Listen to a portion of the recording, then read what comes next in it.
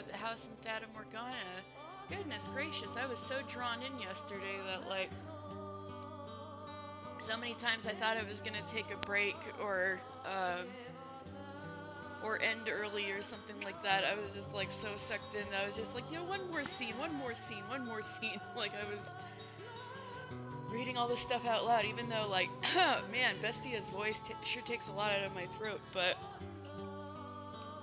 I'm determined. I have a feeling we're not going to see much of him after we're done with this door, so I guess I'll just have to power through a little bit. Anyway, yeah, a lot happened yesterday. We're finding out the history of this house, and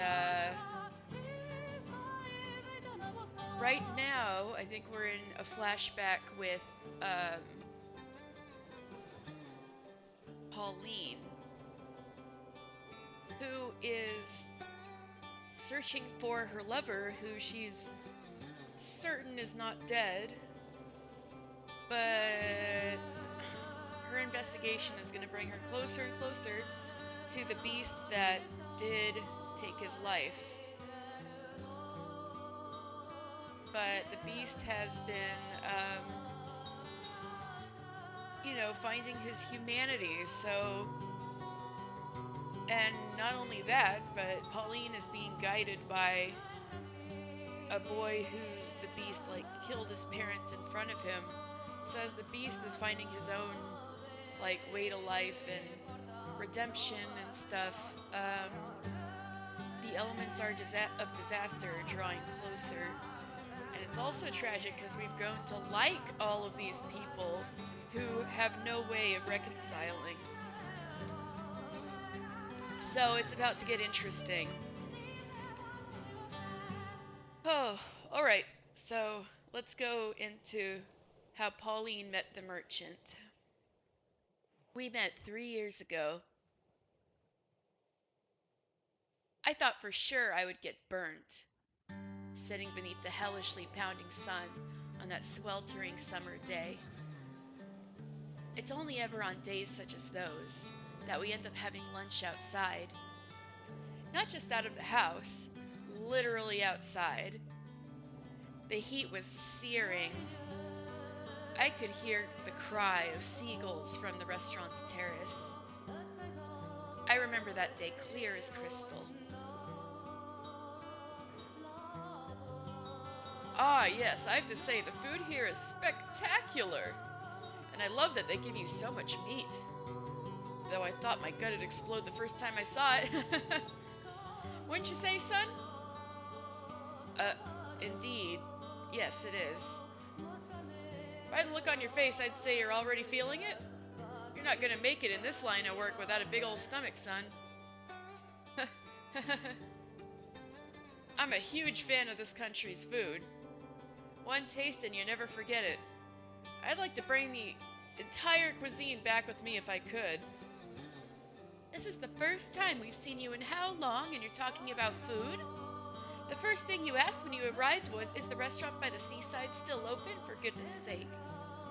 Is your heart made out of stone?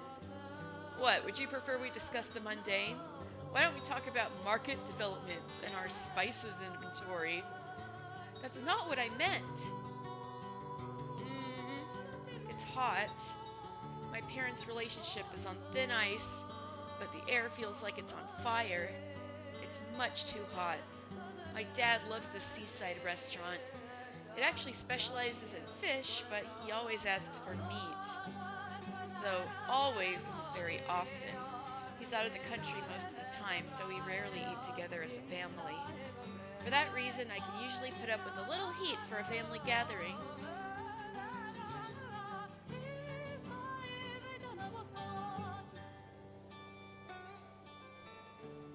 Today, however, is awkward. Go on, son, dig in. You can't find food this good back home. As you say, every course, the table is lined with meat, meat, meat. Even I'm starting to feel heavy in the gut. At this rate, I might turn into meat myself. What kind of meat would I turn into, though? I guess beef, maybe, if the meal keeps on like this. Just how much food are you planning to order? I can't believe you. Why did I ever marry you? Come now, we're out as a family. You could stand to be a little more pleasant. And who do you think is making me unpleasant? Now, now, now, now. Now, now, now, now.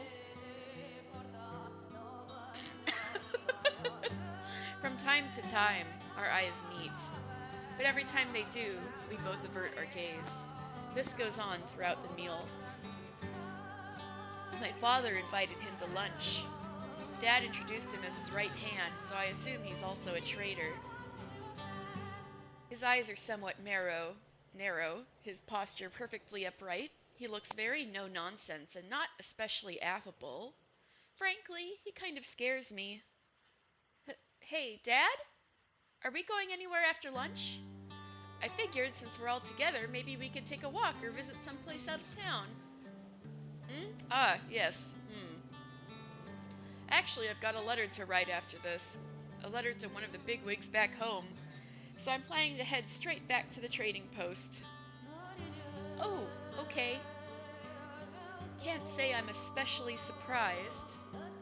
What do you want me to do? It's work and it has to be done. If I could get an audience with him in person, maybe this wouldn't be necessary, but that's not possible. So I have no choice but to write a long, long letter.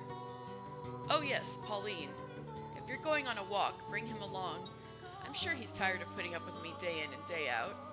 What? Oh no, Hold on now, could you please leave Pauline out of this? She has things she needs to do too. What's the big deal? You want to know about an area? Ask someone who lives there. That's the best way to learn. Besides, you'll stick out like a sore thumb wandering about on your own, son. But I couldn't. You don't mind, do you, Pauline? Not at all. God, you are the most inconsiderate man. Mom says, then leans in and whispers to me, listen to me, do not let your guard down around a foreign man. My father is, as a matter of fact, a foreigner, and the man he brought to lunch is from the same country.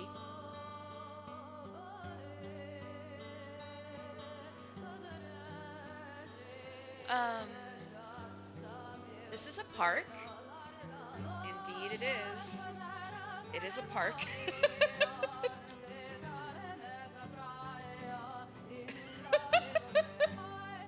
My assignment to show this man around town is, to be honest, going quite horribly.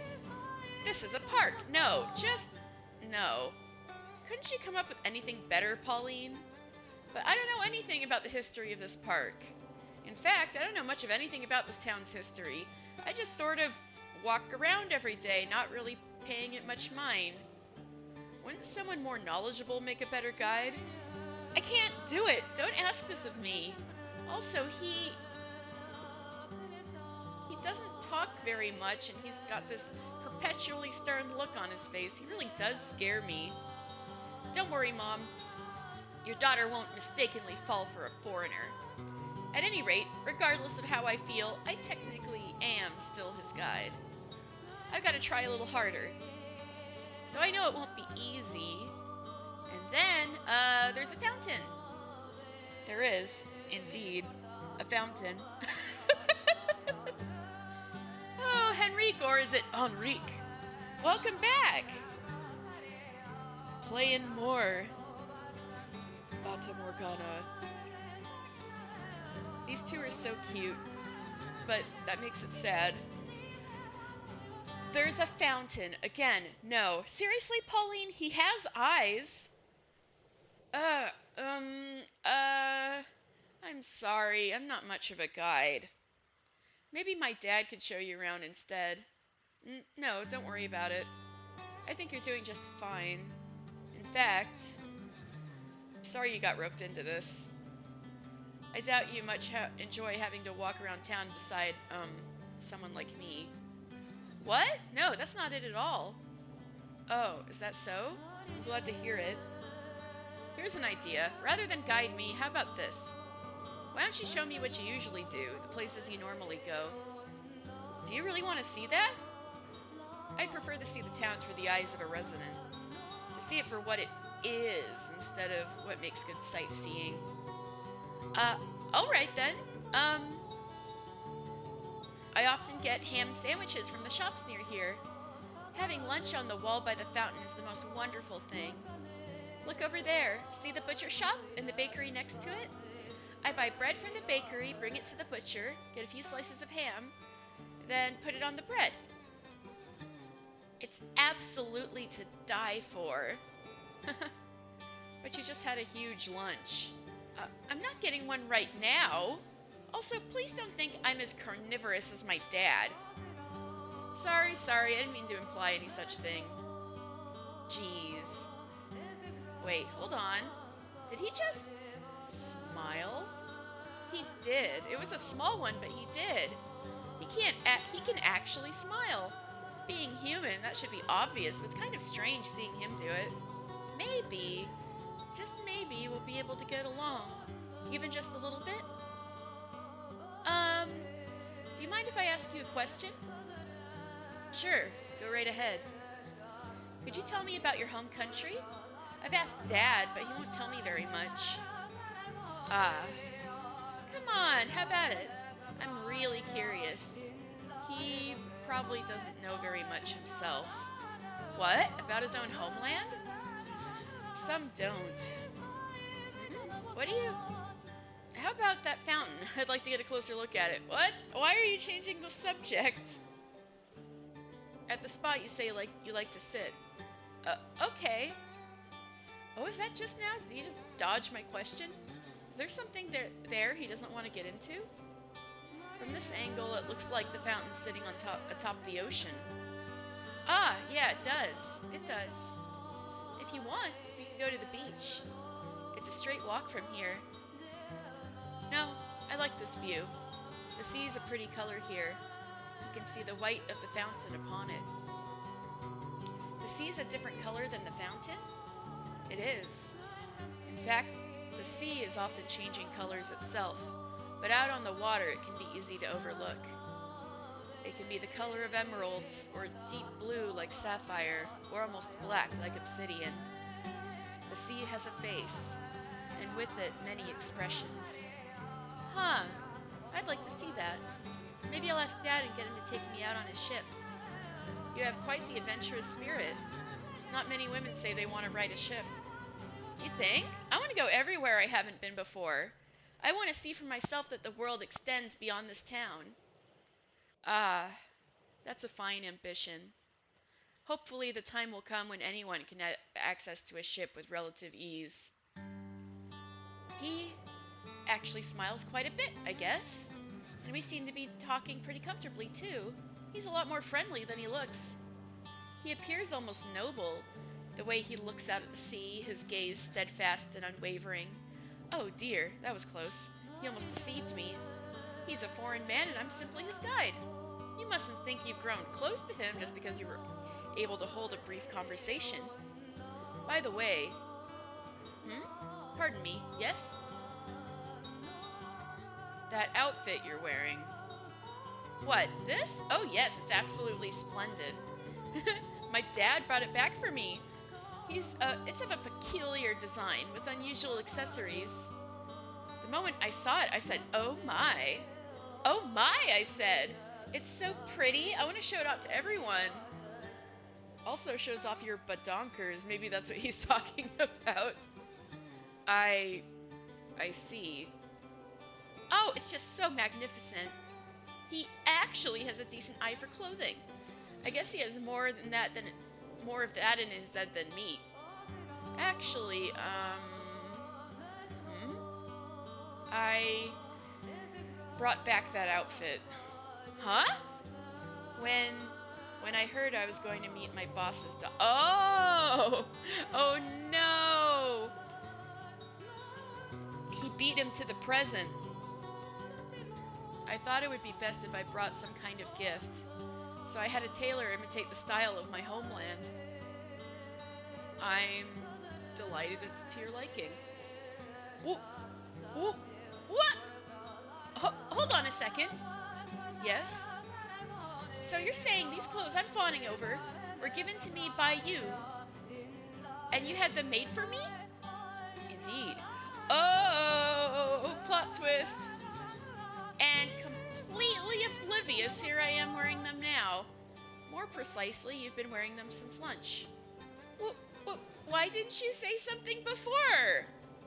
That this is humiliating. I want to bury my head in the sand. But, but I thought you liked them? I do indeed, but having never met you, I wasn't sure what colors you liked, but uh, I was relieved to see you wearing them. They look nice on you. He says with a smile. He's always standing up perfectly straight and always looking stern and no nonsense, and he kind of scares me, but he's a gentleman. I'm going to change. What? I'm going to go change.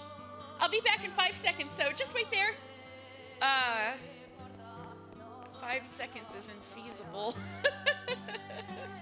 Oh God, help me, Mom. I really, really need your help, because my heart just skipped a beat for a foreign man.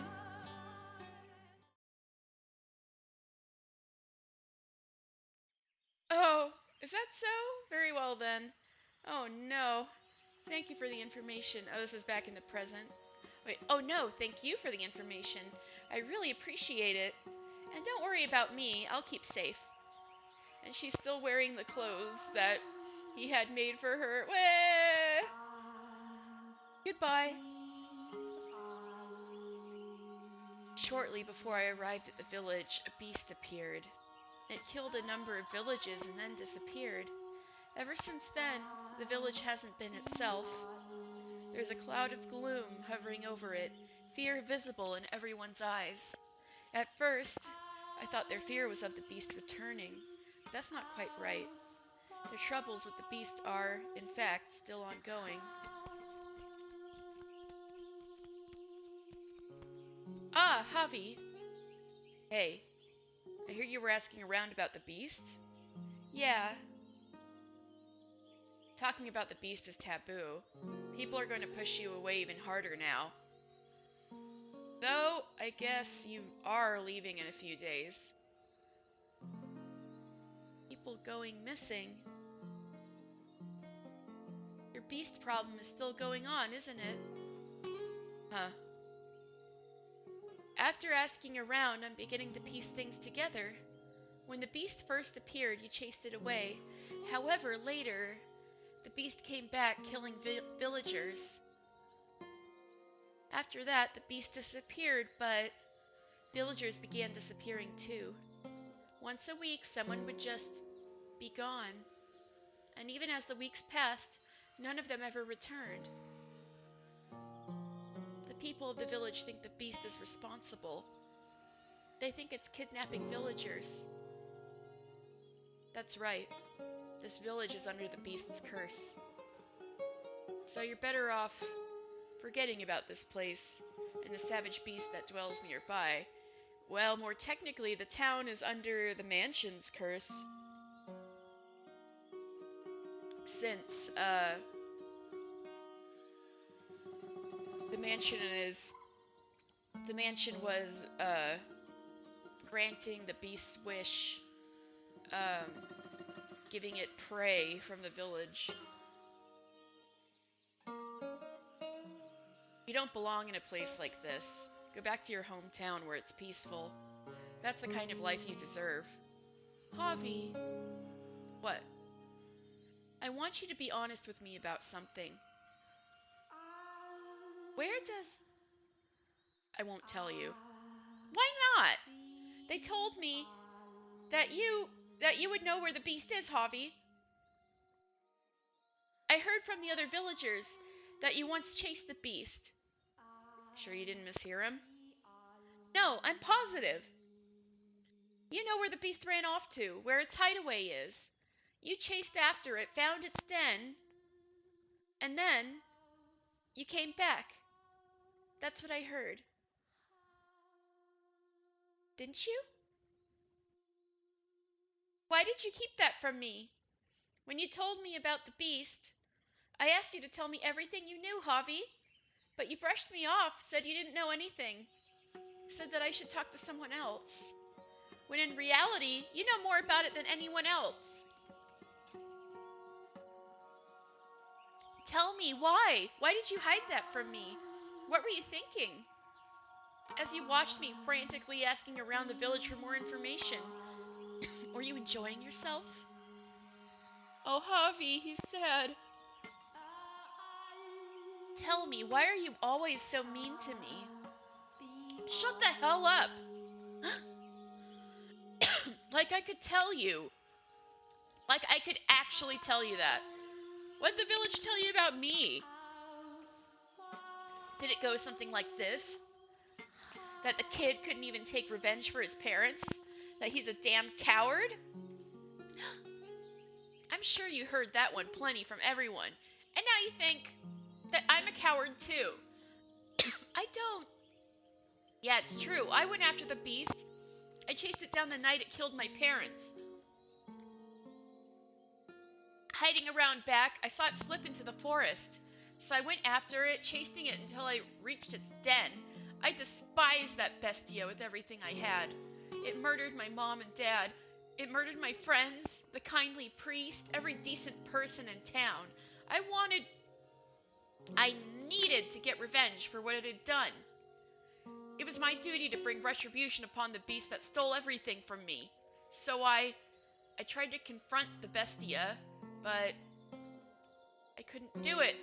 Not only could I not stand up to it, as soon as it turned around and I saw its eyes, its bloodshot eyes and black irises, I couldn't move. Javi. Yeah, that's right, I was a coward. Perfect response. Why are you so mean to me? Shut the hell up. Hello, Baconator. I know, Javi is quality, isn't he?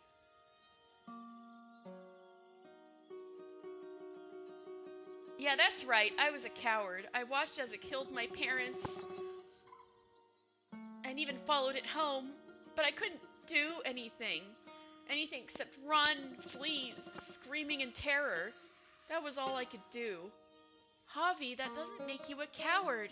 If the beast really was that terrifying. But I was supposed to stand up to it. That's what the rest of the village would have wanted. But you're just a kid, and you were by yourself. For someone to eradicate the bestia. When I came back, having accomplished nothing, everyone was so harsh. You coward. What did you even go out there for? Constant ridicule. What the heck? He needs to get out of that village. What right do they have to... If they really want him gone, they could all go together and... No one's got that kind of courage left. They're all waiting for someone else to speak up. Someone to stand up and say, let's go kill that beast. They don't have a Gaston. But no one has the guts to take that initiative. It could have been me, but the moment I fled back to the village in fear, I lost that qualification. You think that was just me being mean? Huh? That I didn't tell you where the beast dwells. Do you think that was just me harassing you? I've seen the beast. I know how scary it is, and I know how dangerous it is. And you think I'd tell you where it is? I know good and well what you're thinking. That the guy you're looking for might have been taken by him. And you want to go to its den and see if he's there. Knowing that, do you really think I'd tell you? Thank you for lurking, Retro. If you go, it'll kill you. You don't have any evidence anyway. Nothing that points to that guy being taken by the beast. But you don't need to put your life on the line for something like that. Something so uncertain. Even if by some chance he was taken by the beast, there's no way he'd be alive. That's what the beast does. No one comes back alive. But you came back alive, Javi. which means there's no saying for sure either way.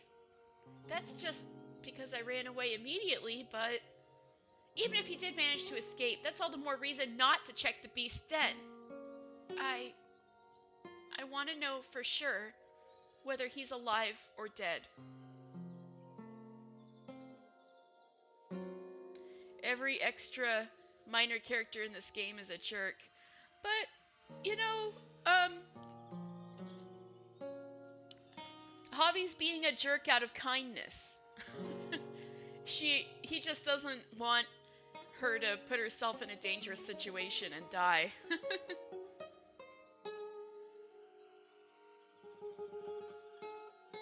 But most people have, like, a little sense of jerkiness for sure. Like, I really liked Mel at first, but the more his story went on, the more of a jerk he became. And maybe that was just him, you know, quote-unquote maturing and becoming more of a jerk. Somewhere, in a little corner of my heart, part of me thinks that he might just actually be dead. I have to have faith. But I'm so close to cracking, to thinking he won't ever come back to me. Then, why don't you just give up on him already? Without knowing for sure, I can't let go. I'll debate with myself forever until I die an old lady about whether or not he's still alive. That's how my life will end. You want closure. You want to know for sure whether he's alive or dead, right? And even if he is dead, you'll be satisfied just knowing it? Right. Which is why I want to, at least, follow any possible leads. There might not be anything saying he's there, but it is true that the remains of the ship he was on washed up in this village. If he wandered the area and ended up at the beast's den, where he was killed, then I'll let go. And that is exactly what happened. She just needs to confirm it and hopefully get out of there alive. So please, Javi, tell me where the beast dwells. Make this the last time. Huh? Even if you find no trace of him at the beast's den, even if you don't figure out whether he's alive or dead, you'll give up your search for him. You'll assume he's dead. Don't reach some conclusion. You'll just keep searching, keep going to dangerous places, and keep putting yourself at risk. I want you to stop that. To go back to your town, and live a normal life. Settle on an answer. You can promise me that. I'll tell you where the beast's den is. See, he's a jerk because he cares. Okay, I promise. This will be the last place I look. Unfortunately, it's the jackpot. 2 more things. Huh? First, I'm going with you. What? But I thought, isn't it dangerous? Exactly! I can't let you go alone. Javi. I have to go with you and make sure you don't do anything stupid. Alright, fine. And the other one is, you will not enter the den. You don't understand just how dangerous the beast is. It knows no mercy. It indiscriminately attacks any human it sees. So you can't let the beast find you. You just examine the den from the outside. And when you're done, back to the village. Understood? You need to promise me this. Okay. Alright. Oh, right, one more thing. You have like 5 things now, Javi. Huh? I thought it was just the 2 things. This is less of a promise and more something that would be nice. I decided when we make it back to the village, I actually would like if you could take me to your hometown. Yay! Well, here's hoping they live and you get back. Javi? I'll figure out some way to get permission, and I'll do my best not to be a burden on you. I'm still just a kid, and there's not a whole lot I can do, even in a better place. But I'm surprisingly skilled with my hands. If you have work for me, I'll do anything. So, there's that. Yes, of course I will. We'll go back to my hometown together, and I'll show you all around. You can get some great ham sandwiches there. We'll eat them together in the park. You told me that already. Oh, look, he's smiling! He's smiling! He's smiling! Are you ever not hungry, lady? You left! You just left, Javi! Huh? Whoa, back off. I did not laugh. Nope, you definitely laughed. You're kind of cute when you laugh, Javi. Come on, do it again. Go on, like this. Shut up! Stay back! Stop it! Don't touch my cheeks! Bah, I wanted to see it again. I am not your plaything! Anyway, we set out tomorrow. We will return before it gets dark. You will keep your promises, and you will not do anything dangerous. Got it? Promise. Thank you, Javi. I don't need your thanks. Thank you. That thank you is not for him agreeing to tell me where the beast's den is, but because I can see that Javi's trying to save me. His care calms the turbulent waves that have been crashing inside me. I was always anxious. I always believed. I always thought I'd see him again, but I also recognized that I was practically living a fantasy. I was just too stubborn to admit it. I certainly won't be able to change how I feel immediately. I'll probably continue loving him. Nevertheless, Javi's words resonated comfortingly with me. I can see, if but vaguely, a new path, a new way of life appearing before me. That's what he did for me. I will make this the last time, my final attempt to find him. No matter the outcome, I will stop stubbornly believing he's still alive. And then, I'll find happiness on a different path.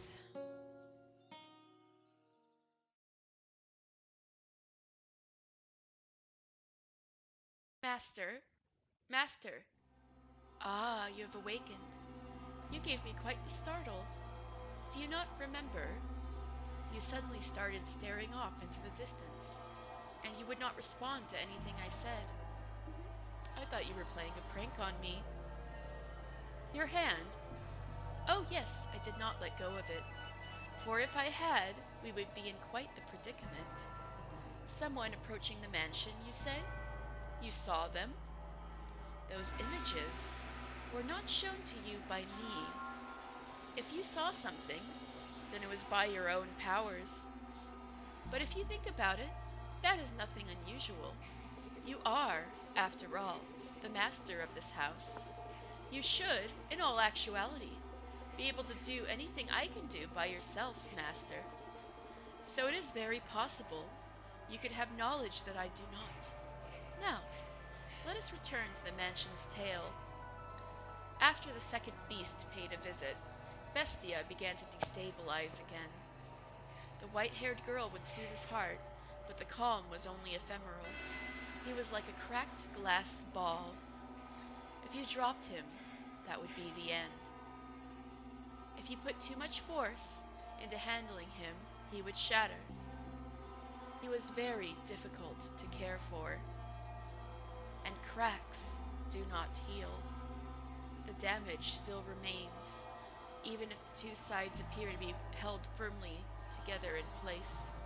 Furthermore, they slowly, gradually, and without intervention spread. The beast appeared to be afraid of someone's voice. He would on occasion stare into empty space and shout, cover his ears, and groan. One day, he shattered all the windows in the mansion, crushed the silverware I had just polished to a shine, and destroyed all the mirrors. I assume He did not want to see his beastly self. More! There's more! There's still more that reflects my image. Windows, mirrors, vases, dishes, they all show my reflection. What are you doing? I have no need of anything that reflects me. You can understand that, can't you? Why? You're going to cut your hands like that. Tracing the wall with her fingers, the white-haired girl approached Bestia. She stretched her spindly fingers out towards the beast's rugged hands. His hands were wet with blood from his frenzied attempts to destroy anything reflective in the house. Look at all these cuts. Stop! You're going to dirty your hands. Get back! No, I will not. It's no use. No matter how many times you call me human, the mirrors tell another story. Not just the mirrors. Everything reflective shouts, "Beast!" at me. Look at how precarious I am. It's hideous. Pitiful. I thought it was all over before I protected you from the beast. But that image keeps coming back to me. The sight of another beast clinging onto me. I can hear its voice. It says I was only ever a beast. Voice? Whose voice? So you don't know. So you can't hear it. You are fighting against something beyond the limits of my perception. Fighting. No, if only it were a fight. It speaks the undeniable truth. As I have said before, you are not a beast. You look like me. I am certain of it. Your eyes. What? Your red eyes. They show you nothing, but they show me what I am. Oh no! That her eyes are reflective? No, don't rip them out, dude! They show me the difference between us. Are you afraid of my eyes? If my eyes cause you fear, if you can see in them, in your reflection, then you are welcome to destroy them. Girl, no! There's a point when it goes too far. Girl, no. Rip them from me with your own hands. Girl, no! I have no need of them after all. Girl, you have nerves and blood vessels? You're gonna like bleed and hurt? Bro, no. Why would you go so far for me? You. The voice says that you're laughing at me. That deep down you ridicule me. Do you believe that? After all the time we've spent together, I don't know. I'm starting to lose confidence. I believe you. I think I believe you. But I find myself wavering. I'm losing sight of myself and of you, of everything. In all my memories, I am a beast. The voice says I was always this way, which, I suppose, means I am a beast. I can't be anything but. Do not trust the voice. Trust me instead. I do not want to make another mistake. To do something like run away because I am so weak-willed. I do not understand this woman. She's so pure-hearted, so beautiful, like hope personified. I want to understand, to believe her. I was sure I could do it, but I keep failing. Why am I losing my grip on everything? Are words not enough to convince you? What? Are words not enough to convince you that you are not a beast? Then see for yourself, feel for yourself, that there is but one difference between us. What are you doing? I assume our skin, and our hair and our eyes are different colors. Those do not count as a difference. The only thing that differs between us is our sex. Hold on. In his utter shock, Bestia was frozen in place. And he was right to be surprised. The sound of rustling fabric shook the air in the forlorn mansion. Girl, why? She had placed her hand on the sleeve of her garments and begun to disrobe. Before long, gaze upon me. She was standing there completely undressed. Her body was incomparably beautiful. Slender, not an ounce of excess fat on her. The sight of her was impressive, almost divine. Even I let out a gasp when I saw her. See for yourself. This was the first time Bestia had seen the white-haired girl unclothed. Though they slept in the same bed, as I said before, they did not have a physical relationship. She grasped his unmoving hand and guided it toward her. She moved his hand across her flesh, along the curve of her shoulder, down her arm, and pressed it against her chest firmly enough for him to feel her beating heart. Do you think this caused a stirring within him? Is there any man for whom the touch of a woman's skin could not? Maid, you need to go out more, especially one so beautiful as her. However, he was not aroused. Why do you think that was? Because a beast cannot lust after a human? I believe you know the answer. Are you crying? Could you smile for me?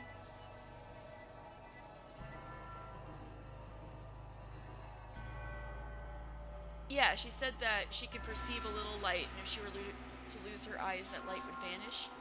Oh, true. If she lost her eyes, she wouldn't be able to perceive his emotions, right?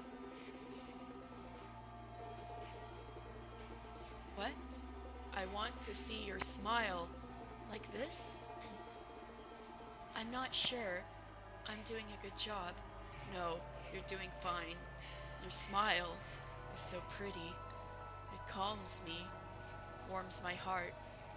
I think I know someone, somewhere, who has that same smile.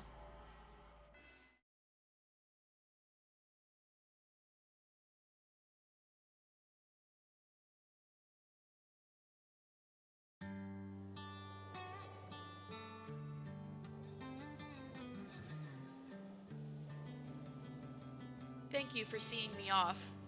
Don't mention it. Oh, I was wondering if they'd go back and see more of their blossoming relationship. I learned so much about this town thanks to you. You made my stay here quite enjoyable. What's the matter? You're looking rather glum. I wonder... Huh?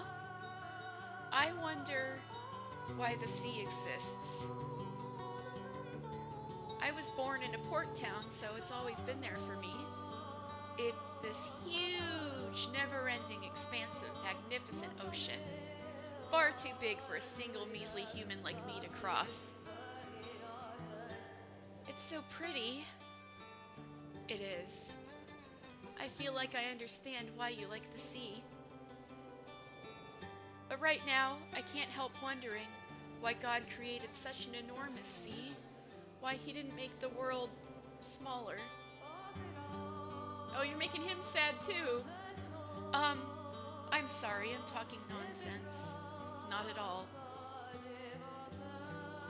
I'll probably be back eventually. That's just a part of the job. And will you have lunch at the seaside restaurant again? Quite likely. And I bet it'll be mostly meat too. Was your stomach able to handle it? I'll train up for next time. Oh no.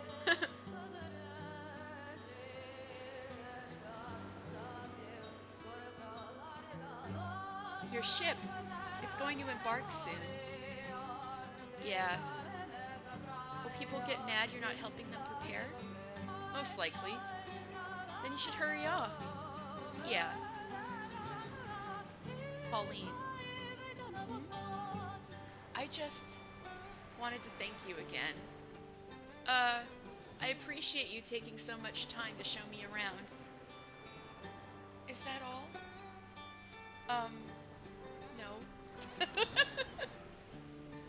I don't know why. but I was considering leaving without telling you this. I'd like you to tell me. Yeah, if she thinks the world big, imagine if she knew the scale of the universe. Well, good thing... good thing the merchant isn't a space merchant, right? She'd be like... living her whole life without seeing him again. I'd feel better if you turned me down. What? My homeland is only getting more isolated. Unlike your country, mine is not eager to associate with the rest of the world. I knew he was like supposed to be from fantasy Japan. I probably don't even have their patronage anymore. What I'm saying is that I have absolutely no stability. I can't even say for sure whether I'll be back. So, you're right. There's nothing but obstacles. I'm sure my mom would be opposed as well. But I've fallen for you. What? Hello? Where's my... Oh. Ah! For some reason, the,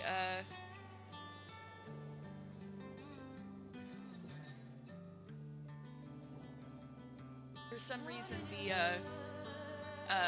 capture card kind of turned on and off on my TV a few times. Oh no! It froze on the stream! Why? I don't know why it does this. It did this yesterday too. Ugh! Why?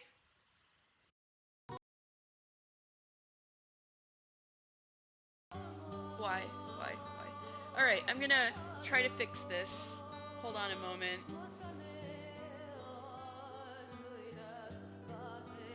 I'm gonna try to fix it without restarting the stream like yesterday. I don't know why it's doing this.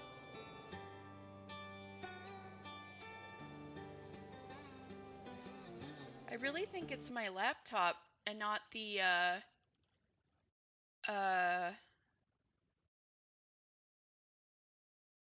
not my capture card itself, because on my TV it seems fine except when it kind of blacks out and it just freezes completely on Streamlabs. This only started happening yesterday.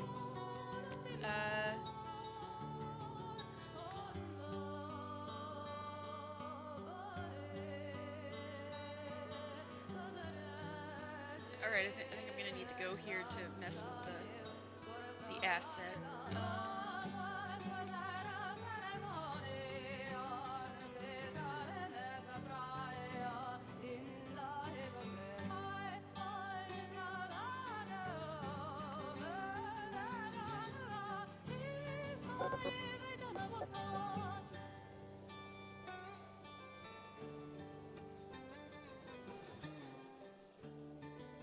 What happens if I deactivate it? Okay.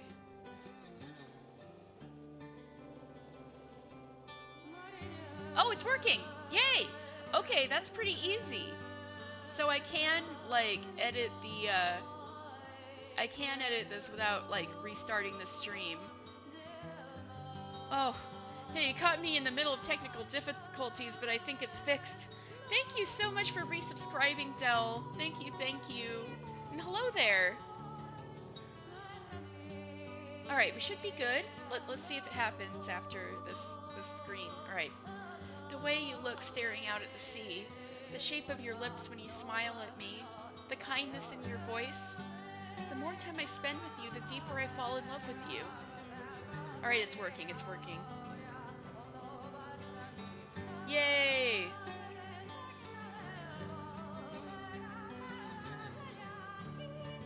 The whole world could separate us, and these feelings would not change. Well, damn. You beat me to it. They're so cute. If I'd waited, I don't think you would have ever gotten to it. I'll say it myself, too. I love you, Pauline. I I fell for you the moment I first saw you. I promise we will meet again. I promise I'll be waiting. Thank you. I know he does come back at least once, but still, it's visible in both our eyes. This love, strong enough to wash away all our tribulations. It's all right there. It's all right there, plain as day, in each of our eyes. Mine and his.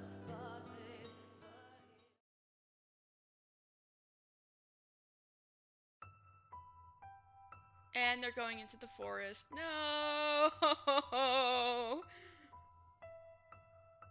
Did you hear something?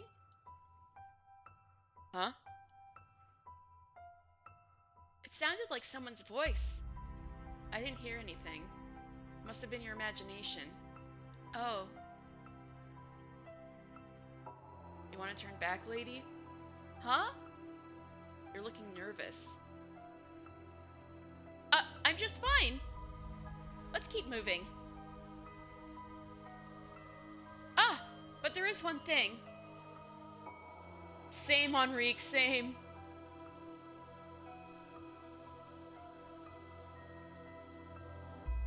What? My name isn't Lady, it's Pauline. This again? Lady is so distant. I don't like being called that. So call me Pauline. Polly. These two are so cute too. How's that? Can I call you Polly? Oh, come on. I'd really rather you called me Pauline. I'm an only child, so I've always wanted a younger brother or sister, but Polly makes it sound like I'm the younger one. I am not your brother, and I am not a child. You just said you were just a kid, like, not that long ago. You called yourself a kid yesterday, though. See, call him out on it. That's not what I meant. Oh, fine. You can call me Polly. It's not my full name, but I'm glad you're calling me something other than Lady, Javi. Then that's what I'll do. Oh, you left. Be quiet. So he's 12. Yeah, that checks. That tracks. You're no fun. There's a mansion up ahead, standing atop the cliff. I can't say why exactly, but I feel like it's something that shouldn't be there. But it's been there for hundreds of years. What do you mean? It feels out of place in this area, and something seems off about it. Like it's somehow ethereal and could disappear at any moment. No, I'm probably just overthinking things. Sorry, that was stupid of me to say. It's okay. We still can't see the mansion Javi's talking about from here, just dense, overgrown forest.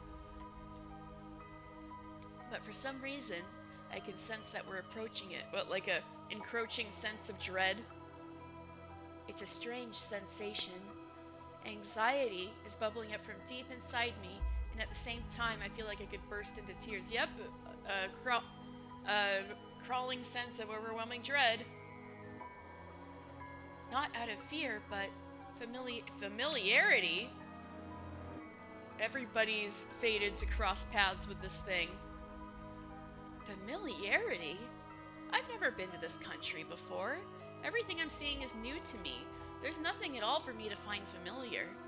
Why then? I'm going to ask you one more time. Are you sure you want to do this? I am. You agreed not to go inside. Don't break that promise. It's okay, don't worry. I'm sorry for putting you through this, making you relive unpleasant memories. But thank you for accompanying me when you have nothing to gain from it. Don't worry, I'll just look around. I'm only searching for a sign he was there. And when I'm done, we'll return to the village together. All right. Okay. Now, let's go. We push our way through the dark, dense woods, and then, like the world fading into view after a dream, a mansion appears before us. It rests quietly upon a cliff, against the backdrop of emerald ocean. This is the beast's den? It should, by all rights, be a magnificent scene, but the blue sky and jade sea clash with the building. It appears alone, isolated precariously from the rest of the world. Yes, this is it. This is the mansion where the beast dwells. Careful not to make any noise, we draw nearer to the house, this inexplicable structure sitting between the forest and the cliff. The fluttering I feel in my heart does not seem to be caused only by fear of the beast. The weeds and plants growing unchecked around the house are tall enough for Javi to hide in. I imagine that's how he approached the mansion the first time, lurking in the overgrowth. Say, have the people of the village thought about leaving this area? Moving somewhere else, away from the beast's den? Only those with enough savings can do that. Leave without money and you'll just die in a ditch somewhere. Everyone's made their lives here in the village. We have farmland, cattle, ships. It's not easy to let all that go. Not everyone can just hop on a boat to another country like you, Polly. We're not wealthy. Sorry, I didn't mean to offend you. I know. I was being too harsh. You're just ignorant. So naive you believe the whole world is this perfect, magical place. I'm not saying that's a bad thing. If you're capable of seeing the world like that, there's no reason you should look at it any other way. For as mature as you can be, Javi, you're also rather cynical. Well, pardon me. When you said you would take me to your town, that kind of made my day. Oh! There's nothing left for me in this village. You'll find plenty of new things, I'm sure. No! Javi, don't plant death flags for yourself. You'll find plenty of new things, I'm sure. You can even make some friends in my town. Javi, no death flags! After all, you've still got a long life ahead of you, Javi. Stop it! Both of you, stop it! So you should make it a fun one. You make it sound like I'm about to throw myself off a cliff. I didn't mean it like that. We should try to keep quiet from here out. Ah, okay, got it. As we draw closer to the mansion, I can see the ivy twisted across its stone walls. I press my back against the wall and take a few deep breaths. There's a window next to me. If there really is a beast, there really is a terrible man-eating monster inside, I'm in danger if it catches me.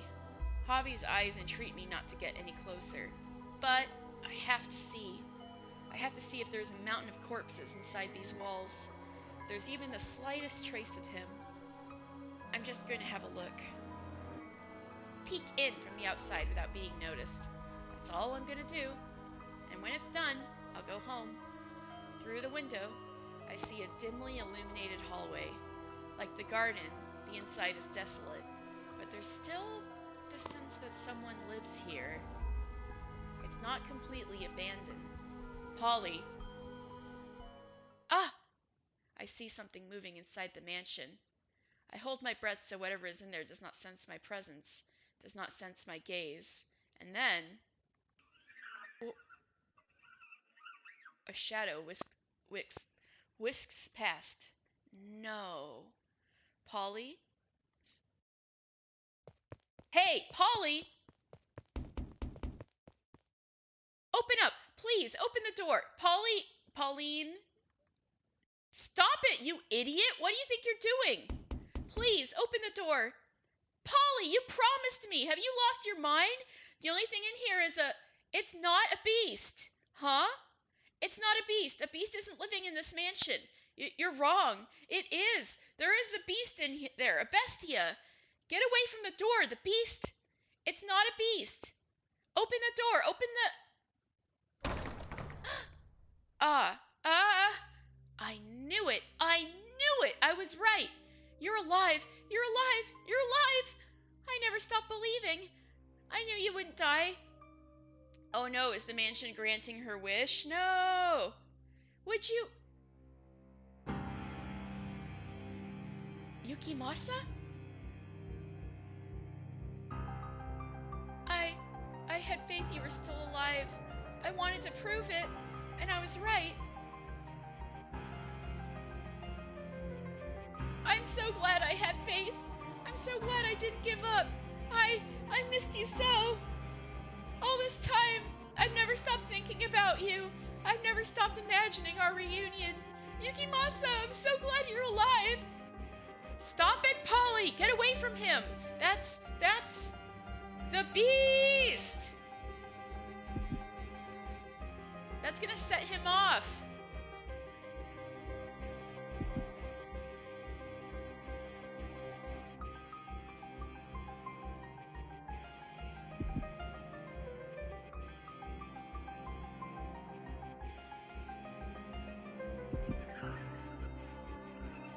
You'll kill me if I don't kill you, and so I must show you that I will. I must show you that I'm serious. I must kill you or you just won't understand. You just won't understand. If I don't show you firsthand, you just won't understand. I'll make you understand. I'll make your flesh and bones understand. Kill. I'll kill you. I'll kill you.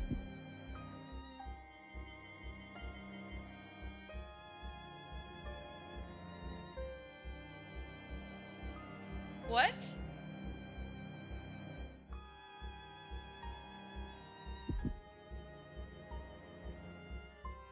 I mean, what happened? Was he wearing his face, or... That's it. Cry for me. Beg for your life. Pray for my mercy. Excuse me? What the heck? And weep, and struggle, and suffer, and die. The sword was like a katana this entire time? What? Look at this. No one can stand up to me. What the heck? Hello? What? Humans have no chance against beasts.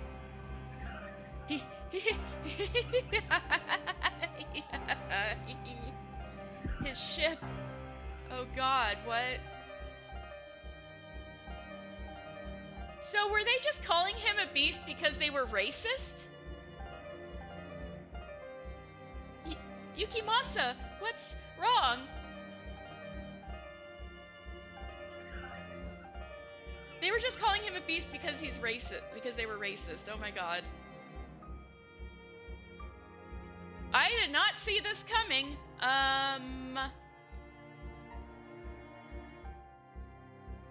Who the hell was that other beast that he killed? What? Different languages. Oh my god. Different languages. What the heck? What's the matter? It's me. It's Pauline. I came to find you. I've missed you so much. No! Yukimasa? Sorry. I still don't understand your language. Wait! Where are you going? Stop it, Polly! Don't go after him! Polly!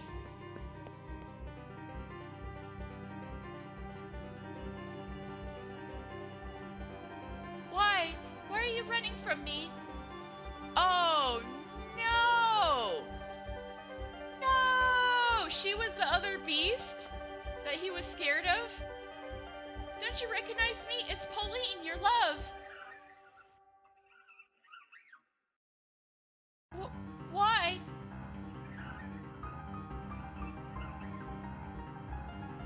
Your katana?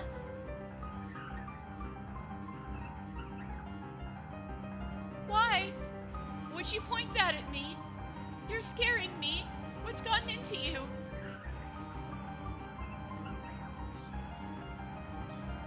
Hey, what's the matter? Yukimasa, do you know who I am? So something... Okay, Gravy Robber. Good, good, lurking. So... I guess he hit his head pretty badly after he, I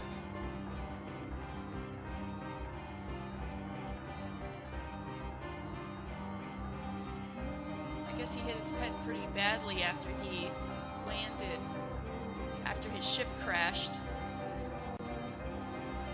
What happened? You used to be able to speak my language so fluently. Let's talk. What do you say? Put that thing away, please. It's dangerous. Ah!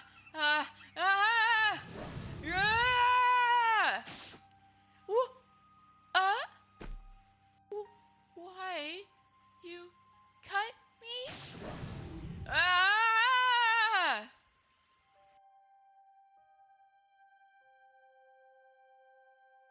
Lost memories. Oh no, Pauline! No, this is so sad! So hot. Why? Yeah, she's also Asian, though she's a beast. Yeah. Lost memories. Yeah, different languages. Lost memories plus starred plus different face plus abused.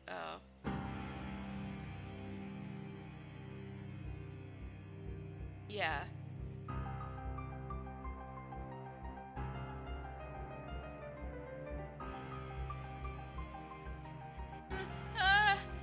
Yukimasa, it's me. It's Pauline.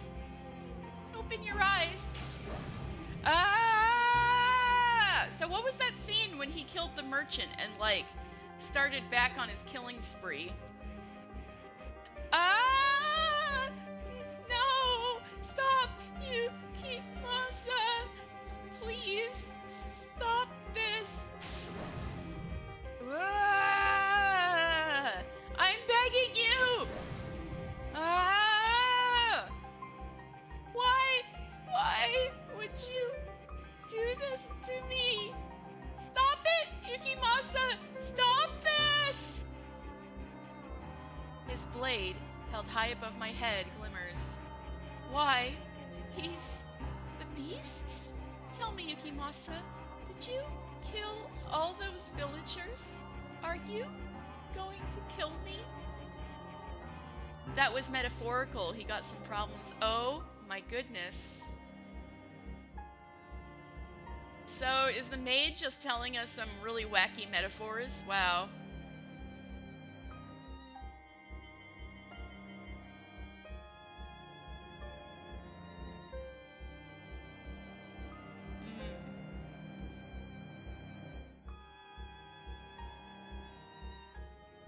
He was killing his old self. Why?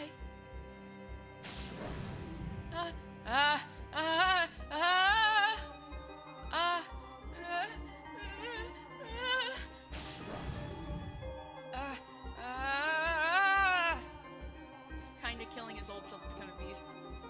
For a second I was like, is Linda Kipling is that some kind of psychological case I haven't heard about? Please, stop!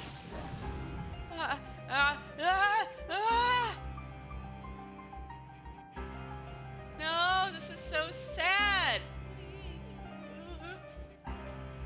Yuki. It's me. It's Pauline. Please, open your eyes.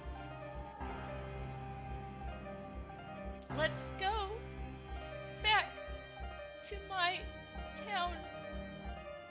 I never got the the chance to ask if you wanted to move to my country, then we wouldn't have to wait so long to see each other.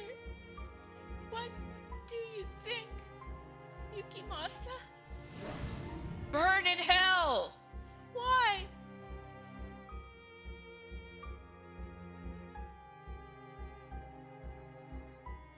No! Bro, tell me why.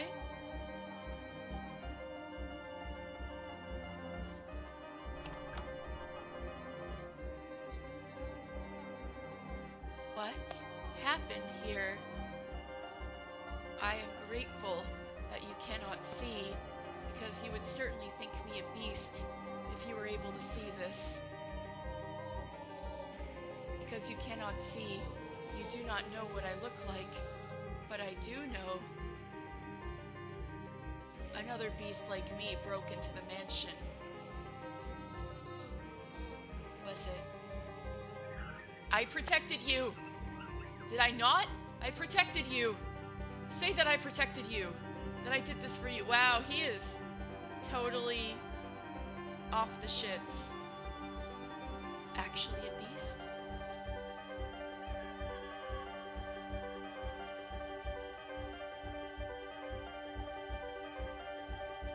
F everything, and poor Javi! I can hear a woman's voice. I can't keep my eyes open. I wonder who she is. They seem like they're really close. Did you choose someone else? Then you could have just said so. Oh my god, she's so funny, but also this is so sad. Human misery exponentially increasing. Super cursed house. Yeah, no kidding. She's like, if you found somebody else, you could have just said so. Instead of stabbing me to death. She's so funny, but it's so sad. I wouldn't be angry. We've been apart for so long. But this does kind of hurt. It hurts. I can't take it. Just once, could you turn back and say my name? I proved it, that you're still alive. We were lovers, weren't we? So why? You said you wanted a peaceful life. I can't take this.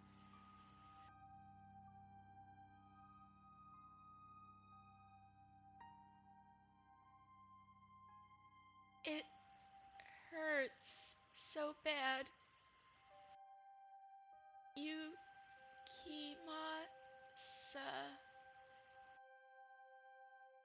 I can't take. That was her time limit, the last day of the search. Ah! Can't take this.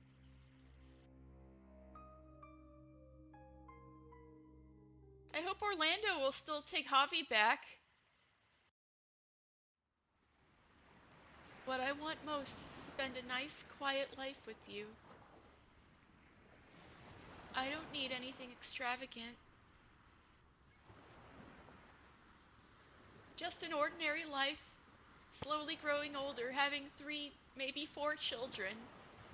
We'd never fight, and eventually, before I knew it, I'd be an old lady. Thinking, it was an uneventful life, but it was the best I could have asked for. That's the life I want. And what about you?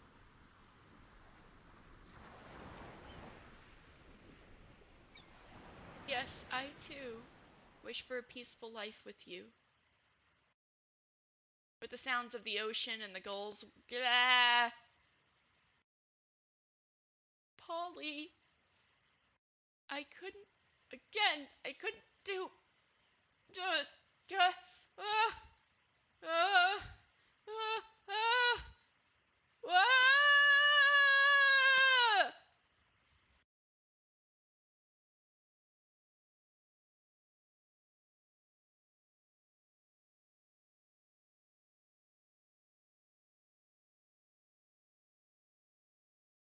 Master? Master? What is the matter? You look pale as a ghost. You could have fixed this situation, not fixed, but, helped it a little more at any point. What is the matter? You look pale as a ghost. What? I lied to you? I have not told you a single falsehood, master. Ah, about the beast? That means you were seeing her memories, then. Is that so? That must have been quite difficult to witness. But I assure you, I have told no lies. What about the dining with the merchant? Huh? Apparently you saw all that. Orlando does not know who Javi is. No! Bestia was convinced he was a beast. And as a servant of this house, it is my responsibility to present my former master to you as he saw himself. This would have been a very different story had you not discovered the truth. A beast meets a white-haired girl and learns humanity. That tale would have been far easier on you, I'm sure. By remaining in the dark and seeing the story through his eyes alone, you would not have had to witness that poor girl's miserable death. Ah! And that, perhaps, would have been better for you. But the reality you observed through her eyes changes the truth of his tale. And it sounds like the visions you had did not run in parallel to the events I described for you, but took place slightly earlier in time, which means that, yes, her fate was set in stone well before you ever saw it. I do have to wonder, though, why did Bestia believe the woman to be a beast like him? Perhaps it was because her hair, eye, and skin color were similar to his own. The poor young woman who called upon the mansion did, indeed, resemble Bestia. They were of a similar race. Half of her blood was of the same race as his.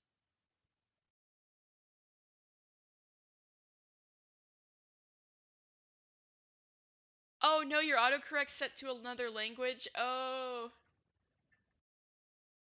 But was that the only reason? Would that be enough for him to mistake her for a beast? I have my own theory. His memories may have played a role. I suspect Bestia was afraid the memories from when he was human would cause him to waver, but that is simply my own speculation. Perhaps he had merely lost his grip on reality. How well have you come to understand Bestia, master? You do appear to think he was an ordinary human who believed himself to be a beast. But where does the line between man and beast truly lie? That I do not know. Master, if, like Bestia, you were to lose your memories and endure persecution and degradation until you broke. Oh god, that means Yukimasa did also like hella cannibalism. This is dark.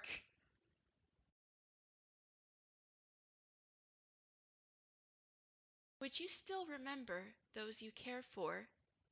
Now, our tale is not yet over. The web of misfortune was tightly, oh so tightly entangled. It could not be unraveled. Let us return now from her memories to the point we left off in our story, just after the white-haired girl had disrobed, showing Bestia the difference between her and him. This was, yes, several days following the young woman's death. The blood in the hall had been cleaned up, and there was no trace of it any longer. He had made a tremendous mistake, though the only people aware of that mistake are you and I. There is, perhaps, a chance the white-haired girl had realized, but she knew nothing of the woman. So I entreat you not to fault the white-haired girl for trying to be kind to Bestia. She is without sin in any and all times. I don't know. She attempted murder in in another time. Is an attempted murder a sin? I know she didn't put her back into it, but It was a really half-assed attempt, but still. The beast, no, the man, made the white-haired girl put her clothes back on. He seemed to have calmed down a bit. After examining her body and comparing it with his own, he was once again coming to think he might not be a beast. In the past, he would have rejoiced at proof of his own humanity. However, it was for him the seed of several new doubts. You said I am human. Yes. Do you still believe this? I certainly do. You are simply mistaken. You believe yourself to be a beast because of what the villagers said. Why did they call me a beast? If I were able to see, I could surely answer all your questions. But I cannot, so all I can offer you is my conjecture. Go on, tell me. I suspect that you do not come from this country. A sin would be actually doing it. Alright. No, you do not come from this continent. You came to this continent from far, far away, perhaps even across the seas. This land has been cast into turmoil by the war. Fortunately, no fighting has reached the village, but it has blocked trade routes, stripped them of their independence, and cast a dark shadow over their hope. Imagine if... I know, that would be horrifying. I mean, it's already all horrifying, but... They are quite devastated, I imagine. And then, you showed up. From what I have heard, this area is not particularly friendly to people from other countries. Oh no! That was foreshadowed by Pauline coming to the town. No! Even less so, those from another continent. I doubt they know much about distant lands, so they had probably never seen someone like you before. But in addition, you would have been wearied and worn. I guess you were emaciated, wasting away, enough so that you did not even look like yourself. Do you remember how you arrived in the village? When I woke up, I was on the beach. I don't remember anything before that. My joints all ached, and I was incredibly thirsty. I was in so much pain. I sought help. But nothing I said got through to the villagers. I did not understand what they said either. But one thing you did understand was that they were calling you Bestia. Right. And I also understood that the word was used to describe beasts. The way they looked at me, it wasn't normal, so I imagine at first they simply didn't want the trouble. They didn't actually think you were a beast. Simply that this wretched man, unfamiliar in appearance, who had simply washed ashore had resembled a beast. Washed ashore? You were in an accident, were you not? While crossing the sea? I do not remember. Man, why is she so smart? I can't remember. No, I mustn't remember. Oh, he is blocking it out hardcore. Ah! If I am not a beast, that means the other beast wasn't one either. What did the beast look like? It looked somehow similar to me.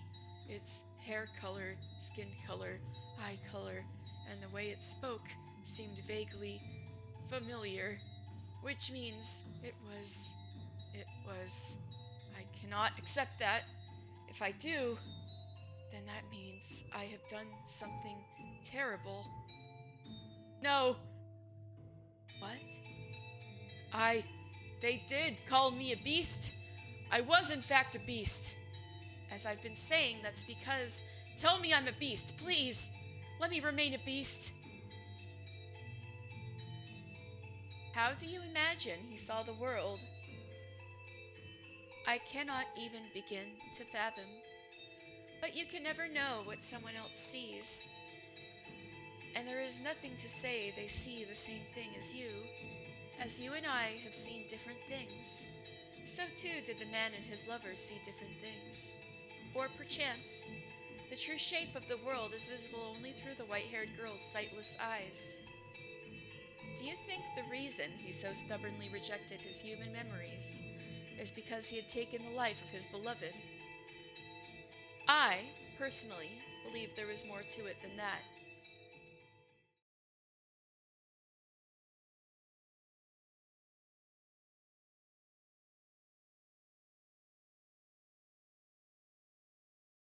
Someday, you shall remember. You shall remember everything. I will not allow you to avert your eyes. Remember that you have always, always been a beast, incapable of saving anyone, only of taking. Remember and suffer, agonize, writhe, anguish, grieve, suffer. So the house meant to break his soul into tiny pieces with the white-haired girl because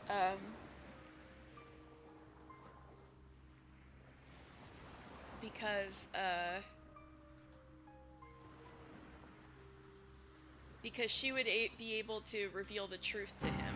Interesting. Such a damn shame. Our homeland is but a stone's throw away, and they still won't let us in. Just how are they going to maintain this stance? Regrettable, isn't it, son? Yes, I agree with you wholeheartedly, Captain Osama. We can make it this far on the white men's ship, but they give no response to our missives. I'm not sure it's even reaching the magistrate's hands. Is it so difficult to be even the slightest bit accommodating to your fellow countrymen? They seem to be treating the white men rather poorly as well. I hear they imprison them on a tiny man-made island. That's no way to make friends. Well, all things considered, we can hardly call this our homeland anymore anyway. For how many generations has your family lived overseas again? I am the third. I see. Then I doubt you have any attachment to this land. That's not true. I may have never had the opportunity to set foot on her soil, but my spirit dwells within this land. My grandfather has told me much about this country, of her 4 rich, vibrant seasons and boundless beauty. I am deeply grateful that you invited me on this voyage to visit her, Captain Asama. I have, finally, if only at a distance, laid eyes upon my home. I cannot say when this era may draw to a close, but I hope the time comes when we can proudly proclaim her our motherland. We can't find food this good back home. I eagerly await the day that becomes true. Indeed, as do I. I've lied to her. She believes I was born in the Orient, but in truth I have never once set foot in that country. I was born in Europe. My family has not been permitted to return since my grandparents left. I can still remember as clear as day the look of profound regret on my grandfather's face as he departed from this world. He bequeathed unto me a katana, and on that day, that blade became the one object binding me to my homeland. I could not bring myself to tell her that I am disallowed to return home. That's why he kept avoiding the point. I did not want her to think that I had been forsaken by my country. She wouldn't have cared that my country would do such a thing. However, some part of me believes there's more to it than that. A smuggler? Yeah, I never would have expected it. Not on this ship. One of the crew was conspiring with a government official. He hid unreported goods on board and delivered them in secret. What goods? Silver coins. Spanish coins trade for more than their worth as currency. The official was sentenced to commit seppuku, but we are responsible for our own crew's punishment. I am still trying to decide how to handle it. have him commit seppuku as well. This sailor has brought shame upon the entire ship. If he is made to take responsibility for his actions, then perhaps we can minimize the damage to our reputation. Whoa, ruthless! You make a fair point. Unfortunately, he is not of this land. I doubt he is familiar with the ritual. Then I shall serve as his second and ensure he dies without issue. Have you lost your mind? I have been trained in the art. It is unlikely I should fail. You are not a samurai, though. I was born into a family of samurai. At least it was until 3 generations ago. But that blood still courses through my veins. Very well, then. That is how we shall do it. We now commence the ritual seppuku of our fellow crewman Seedorf. Seedorf has, in violation of restrictions set in place by the shogunate, committed the grave crime of smuggling prohibited goods into the country. In order to atone for this betrayal of the trust of both nations, he vows to take his life here before you. Do you have any last words? I deeply regret that we should have to lose a companion, with whom we have traveled the 7 seas in this manner. Do it. Wasn't me. What? It wasn't me. I've been set up. I didn't smuggle anything. I don't know anything about any silver coins. I've been framed. Believe me, why should I have to slice my own... Yukimasa? He said the accusations were false. Lies to escape punishment. I could not allow him to continue shaming himself and us when his fate was already decided. It would only serve to tarnish the ship's honor. But an investigation was performed. It is our duty to trust those results. You're right. So, there was a beast inside him all along. Ah! Yes, you're right. Good work. Now this needs to be cleaned up. Yes, sir. Alright, I have so much to explain. So, around this time period... Okay, so... around this time period, only Portugal was allowed to trade with Japan. But eventually the country closed off completely again until the end of the Edo period when the Americans opened it up. So what this implies is that Pauline and her mother are from Portugal, born and raised in a seaside town in Portugal, and so that's the country that's south of the country with the mansion in it, which has to be like England or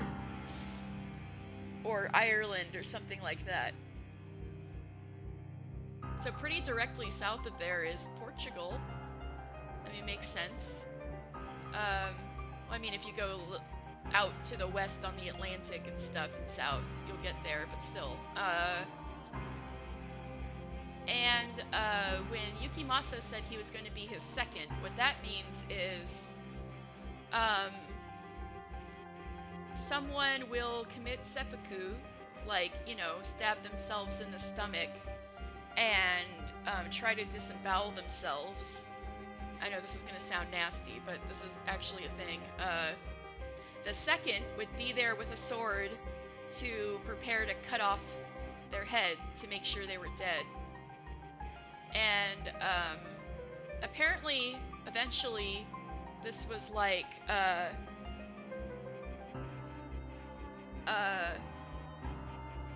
to the point where, like, it was so gnarly, right? To stab yourself and go through with the whole thing before you died, that a lot of seppuku kind of just ended up being someone kind of maybe stabbing themselves only a little bit before their head gets lopped off. It's so morbid, but yeah, Yukimasa was standing by with his sword to cut off his head, and he cut off his head anyway, without him even stabbing himself. So he made sure it, you know, went through. So that's That's what that means. I'm sure I was mistaken, but I would like to ask you anyway. Were you smiling as you did it? The beast was inside him all along! You must have been seeing things. No! Was that really the only reason I couldn't bring myself to tell her the truth?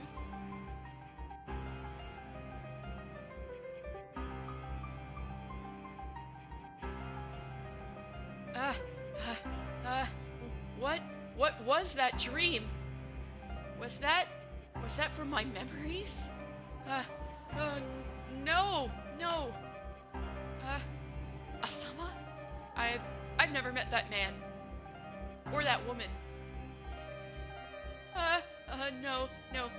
I was just, no, it wasn't me. I don't, I don't remember. I don't remember anything. Not a thing, not a single thing. I am a beast. I'm a beast, not a human.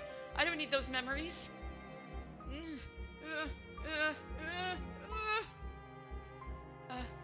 Are you there? Are you there? Where are you? Come to me. Be with me. Peace. My peace. Where are you? Where have you gone? Why? Why are you not at my side? Don't remember anything. Stop remembering. Oh, you're kind of recovering from your head injury, huh?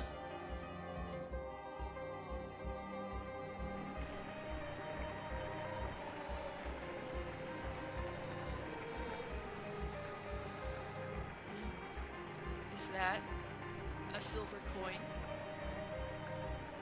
Spanish silver. So it also makes sense why they'd be smuggling, or why someone would be smuggling Spanish silver, because Portugal's on the Iberian Peninsula with Spain, so a lot of those goods would be, you know, similar. A lot of trade going through there. Some weeks after we set off back west, I find a silver coin in the ship's hold. Oh, this is back when he's normal. I don't know if it got overlooked or dropped when transporting the rest, but there's just one. The first thing I think when I find it is that I should report it to Captain Asama. But instead, I slip the coin into my pocket and take my leave of the hold as if nothing ever happened. Bro, not for the purpose of smuggling it for some extra cash. It only has extra value in the East. Back west, it's worth nothing more than its designated value as currency. So again, it's not for want of money.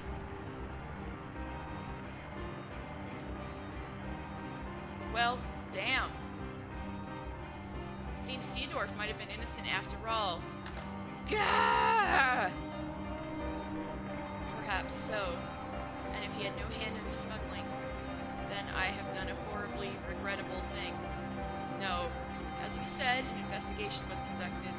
We had no choice but to believe the information we were given. Did he hide evidence? And his evidence could have, like, cleared him? You mustn't blame yourself. I feel bad for putting such an unpleasant responsibility on you. Not at all. Now, how do we handle this? I can't believe a silver coin was found in someone else's luggage. What? Bro, did you frame somebody? Why, though? It would be best to handle this internally. Publicly, we have already made our amends with Seedorf's death. That's true, though it would be prudent to try to discover from where he is acquiring the coins, so as to prevent another such incident. Should one of our crew be caught smuggling again, he will not be the only one asked to take responsibility. I have great sympathy for you, Captain Asama. This is quite the headache. I can't imagine he would give up his connections just because we asked. We can force him. He doesn't want to talk, then we can give him some encouragement. But I couldn't. Worry not, Captain Asama. I shall take care of the dirty work. You needn't trouble yourself with anything, Captain. Leave it all to me. Captain. Very well. I leave this in your hands, Yukimasa. Yes, sir.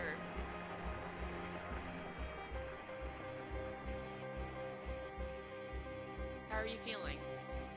Hey! Untie me! What's the meaning of this? A silver coin was discovered in your luggage. Huh? A silver coin? Interesting. It would seem you have quite a knack for acting. Hold on, I don't follow. I thought the smuggling problem was taken care of. Seedorf wasn't the one doing the smuggling, it was you. Like hell, I've never seen any damn silver coins. This is some kind of mistake. Check my bags again. A coin was found in your luggage, regrettably.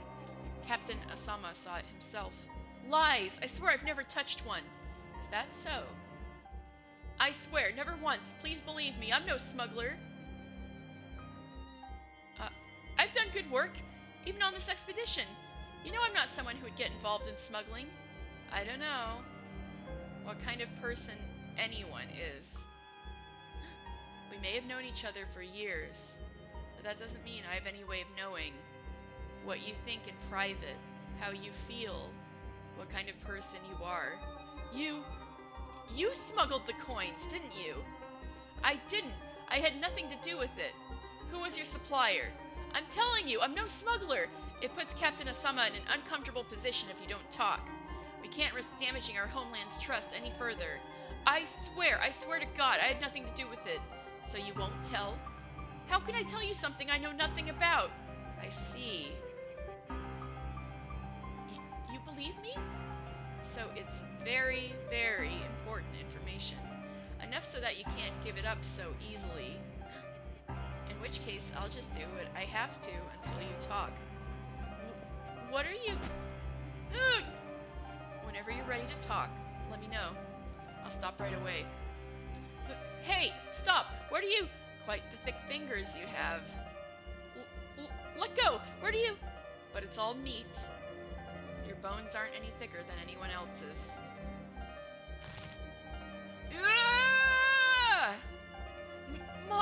My finger! Oh, don't start screaming just yet. That was just the first... Your little finger. Next is your ring finger. Stop! Please, don't! I'm begging you! Are you ready to talk? I told you, I don't know anything. Too bad.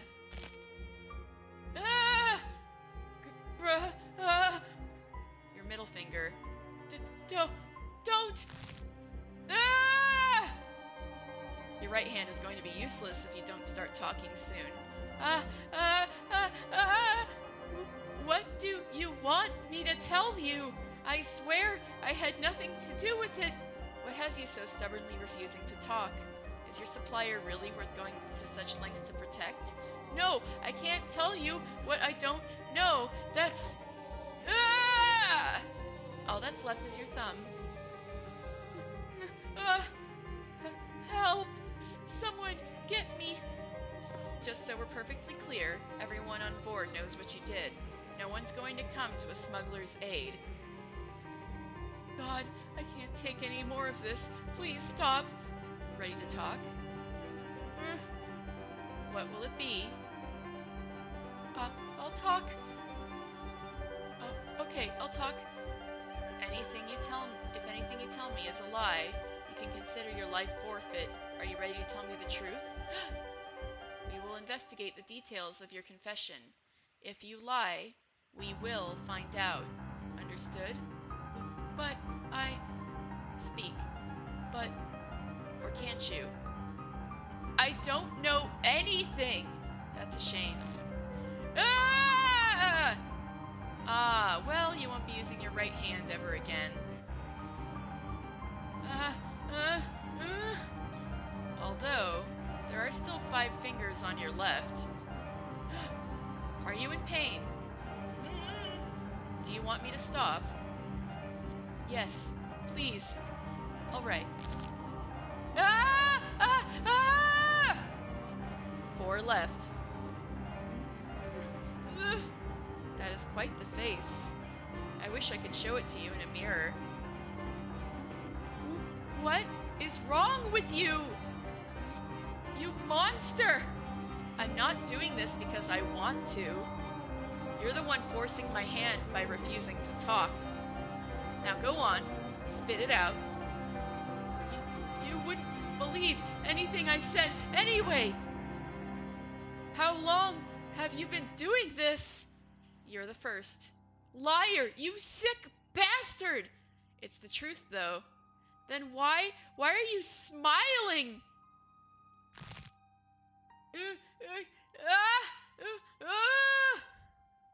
3 left. What'll it be? Will you tell me everything? No lies and no omissions?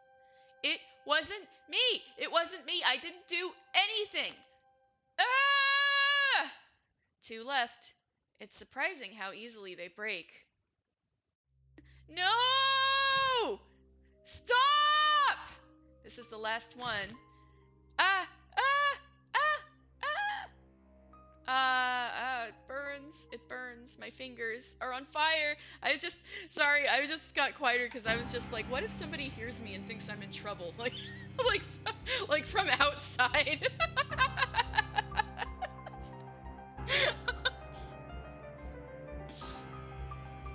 My fingers are on fire. Now, what next? It burns. It burns. It burns.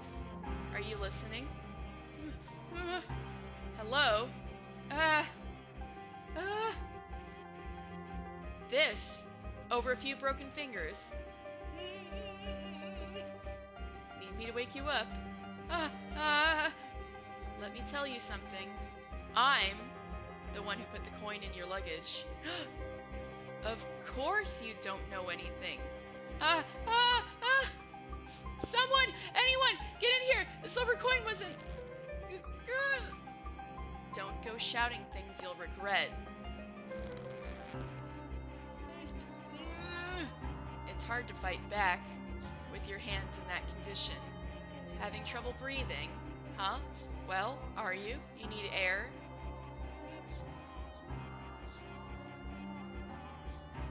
I guess it's hard to talk with my hands around your throat, huh?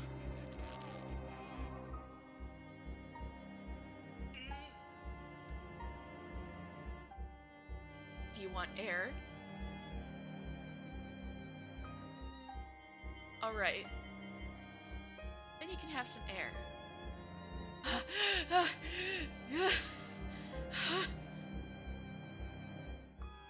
Someone! Anyone! Please, get it!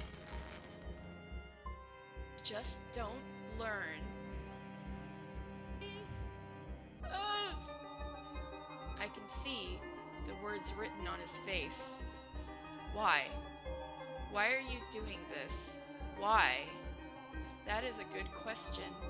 I'm not even sure myself.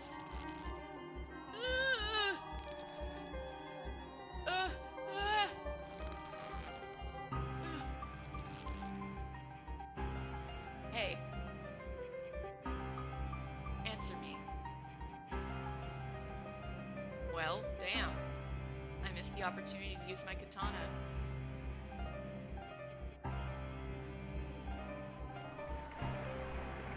Bro, what is wrong with you? Maybe...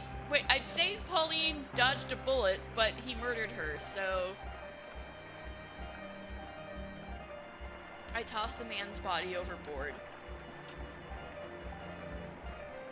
My story will be that he sneaked out while I wasn't looking and threw himself into the sea.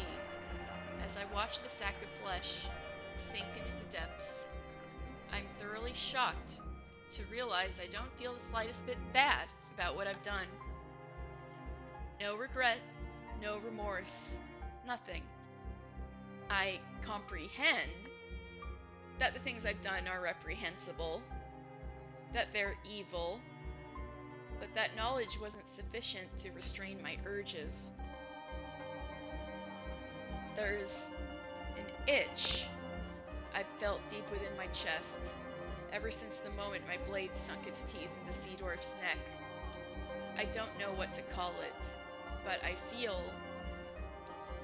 like I'm floating, like everything swirling about inside me has been unleashed, set free. There's also an edge of anxiety, though. If I continue down this path, what might I transform into? A beast? Despite feeling not the slightest bit guilty about the horrible things I've done, I still fear this life I've made is slipping away from me. I want something to anchor me. So that's what you used Pauline for? And then later the white-haired girl. What exactly am I? Is this what I wanted to become? The kind of man who can take another's life without flinching, fully aware of his actions? If that's truly what I am, perhaps it would make things easier if I did lose everything.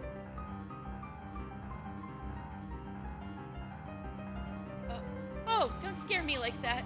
And where did you pick up a word like Nijinche? I never took you for someone so pretentious. I'm sorry.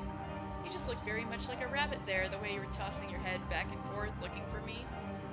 Oh, you! Nijinche is something you call a child. I'm not a little girl anymore. I'm sorry, really.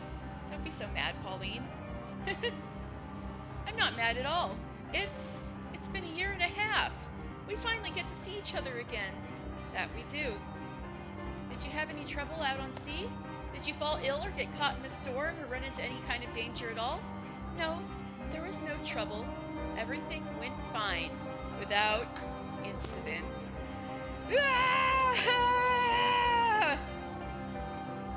The sea god was watching over us, I suppose.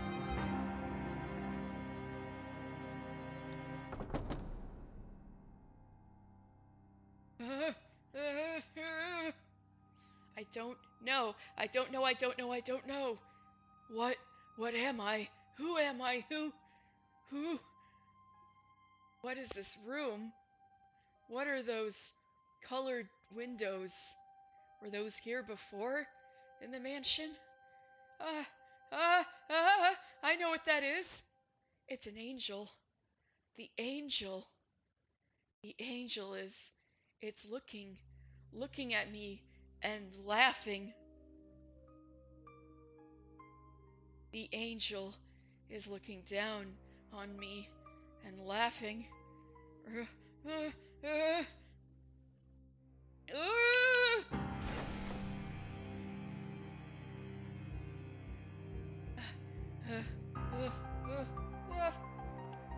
What are you doing? The angel is laughing at me. The angel. So the angel. You, where were you? I went to the kitchen to get a drink of water. You have nothing to worry about. I will not run away from you. I am not human, am I? I am not a human. You are not a human. You are you. It's all right. I imagine it's quite disconcerting having lost your memories. But no matter what happens, you will always be you. Don't be afraid. Are those words of encouragement I truly wanted to hear? Am I afraid of being myself? I don't know. Don't think about it. I am a beast with no memories. Ah!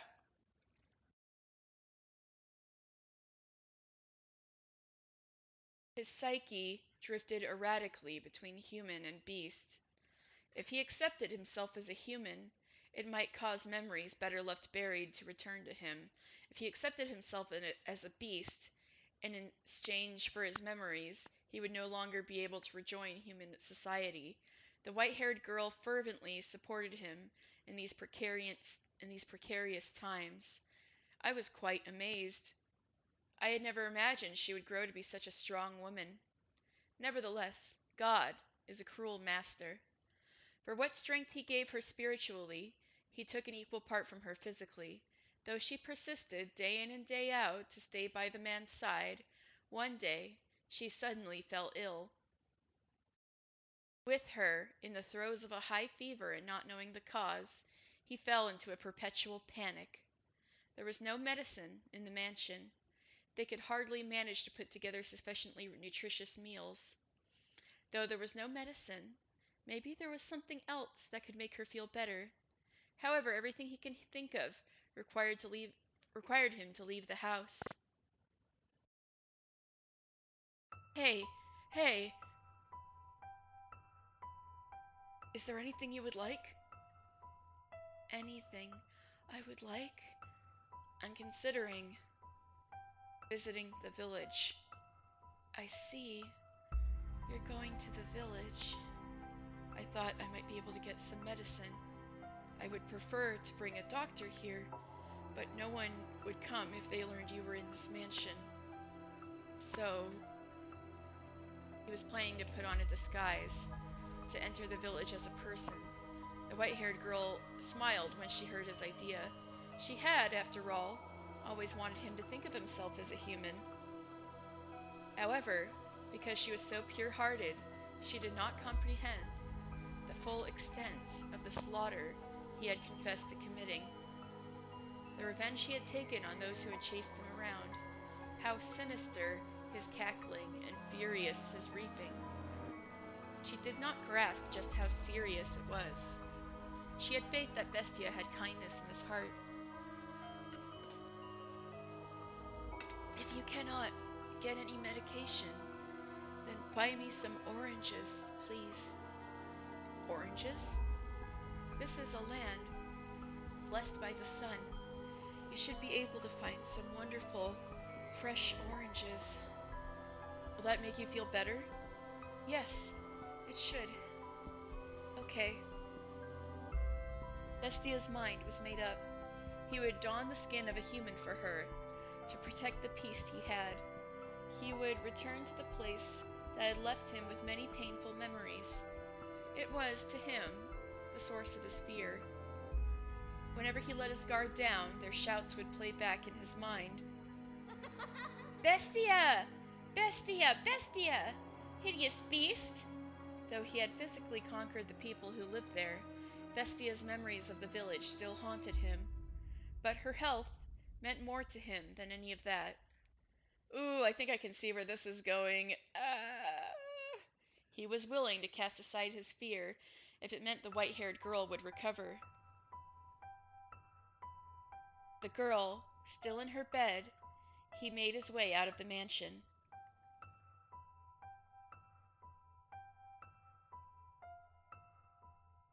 He crossed the overgrown forest, pushing forward one step at a time, all while trying to brush aside his apprehension, until he arrived at the village. This is where they called me a beast, where I was almost killed, and where I killed them. I look different than I did then. I'm dressed differently too, but can I play the part? Can I act a convincing enough human? I have no choice. There are no other villages. I can't let her die. Excuse me, could you answer a question for me? A village man is looking at me. Only for a moment, but for me that moment is torturously long. A faint look of panic crosses his face, perhaps in fear of my appearance. He's staring at me. Will he point his finger and call me a beast? Will the other villagers come to kill me? However, haven't seen you around here before. He didn't recognize me. Yes, I come from a faraway land, and I am unfamiliar with this area, so... You're dressed like a nobleman. On a secret trip or something? Something like that. You look really pale, though. Searching for a doctor? Ah, yes, but not for me. My companion has come down with a fever. Sorry to hear it. Well, I'd love to introduce you, but he's out right now, and he won't be back for a few days. I see. And where might I be able to buy fruit? There's a shop just round that corner. Thank you very much. Don't mention it. Do take care, traveler. It's dangerous out there.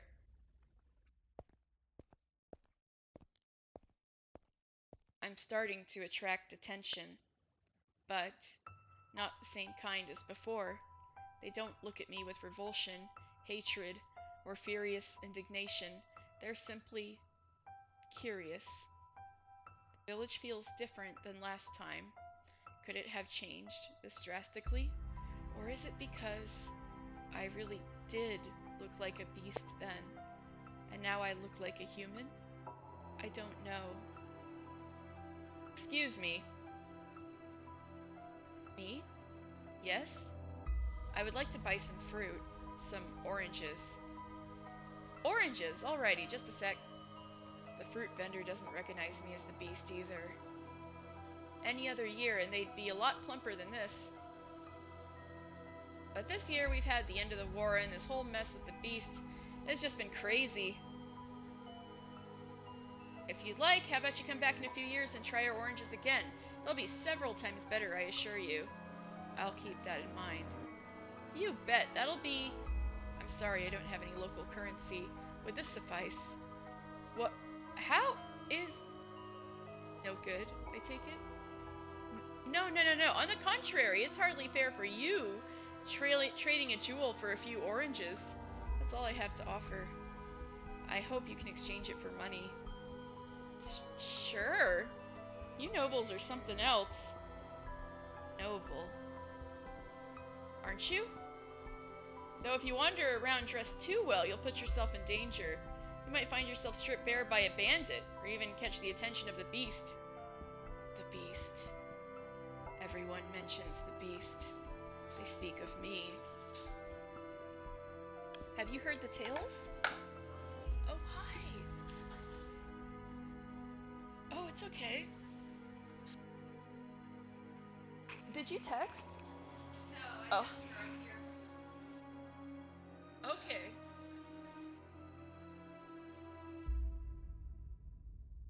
Oh, from all that driving, yeah.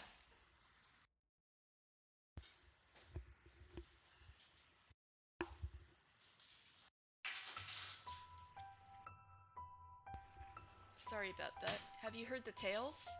I have not. There's a beast's den not too far from this village. It's attacked before and we've been living in fear, never knowing when it might attack again. But all that ends today. The men have finally found their spines. They all got together and went out to exterminate it. What? And you'll never guess who's responsible. A kid! A little boy is spearheading the attack. Never would have expected a little kid to whip out all our lazy, cowardly men into shape. Yeah, I had a feeling this was going to happen. Because, he wouldn't have let that go after losing Pauline, too. The boy's the only one who knows where the beast's den... Ah, hold on. What about your oranges? Men have banded together, and they're going to kill the beast? Why now? Why when I'm not there? I'm the beast. I'm right here. I'm what you're trying to hunt. The only person at the mansion right now is her. He regretted not asking the fruit vendor how long ago the party set off. Though what good would that knowledge have done him? He had to hurry back regardless. The sun was beginning to set, draping the surroundings in a deep blackness. As if to keep him from returning home, the night wrapped its hands around his head, covering both eyes. In what direction did he have to head to return to the mansion?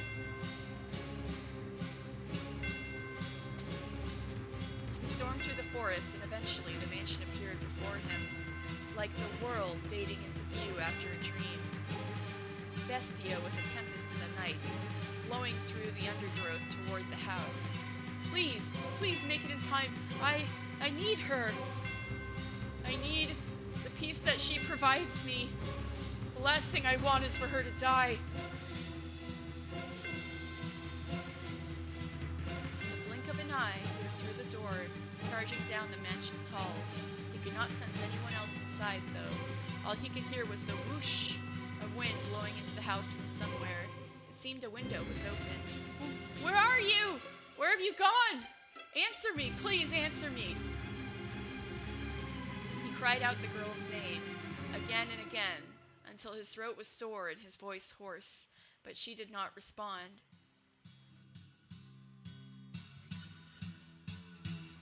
He rushed into her bedchamber.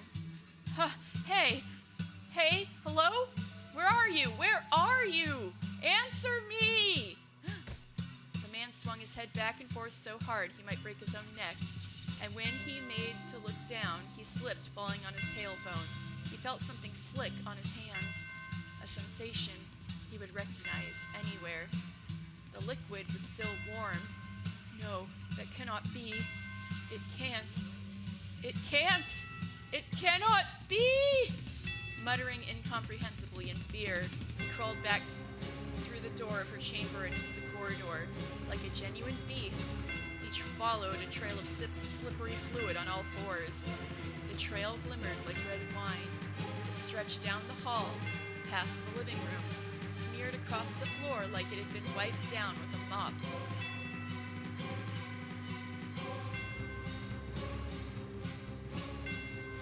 It's a trap, isn't it?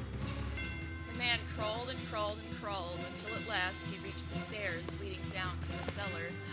That's where we found him in the first place, the cellar.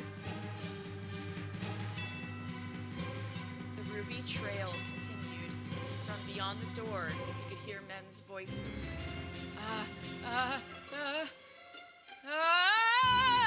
With a howl, the man stumbled down the stairs, throwing open the wooden door. His first impression was that the stench of blood was suffocating, and indeed, there he discovered the white-haired girl. He found himself unable to even scream. Her once porcelain skin was no longer even sickly pale.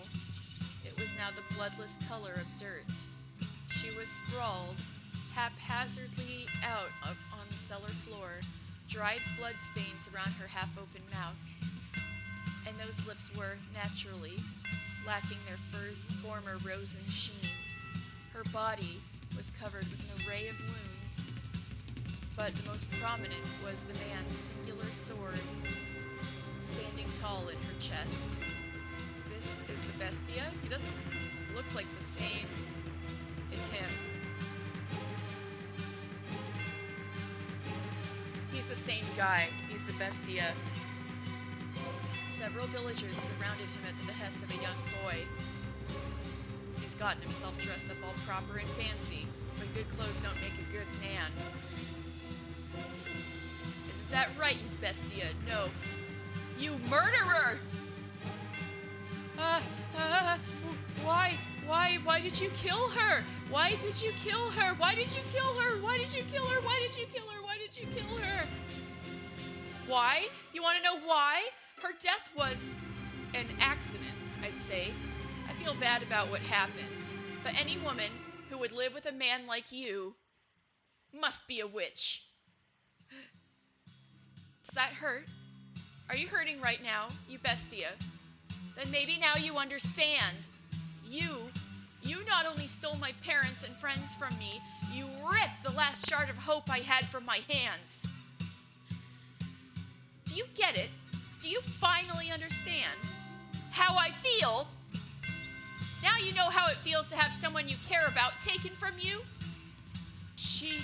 Pauline was desperately trying to find you. Why?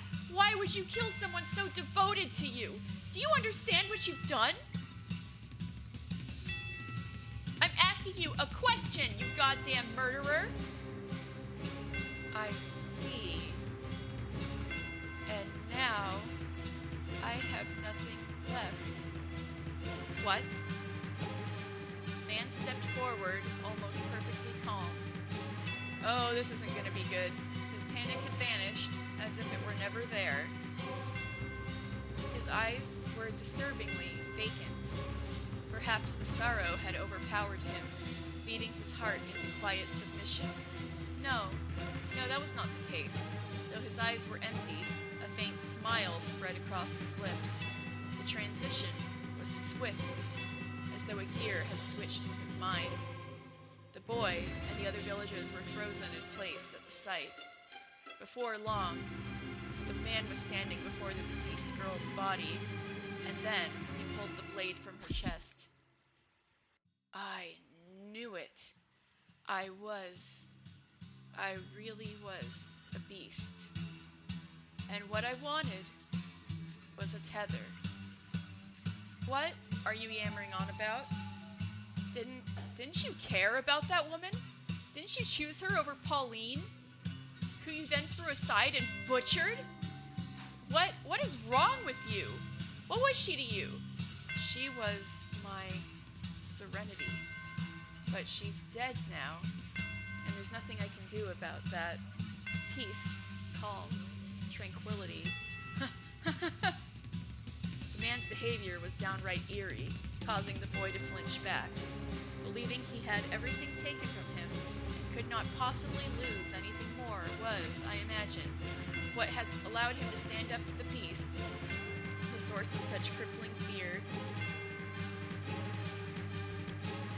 Head down. Alright. Yet now he found himself unable to move. He found himself in the face of such an incomprehensible creature, paralyzed with fear. And the villagers were similarly dumbstruck. Not even I could understand his behavior. What the hell is wrong with you? How can you laugh at this?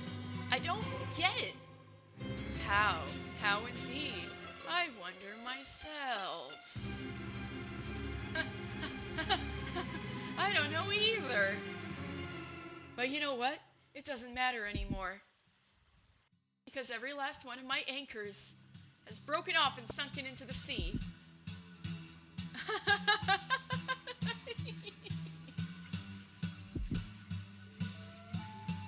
Oh.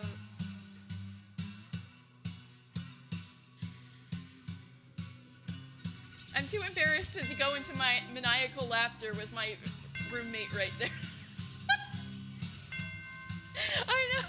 I know you can hear me. Insert maniacal laughter here.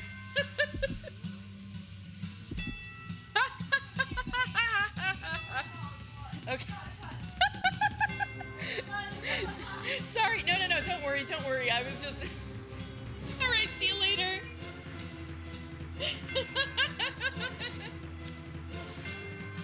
Damn it, get moving, kill him. I'll slaughter every last one of you. Ah, yes. My whole life, I've always wanted to kill. Yikes. What was it that afflicted you with such madness, losing your memory in the shipwreck? The abuse and insult you suffered at the villagers' hands? Or was it your grief at not being able to return to your homeland? No, none of those were the root. You were always like this. You always bore those twisted desires. You held these deep, constant urges to cause others harm. That is your essence, the real you hidden beneath the mask of sincerity. The true beast was your heart. The beast was a convenient skin for you to wear. You wanted to be a brutal, savage murderer. You never really loved the white-haired girl, or the black-haired woman for that matter. You were merely attached to them, fixated on the idea of a world of tranquility. Poor Pauline!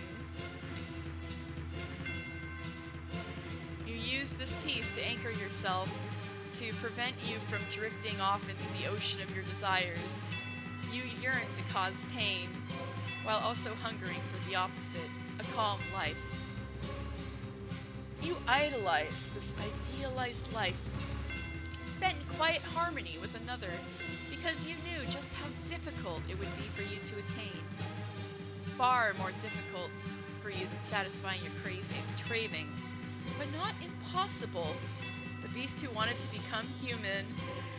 Oh gosh. I, personally, had hoped you would find peace with someone rather than descend into savagery. It may have only been superficial, but it would have been very human. But, ultimately, peace slipped through your fingers, and no one was left to suppress your desires. You cannot, after all, hold them back yourself.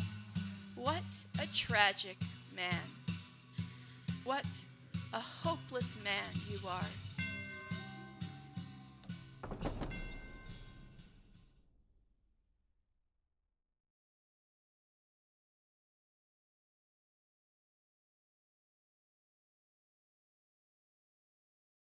The door to the cellar swung shut.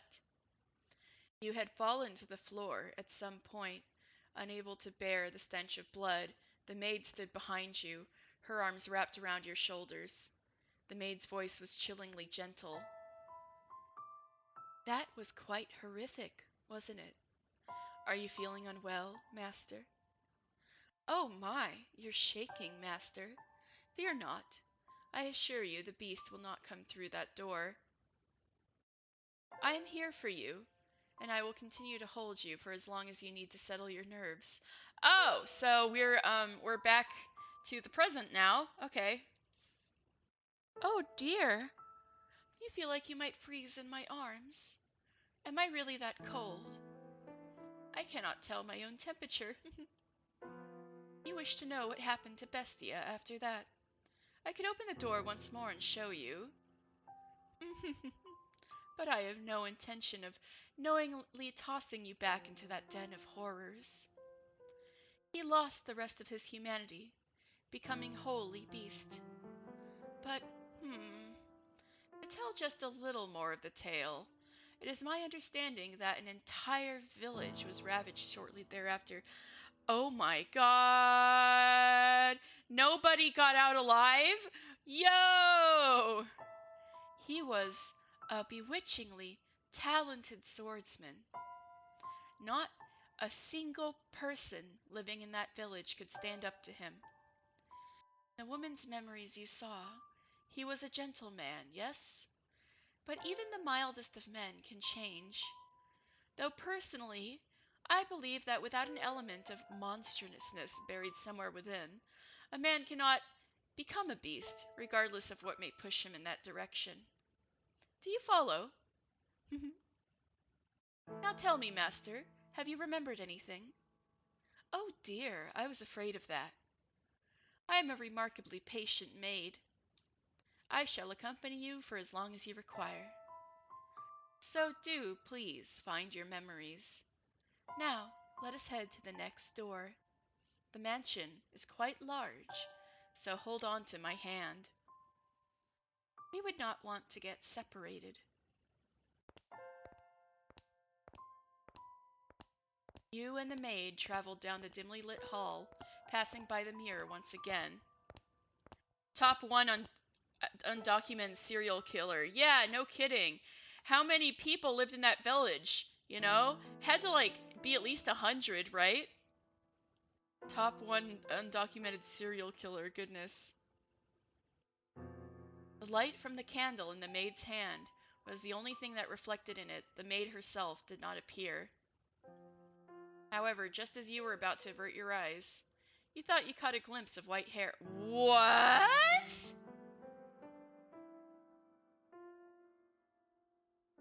Hello? You heard a voice echo in the darkness, and when you turned to face the mirror again, the glass was the color of obsidian, as if it had been painted over. Spooky! The voice seemed to be coming from beyond the mirror. Spooky! The maid did not turn back, evidently not having heard anything. You... I'm gonna extend my hand.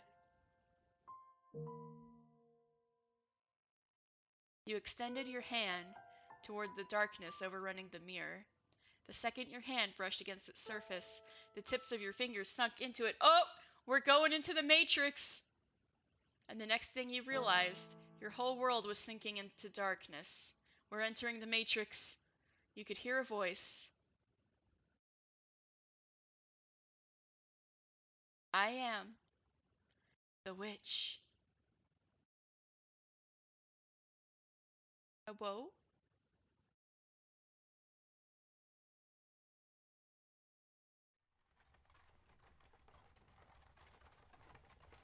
Giselle. Alright, I'm going to take a little break. But I will be right back with door number 3, or mirror? One door, two door mirror? Alright, I will be right back, just a jiffy.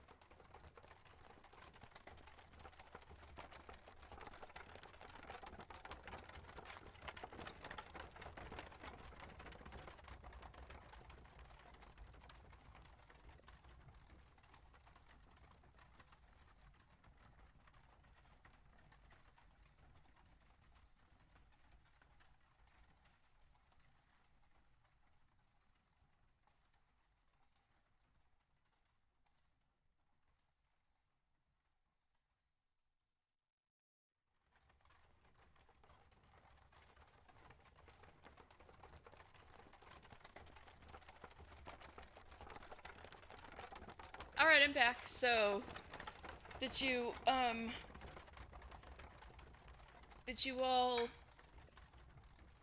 hopefully not get lulled to sleep by the sound of like hoofbeats and cartwheels, so...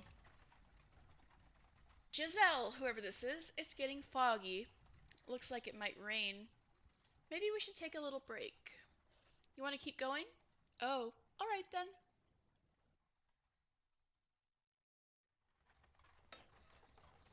This deep in the forest? Thank you very much. You must be tired after such a long journey. This is the mansion I am looking for, yes? Could have said something. Oh well. I should get going, I guess. Does no one live here? But if that's the case, then why was I... Such a big door. Please open. It's not locked, I guess.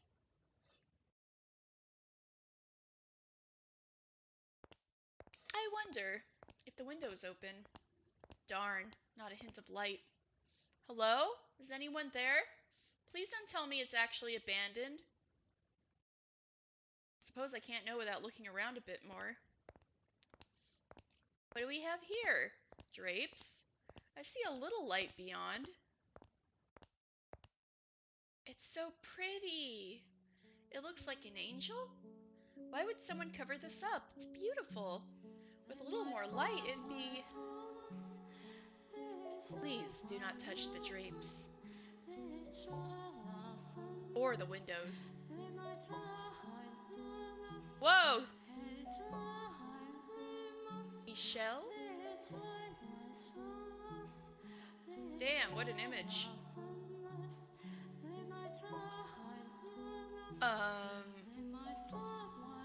I'm sorry for coming in uninvited. But, I did announce myself. Is this, your mansion? It is. Thank goodness, I was afraid it was deserted.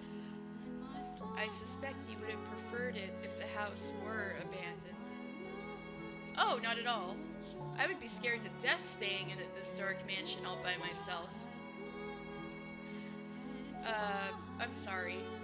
No ill will intended. But I do think I could do with some light. That way you could see where you were walking. And I'm sure this room would look splendid illuminated. Not necessary. I make do perfectly well as things are. How can you see when it's so dark? I have an abundance of candles and oils for lamps. Oh my god, he's just like Chuck from Better Call Saul. He's got tinfoil everywhere.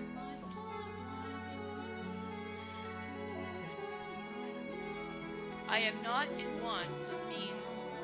I am not in want of means of creating light. It is not your place to criticize my lifestyle. If you need light, you are free to leave. If you are in need of money, help yourself to some of the furniture. There is a village not far from here. Trade it for food, then make your way to a larger town. I am no longer able to freely return to the city. I cannot go back there. Please, don't chase me out. I see. And do you ask this of me aware of how people refer to this mansion? They say that a witch lives here. Not merely a witch. A cursed witch. If you remain here, you too shall likely suffer your own destruction. You're worried for my well-being? Witch or not, my mind is made up. Which will strike you first, I wonder? Regret or the curse? You seem to be doing just fine. It's only a tale. The witch is real, very much so. It is not a legend, nor a fairy tale. witch. The witch's name was Morgana. Hey, Fata Morgana! Hey!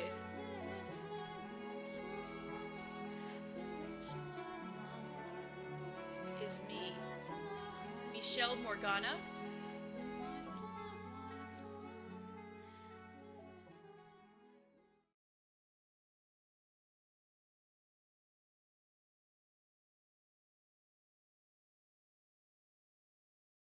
What was that? Giselle? Oh my, what is the matter, Master? Why are you just standing in place? There is nothing there. The maid did not seem to have seen anything. You made to ask her about the scene you had just witnessed. Hello? Master? You look like you've just seen a ghost. Yeah, I think I probably do look like that. What is the matter? How about a little rest before we move on? Yeah, I think that might be in order. You do not wish to remain here. Still not fond of mirrors? Yes, yes, now let us be off. I, too, dearly wish for you to return to your old self as soon as possible, Master. Your desire is to push onward, and I could hardly be happier. Now, follow me. You followed the maid's lead, returning to the living room. From there, you climbed a set of stairs, your hand sliding through the dust that had settled on the ebony railing. When you stepped out of sight of the mirror, the maid returned to normal. You had been on the verge of remembering something, but you were no longer in a position to be concerned about such things, for the chill in the air within the mansion seemed to have intensified. Standing at one end of a long corridor, you asked the maid, "When was the mansion built?" "I would imagine you know more about that than me, Master." "Yes, I know. You have not yet regained your memories. I was simply teasing you. I have been a servant of this house for many, many years, but the truth is, I do not know everything about it.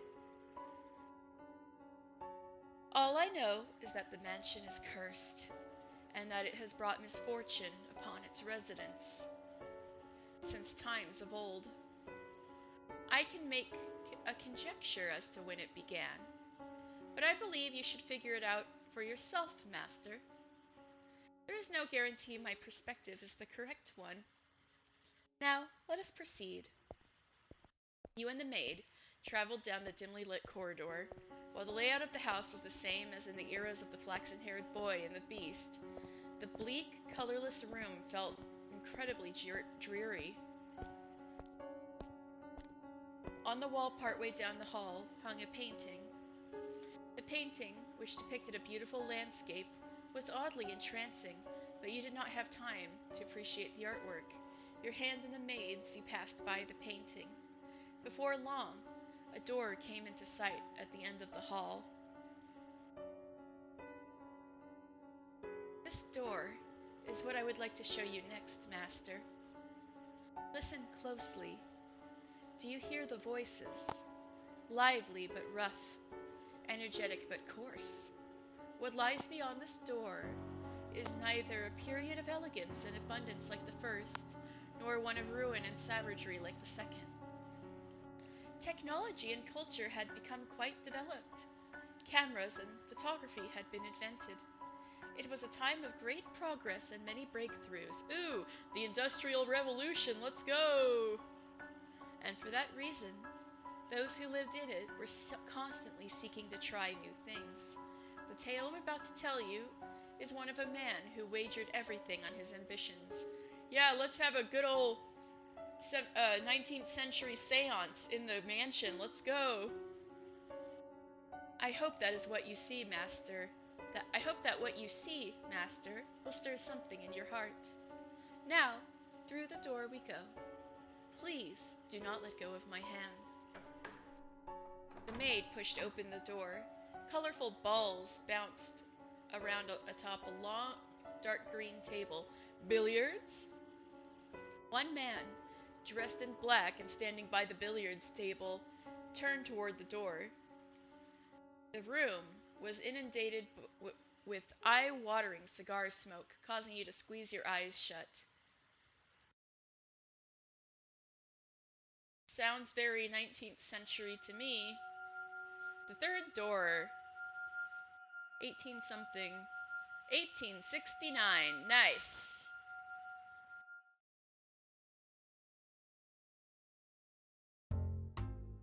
Oh my god, look at all the gears.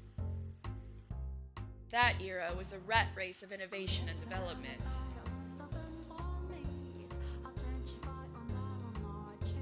The smoke was so thick you could hardly see more than a few feet in front of ahead of you. I could compare it to a dense morning fog, but that might give the impression of beauty, and of that there was little to be found in this haze. Do you see the silhouettes of several men in the smoky room? The one in the middle, the one looking in your direction, master, was the present master of the house. Jacopo. Jacopo? I'll say Jacopo. His name was Jacopo. Though he dressed in such fine attire, I sincerely doubt he understood how splendid the furnishings left in the mansion truly were. I am a faithful servant of this house, and I would not for the life of me dare speak ill of my master. However, this is a time long past. I imagined God would be so kind as to turn a blind eye to a little bit of honesty. I was not terribly fond of my master back then.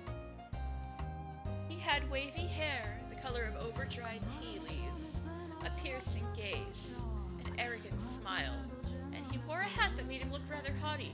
Wow, I like how she's trashing this guy more than she did Yukimasa. He put his trust only in money, renown, and rank. He loved only the iron and steel that had revolutionized so many industries. He had not the slightest bit of love or care for other people. At the very least, that is what I believed at the time. Take a look around the room, master. Jacopo had remodeled it into a recreation area. A billiards table sat in the center of the room, and the downward-facing lights hanging from the ceiling were special made. The lights shone upon the dark green stand like a stage, cigars and bourbon-lined glass cases installed in place of bookshelves. The cases were always fully stocked, their contents available to partake of readily. At that particular moment, as he had many times before, Jacopo had invited several friends and acquaintances, and they were entertaining themselves. His wealthy, high-ranking acquaintances had a variety of hair colors, from polished brass to the brown of a baby robin to the color of sunburned wheat. There was also much greater variation in skin tone compared to the visitors and residents of previous eras, but that was hardly any surprise, for the mansion sat upon a land largely inhabited by immigrants, the New World. Wait, did the entire mansion move to America? The entire mansion moves? Maybe that's what Javi meant by, like, the mansion vanishing, the mansion feeling like it could disappear at any moment. Maybe it just completely switches areas every era. Dang. Well, that would make sense, since, like, the Rose Manor times made it seem like it was rather close to other, like, nice houses and things like that. Whoa, and there was never any reference that it was, like, on a cliff by the sea in that era either. Whoa, okay. So we in America. What's the matter? What are you looking at? Nothing. I just thought I heard someone say my name. Ain't no one there unless you're seeing a ghost. I don't believe in such nonsense. It's an old house with a long history. Wouldn't be surprised if it had a ghost or two. But if the place is gonna be haunted, I'd take a princess over a bloody broad any day. A princess, eh? And when she showed up, you'd have your way with this ghost lady, am I right? Right, the manor wasn't in an isolated forest like Door 2, that's true, but I had thought maybe something had changed over the years.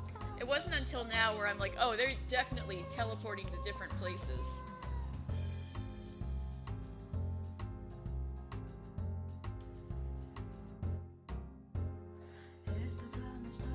Color me impressed, son. You jump her bones and she don't even got any to jump.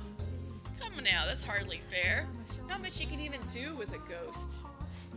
My god, are you men or children? This is my house, and I would rather you didn't talk about it like that. Just the blatherings of a couple of drunks. Pretend you didn't hear nothing. For the love of God. In any event, whatever happened to that printer you invested in? I haven't heard their name come up in some time. Can we please avoid that topic? It's been quite the headache for me. I thought it'd pay off, but it always sounded sketchy to me. I'd recommend you pull out unless you want to find yourself with nothing left but a nice, fat pile of debt. You could have mentioned that beforehand. This is killing me. The men's deep voices resonated in the cloudy room. As they imbibed alcohol and puffed their cigars, they conversed mostly about business and money. And boinking ghost women, apparently. Space-time is nothing to this spooky house. This is slowly becoming clear. Jacopo and the rest of the men were a breed known as investors. You might also call them tacticians. They survived on information attained before anyone else, by making swift decisions and having foresight. Though instead of flesh and bones, their soldiers were made of ink and paper. To an outsider, this meeting might appear to be a congregation of friends, but in reality they were observing one another, gathering information, and anything else they could use to get ahead. At times, money and information were exchanged directly, and when they were no longer of financial value to one another, their relationship would pop like a bubble and dissipate into nothing. But you know, Jacopo, you can't be sure this railroad you're so passionate about is going to bear fruit neither. You don't even know if it'll get finished. And even if they do connect the tracks, will it really be in any shape for people to ride? It's a pipe dream, this transcontinental railroad of yours. Oh yeah, that was a thing back then too. Building the transcontinental railroad. Jacopo went silent, but I am certain this is what was going through his head. You're a bunch of damned imbeciles if you can't see that the entire country has put their weight behind this endeavor. This is why you have so much trouble making even a few thousand. Even a few thousand was like a million back then, I'm pretty sure. At the time, a great railway was being built across the breadth of the continent. Construction was spearheaded by two large rail companies in competition for both prestige and a bigger share of this massive national enterprise. The Union Pacific Railroad Company started building from the east, and the Central Pacific Railroad Company from the west. Yeah, the gold spike is what was at the middle when they met, right? I'm remembering some history class. But government bonds alone were not enough to finance the massive undertaking. By the way, there have been some less than pleasant reports about workers dying on the job for the company you chose, Central Pacific. Ah, you mean how they're using explosives to blast through the mountains? Making quite a bang they are. But if this gets much bigger of a fix, they're not going to be able to continue construction. You should at least put your money in the more sure bet of the two, the Union Pacific. It'll cost you to hire replacement workers, and if they keep kicking the bucket, you're going to have trouble finding more. My goodness. And here I thought you all had spines. You think we're gonna run out of workers just because a few ate it? Ha! There's so many we don't even know what to do with them all. There's not a chance that the well will dry up. And if, by chance, some chance it does, all we have to do is buy up a ship full of blacks or yellows. Oh my god, Jacopo. You won't be able to get anywhere if you spend your time worrying about a few measly laborers. This is an endeavor backed by the entire nation. Their deaths are honorable in service of their country. So I see what the warning at the beginning of the game was for. The biggest loss is not of people's lives, but of time. The longer a project takes, the more money it costs and the less profit we make. These are the men ruining the world. What we seek is rapid progress, even if the methods to obtain it are messy or deadly. The other men in the room chuckled uncomfortably at Jacopo's distasteful choice of words. Do you agree with his way of thinking, Master? Perhaps he does have a point, and that great sacrifice is necessary to accomplish great things. And it is true that tragedy often lies in the shadows of the splendor of times long past. Furthermore, the way people see the world changes with the times, so I hesitate to criticize him too severely. Now, as I am sure you have already picked up on, he was an investor who had put money into a railroad company. Yeah, to say that, Jacopo must be filthy rich. Yeah, exactly. He also possessed several crude oil refineries, riding on the world's second wave of industrial development. The mansion, too, bustled with life in a way it never had before. Dozens of maids, including me. Gardeners, chefs, sculptors, artists. At times, we even had writers coming in and out of the house. There was rarely a moment of silence. However, I was not terribly fond of the hustle and bustle personally. But please do not get me wrong. I am hardly opposed to the mansion being cheerful. It was just, how should I put it? The splendor of the time seemed superficial, heartless, and that's why they call it the Gilded Age. It was as though everyone was being rushed along by some unknown, invisible force. Part of it, I expect, was caused by the growing divide between those standing at the top and sitting at the bottom.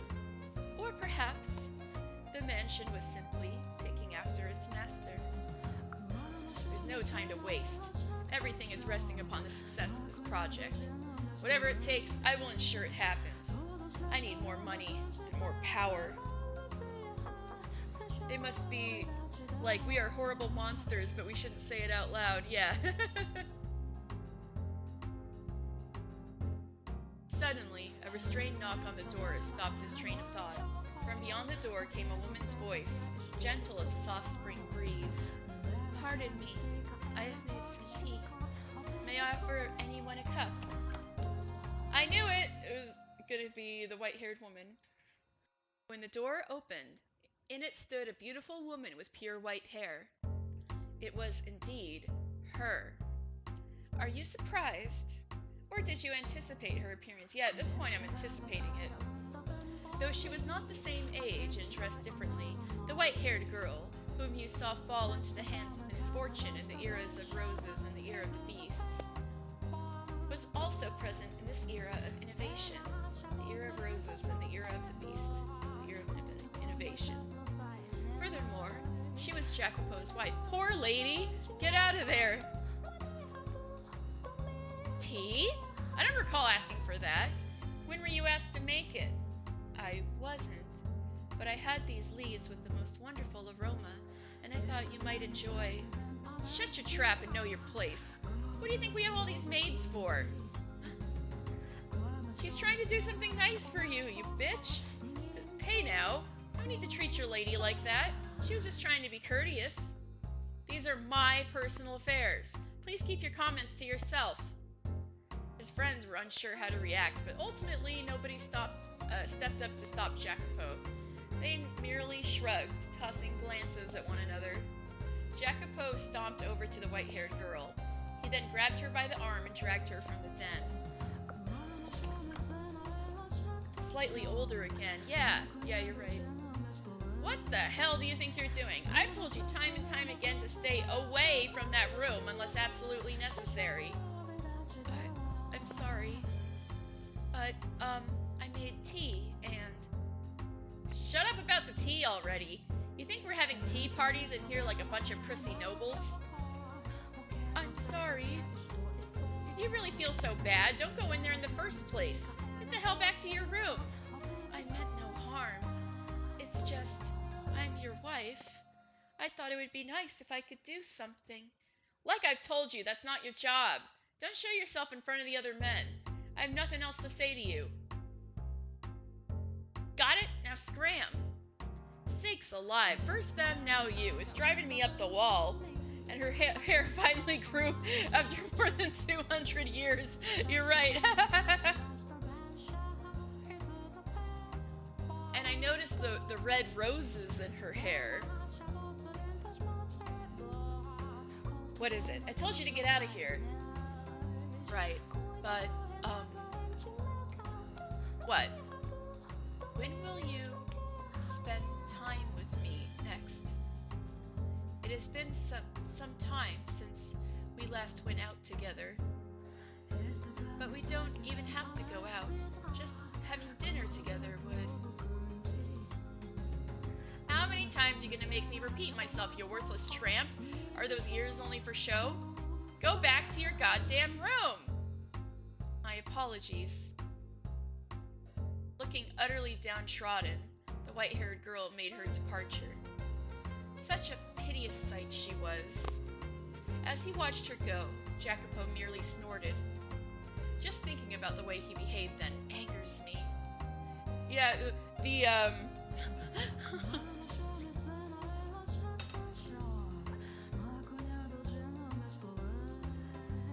she's like, tearing people apart and eating them is less okay than treating your wife badly. I mean, she's got good standards, but at the same time, she seems rather open to the blood and gore.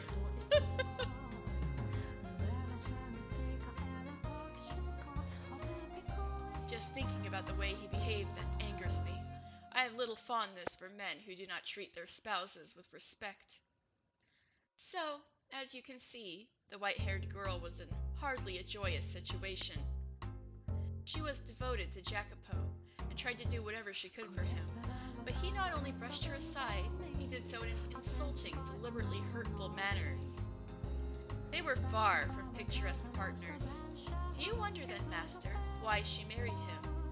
The answer to that question will come to light in time.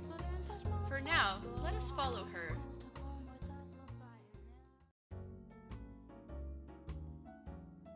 Looking down dejectedly at the undrunken tea, the white-haired girl walked alone down the corridor. Though its calming scent filled the air, there was nobody around to have their heart warmed by it. Nor was there anyone to alleviate her loneliness. Yeah, cheat on him, pronto. Despite them being the master's wife, the maids who crossed her path in the halls said nary a word to her. As a matter of fact... Oh dear, I beg your pardon, madam. She thought of Yukimasa as a complete madman. She was like, yeah, but also she was like, shrug about him.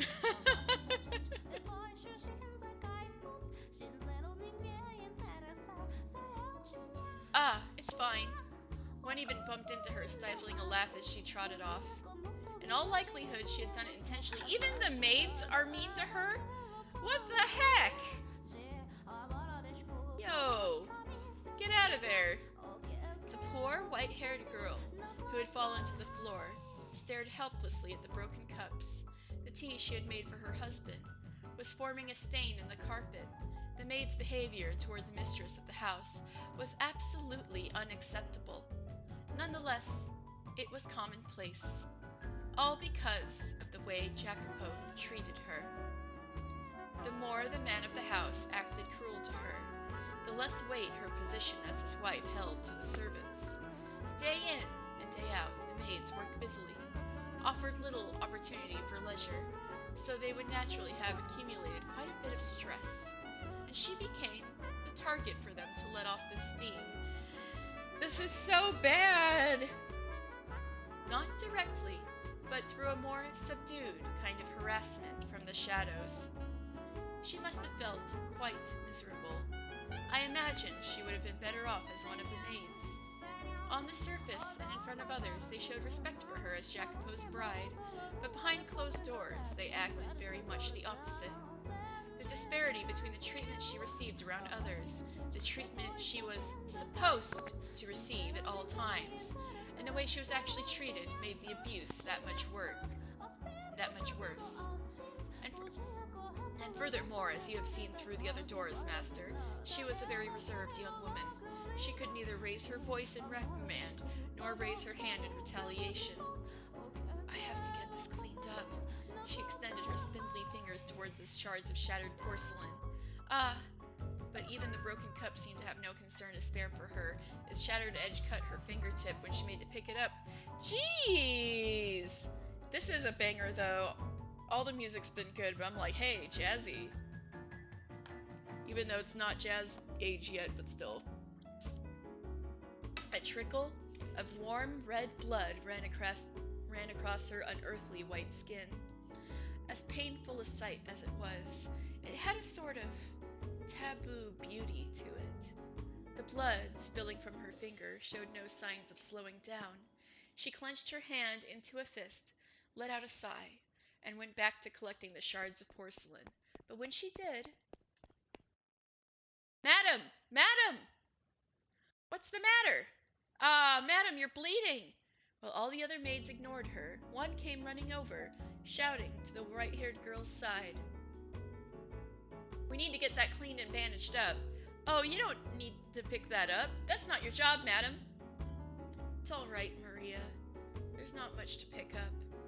It is not at all right. And the rest of you, why are you just standing there? Your boss's wife is on her hands and knees, and you're not even lifting a finger to help her? I mean, where's the maid, too? Is she just not in the room or something? You disgust me. Maria, it's fine, really. Oh, madam.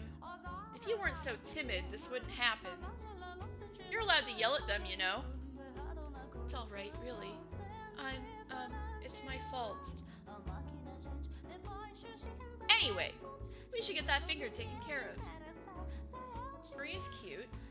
Let's get you back to your room, okay? But the broken cups and the spill. As I said, that's the maid's work. Now, come on, let's go. Okay. And the rest of you, get this mess cleaned up. She roared like the wind in a thunderstorm. The other maids stood there dumbfounded, watching as she and the white-haired girl disappeared down the hall. But they were soon frowning and grumbling to one another.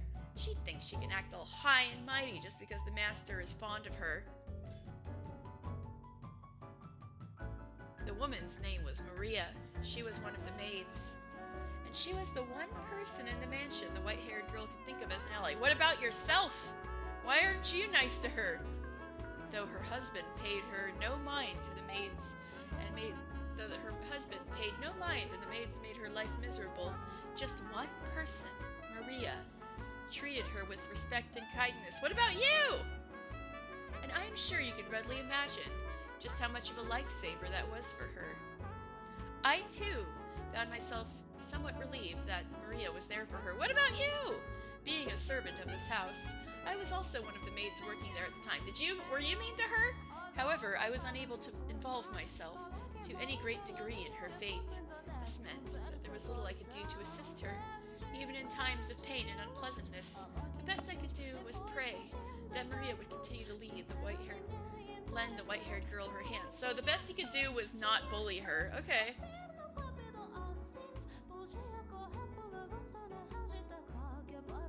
And that does it. The maid's like, not my problem. Yeah, when all these people are getting murdered in the beast time, she's like, not my problem. And that does it. Thank you, Maria. You're always such a big help. Oh no need to thank me. I just did what any good maid should do. No one else is in the room, you know. Oh, right, then I can drop the act? Man, I just can't get used to talking all stuffy. I'm out there doing my best, but the head maid's still spouting stuff like, your manner of speaking is improper for a servant. Every single time we meet. Eesh, come on, shove it, would you? You're a damn creep. Now, you mustn't speak of her like that. Sorry, slip of the tongue. She just kind of gives me the willies, you know? Oh, that's, the maid, talking about her way of speaking. Speaking of, you dropped the stuffy talk too, madam. Kinda awkward if only one of us is acting casual, you know? This is normal for me. If I attempted to talk like you, I would freeze up out of nervousness. This is my casual. Fair enough. Guess that's what happens when you're raised well. I like it though. It has a very regal feel about it. I don't think my upbringing is the only factor. But, you know, upbringing is important. Worth a whole lot more than money, I'd say.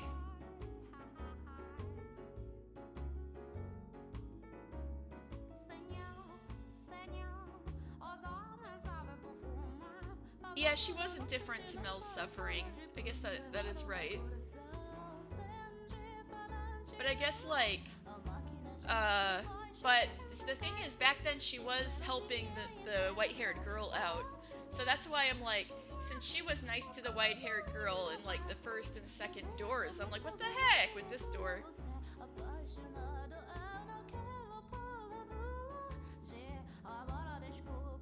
I suppose. Thank you, Maria.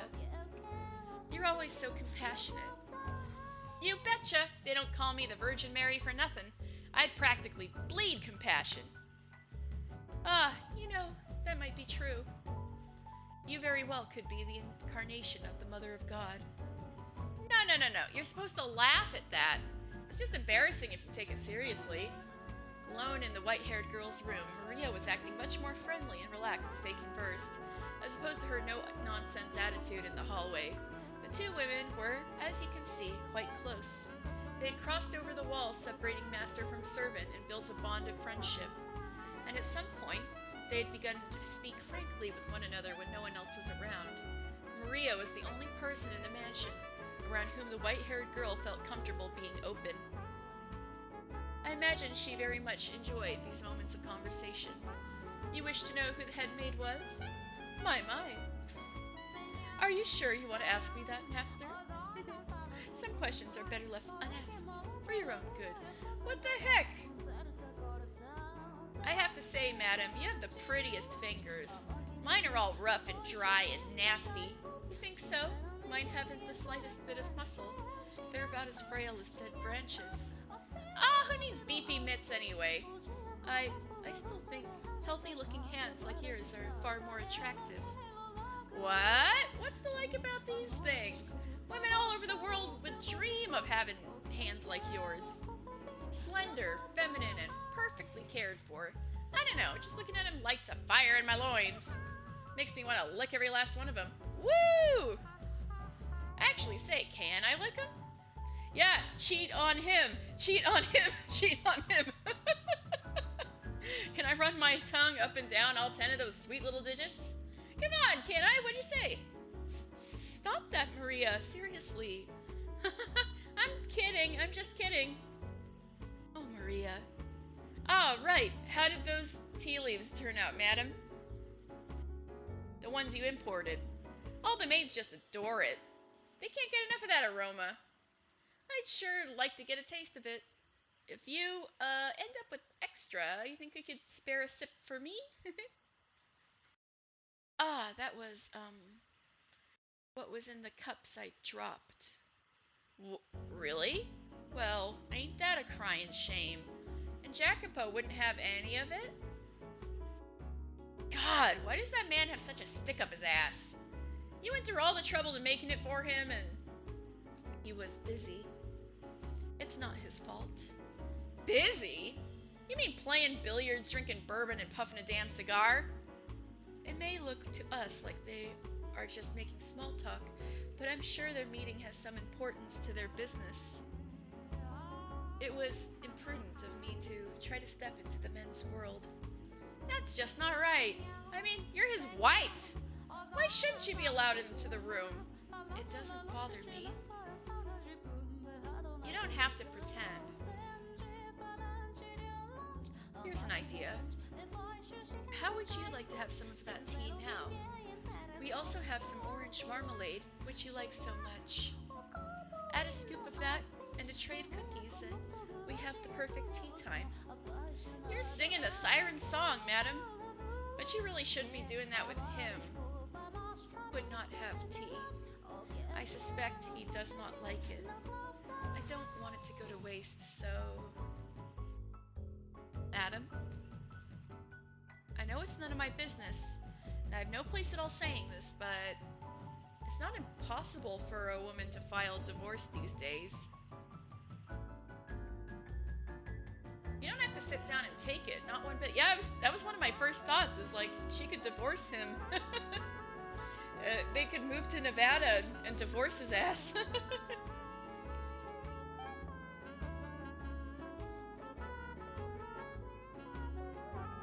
You're pretty, well-educated, and still young. There's hope, even if you do leave him. There are plenty of other men out there. You aren't obligated to stick with that arrogant jerk. He's just very busy right now. There you go again! There was a time when he was kind. Huh? He wasn't like this when we first met. Back then, he was a little awkward, but a kind man. Yeah, she's delusional, for real. Him? A kind man? Yes, believe it or not. There was indeed a time. Say, Maria, would you mind giving me a little more of your time? I'll make some tea and we can talk. Alright. If you're telling me about when Jacopo was decent, I'm all ears. Indeed. Girl, no! As I am sure you're aware, our parents arranged our marriage. Before I emigrated to this country to be married, I lived in a misty island nation. England? No. Portraits of my ancestors hung in the house where I lived. I remember as a child wincing in fear at the sight of them staring down at me. My mother and father were constantly telling me to show them respect, as it was their hard work that kept our bloodline alive and well. However, they were fighting an uphill battle to do the same. It would have been clear to anyone reasonably perceptive that our house was coming tumbling down. Valuable furniture and paintings slowly disappeared, and eventually the portraits were gone too. As our house collapsed, so too did my parents' health deteriorate, robbing us of any source of income. Yeah, she's a true noble girl, true born. And though I was educated, I lacked the skills necessary to obtain work. Just as we were about to run out of money and options, my parents received Jacopo's parents' marriage proposition. Both of our families stood to benefit from the arrangement. I had social status, and he had wealth. We each had what the other lacked. One needs more than money to make it in the world. Without at least a semi-reputable name attached to you, you're liable to get laughed out of most social gatherings. This is something that actually happened a lot in this time period, but a lot of the examples I hear of were lords in England marrying American women because um,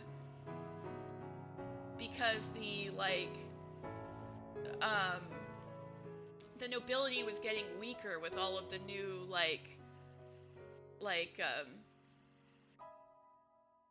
the way the winds were changing, the way society was going, and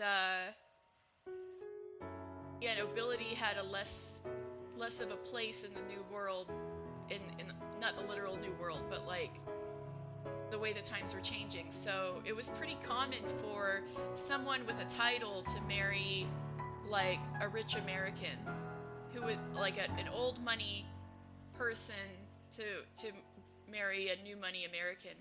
But most of the examples I heard were like the other way around, with like marrying an American wife. So this is interesting that it's like she's an English noble lady marrying a rich American man and moving over to him. But I'm sure that happened. I first met Jacopo here, in this country. We didn't even know what the other looked like until our wedding day. To be quite honest, I was scared to death at first. I was so nervous. What kind of man would he be? Was I to wed some middle-aged stranger? We were not marrying because we had fallen in love like a normal couple. I knew I was in no position to be concerned with such things, but when I thought about our future, I shook with fear. But the man I saw through my veil at the wedding was remarkable. He was young, had strong masculine eyes, and at the same time he too appeared nervous. He was shaking as much, no, even more than me. Seeing that, the priest gave an impish little smirk when he asked Jacopo if he vowed his eternal love to me. I counted myself among the happy, and I still do. Girl, no! For in that moment, I experienced true love. Yeah, one moment doesn't cut it, girl. You wanted to hear about when he was kind to me? Well, after the wedding, we were given a week to ourselves. I suppose you could call it a honeymoon, though we didn't make a trip overseas, or even go very far at all. He looked at me with uncertainty and asked, "Where would you like to go?" I beg your pardon? That's what this week is for, right? I'll consider granting your request. So tell me where you want to go. Uh, um, this is all so sudden. Nothing? Well, this whole engagement was spur of the moment. Normally, we would have planned a trip in advance. But unfortunately, our purpose is served so long as we act the part. You must be disappointed that you have to plan your honeymoon as it's happening. No, what? Speak clearly. I don't like it when people don't speak their mind. I'm sorry. Are you sure he was always nice? But I'm happy. Even if this is a political marriage. Well, you're quite the positive thinker. Your parents say something to make you think that way? Well, either way, if you're so glad to be in this arrangement, then hurry up and decide on a destination. Though there is a limit on how far we can go. If you want to take a trip, I'll consider it. What? Something funny? It just seemed comical to me that our honeymoon has begun and we're only now deciding where we want to go. Not in a bad way, though. I'm glad our parents didn't arrange everything for us. Perhaps you've heard, but I am quite sensitive to sunlight and not in the best of health, so it would be rather trying for me to spend a full week out of the house. We couldn't go on a trip, but, if it's not too much trouble. Speak up. Could you show me around town? I'm new to this country and unfamiliar with its customs, and I'm rather afraid to go wandering about on my own. Show you around? Yes. Would that be possible? On a rare bit of time off, you asked me to show you around town? Is that really the most exciting idea you have? I'm sorry. If, there is somewhere you would like to go, I am fine with that. I will accompany you anywhere. As if I could drag someone who just professed to being sickly all over the country. My God, I've lost all interest in a trip. Hello? What are you doing? Go get ready, now. I beg your pardon? Didn't you want to see the town? You will show me around? You're the one who asked. Not like I have any other options, so yeah, I'll show you around. Thank you. Don't just stand there, you dullard. Get a move on. Oh, one moment. Wait for me, please. He hurriedly climbed into the carriage he had called for, a look of frustrated displeasure on his face. And then, as if he had forgotten about me until that moment, he returned, grabbed me by the arm, and led me to the carriage. In retrospect, I realize he was not being very gentlemanly, but I was pleased that he was making any attempt to interact with me at all. Girl, that's not him being kind. That's like the bare minimum. As the carriage trotted down the streets, I saw so many new things. I had spent most of my time cooped up inside at home, so it was like stepping into an entirely new world. And add to the rapid industrial advancement currently taking place, I saw men shouting back and forth as they smacked newspaper articles with the backs of their hands.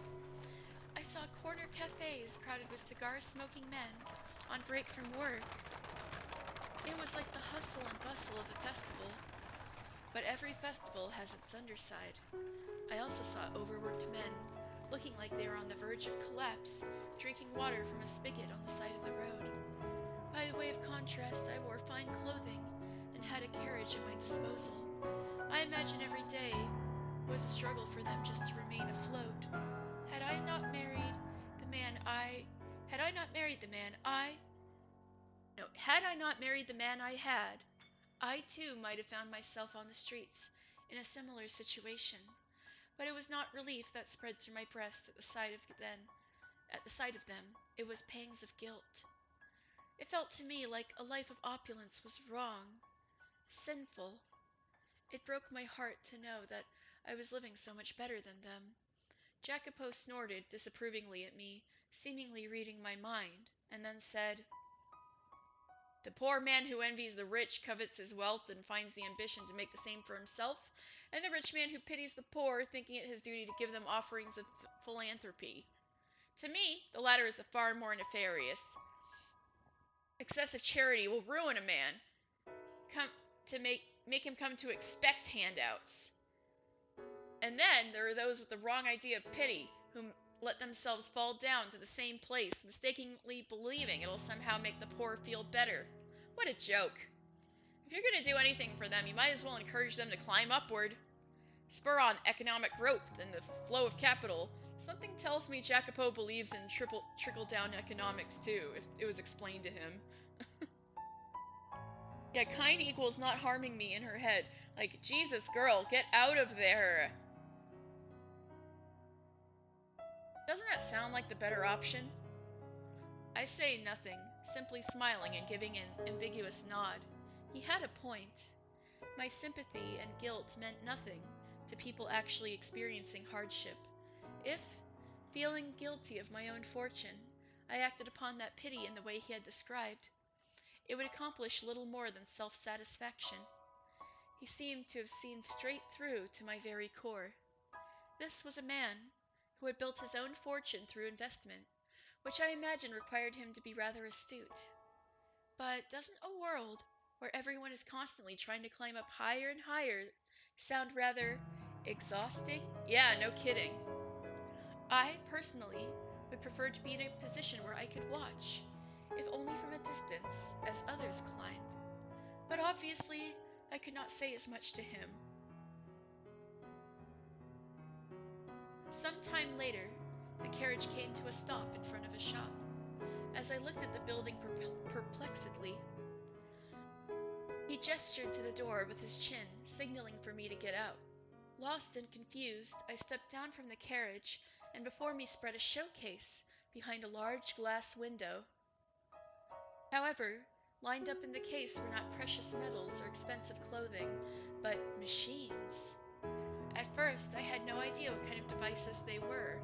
Have you never had your photo taken before? Oh, photographs. No, I have had a portrait painted, though. Are these machines for taking photographs? A portrait, eh? Why am I not surprised? I did not mean to boast. Go on, get in. Ah, please, wait for me. The owners came out to greet us with a wide smile as we entered the shop. Well, if this ain't the strangest thing I've seen all day. You bringin' a lady, and a real looker at that. Where on earth you catch this pretty little thing? She's my wife. Huh. Well, I beg your pardon. I'll be a monkey's uncle. Just goes to show you never know where the cards may fall. You make it sound like my getting married is some kind of miracle. I always saw you as one to choose money over love, sir. Pardon me, this isn't appropriate to say in front of your wife. Uh, um, do you often come to this shop?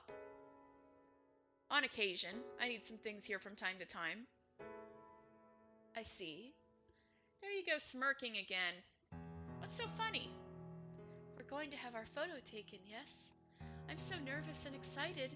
I've never had one before. And to have it taken side by side with you. What are you talking about? Pardon? Who said we were getting our pictures taken? And side by side, please. You're sending shivers down my spine. But this is a photography shop. Hey, shopkeep. The product I contacted you about, is it ready? Yup, sit tight. I'll be right out.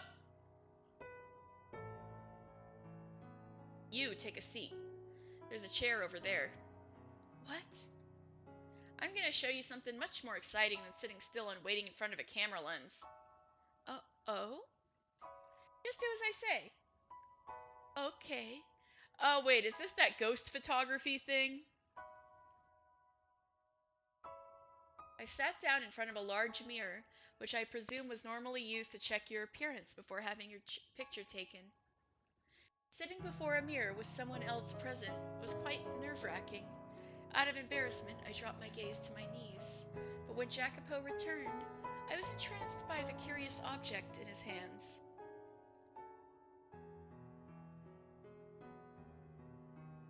Oh, a zoetrope? What is this?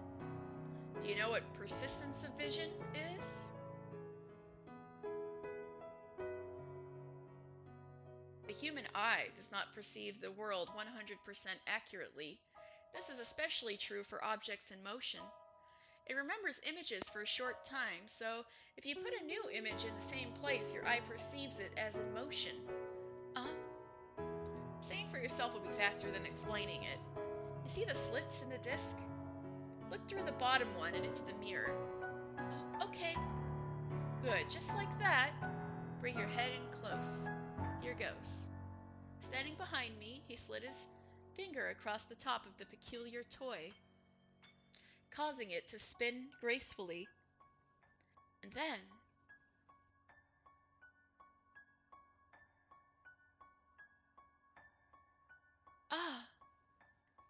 so what do you see?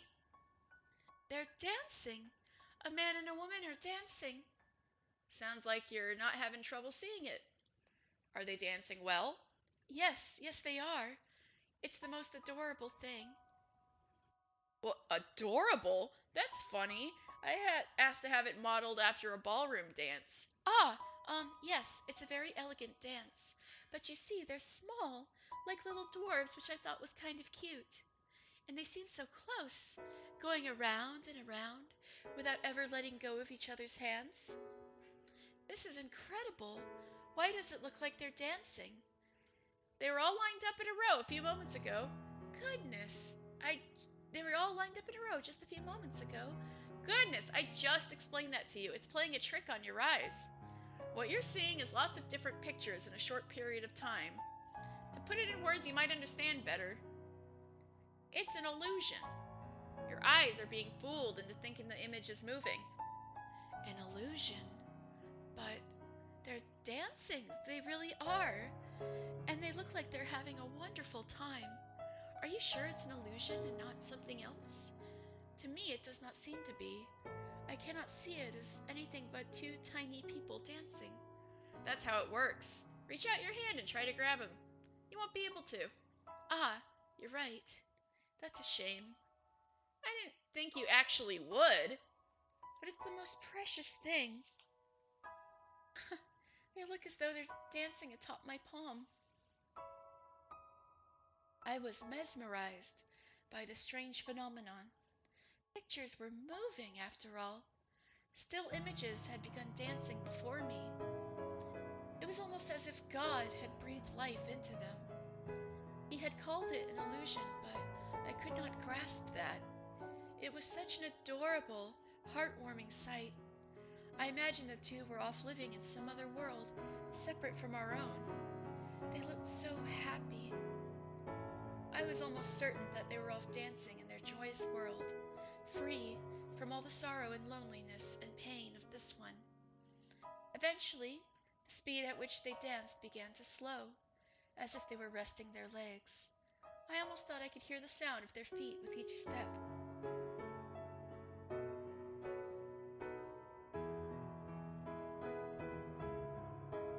Ah, they've stopped. They can dance forever. They don't get tired. I see. I'm amazed such an incredible device exists in this world. It makes me wish I'd gone outside sooner. I'm sure someone from a distinguished house as yours has seen plenty of amazing things with your family. Hardly. I rarely ever left the house. I'm ignorant about the ways of the world. If you had not told me, I would have probably never known about moving pictures. The illusion of moving pictures. Do you like it? Yes, of course. More than the portrait you had painted? Yes. Yes, I do. The painting was wonderful too, but You can't seem to make up your mind. Go on, tell me, which do you like better, the portrait or this? ah, I like this better. I see. He looks somewhat pleased? Though when it comes down to it, this is a simple trick only a child would fall for. Then I suppose that makes me a child. If it means I get to watch something as splendid as two tiny people dancing, I'll happily fall for the trick. Quit describing it as two tiny people dancing. You're gonna lose your head that far up in the clouds. Oh, I'm sorry. I do not know how else to describe it, though. It's a toy called a phenakistoscope. Phenakistoscope? Phenakistoscope. Phenakis... Wheel. Close enough. It was invented around 30 years ago. I had the shopkeep make one modeled after the original design. So the shop owner drew this? He did. A lot better than you'd expect, isn't he? Yes, indeed. I am surprised he could draw something so cute. Say that to his face and he'll grow red as a beet. What I'd give to get a load of that. You should tell him the next time you see him. He's a sweet man. Despite how he looks, you mean? It's not right to judge people based on their appearance. Ha, I'm just kidding.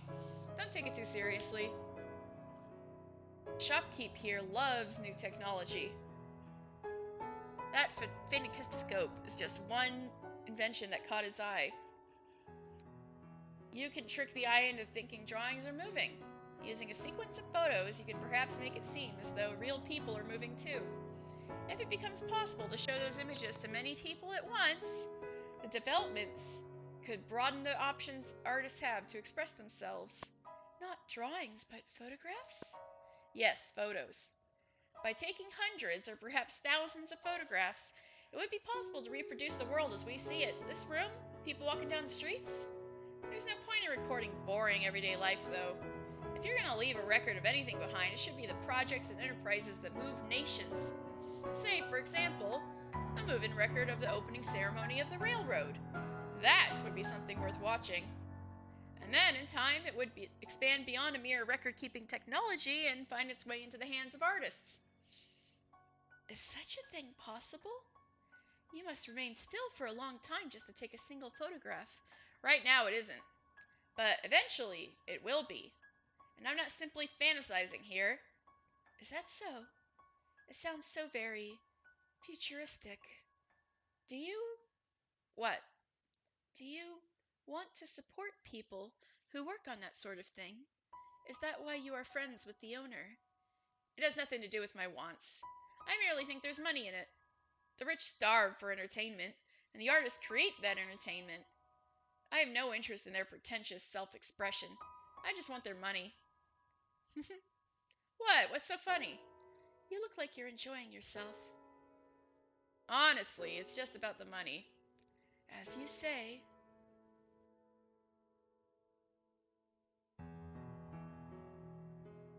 All right, let's get moving. Next is dinner. Wait, all right, let's get moving. Next is dinner. What? We're leaving already? Does that displease you? No, not at all.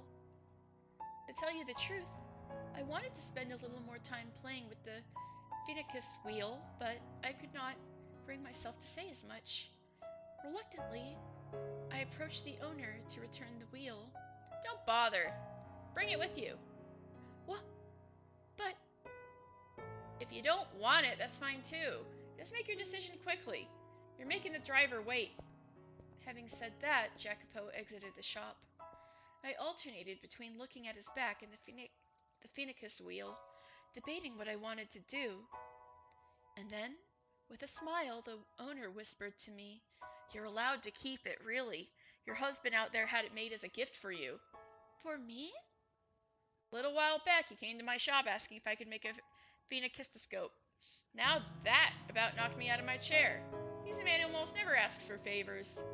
He's pretty damn brusque, and he's got a tongue sharp enough to cut steel, but he's not wicked to his core. I swear it. I don't know, man. So please, man, be a pillar of support for him. No! You're gonna ruin her life by saying this.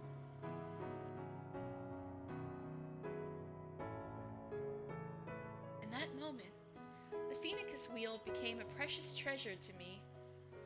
We had only just married days earlier, and yet he had commissioned it for me without even knowing what I looked like. I was filled with a warm, pleasant elation. I agreed with the owner. Jacopo was not a bad man. He merely had difficulty expressing himself. Hurrying back to the carriage, I gave him my deepest thanks. He glanced over me for a moment, then turned back towards the window and muttered, "Yeah." From there, we went to a restaurant for dinner. "You call this a pizza? The crust is an atrocity. It's like I'm chewing on rubber." "How can you wave my country's flags and not serve spaghetti? Do you have any shame at all? This wine is pitifully unbalanced, far too high levels of acidity. Listen to me carefully. The house wine is the face of a restaurant." He complained about every little thing. It was a complete disaster. But curiously enough, I was not at all put off by his behavior. When the sun set, the carriage made its way to a nearby hill. The cool nighttime breeze felt wonderful on my skin, flushed from the alcohol, and the light from the gas lamps had a comforting warmth to it. Though Jacopo had complained about the quality of the wine, once he had intoxicated himself, his mood improved visibly. It made him unexpectedly talkative. Look out at the city. A gloomy town that shuts down at night isn't suited to expansion or growth, but this city isn't like that. You can see people walking beneath the lamps, and you can hear the bustle of them talking. This is a city that still has plenty of room to grow. As they ride the rising wave of the economy, many, many more people will gather here. More people means more money in circulation. More money in circulation means the city grows, companies are founded, and more goods are bought and sold. Will it really change so drastically? It can be difficult to see what's happening from the inside. The majority of people just go about their daily lives, and next thing they know, things are different. No, I'd wager most don't notice the changes at all. Only those with eyes sharp enough to realize what's happening can seize success. I cannot afford to overlook even the most minute change. Do you have a dream of some kind? A dream? I'm not sure if it's easy enough to attain to call a dream. Others might call it greed, or perhaps ambition. Don't laugh now. My intention is to make the world mine. The world? Yes, the world. And to do that, you need neither physical strength nor kindness, but money and influence. People have no choice but to kneel before those forces. Why are you so intent on obtaining power? Because I want to change my country, I imagine. Your country? You are aware that I, like you, am an immigrant, right? I immigrated from an island in the Mediterranean, though not the same island as you. My country is a peculiar place where candor and violence go hand in hand. So he's Sicilian! From the Isle of Sicily. As a whole, the country is on the poor side, and if nobody does anything about that, I am but one of a few of my fellow countrymen who has a set sight on the new world. They are falling far behind other nations. If I find success here, perhaps that will catch their attention. But if it doesn't, then my country is doomed to collapse. You have much love for your homeland. My feelings are a little more complicated than mere love. But that's nothing you need concern yourself with. Well, I'll have to remember not to get myself drunk around a woman again. Forget everything I just said. It's about time we head back to the house. All right. But, What is it? is it all right if I provide you encouragement as you try to attain your dream? I know my presence is more likely to be a hindrance, but I would like to be there to watch as you trek forward. I suppose. Do as you wish. Thank you. You have my support then. Um, d- darling. Ugh. Sent a shiver down my spine, though not an unpleasant one. I'm glad to have you as my partner. Okay, he was only nice when he was drunk. That does not count, girl. I was, without a doubt, happy then. His smile, the things he said, the Fennicus wheel he gave me, they were all undeniably real. And those memories give me the will to wait for the day things go back to the way they were. Girl, they were never good. You just had a good day. They allow me to believe. So this is her definition of kind. How bad it was back at her home. Yeah, for real, right?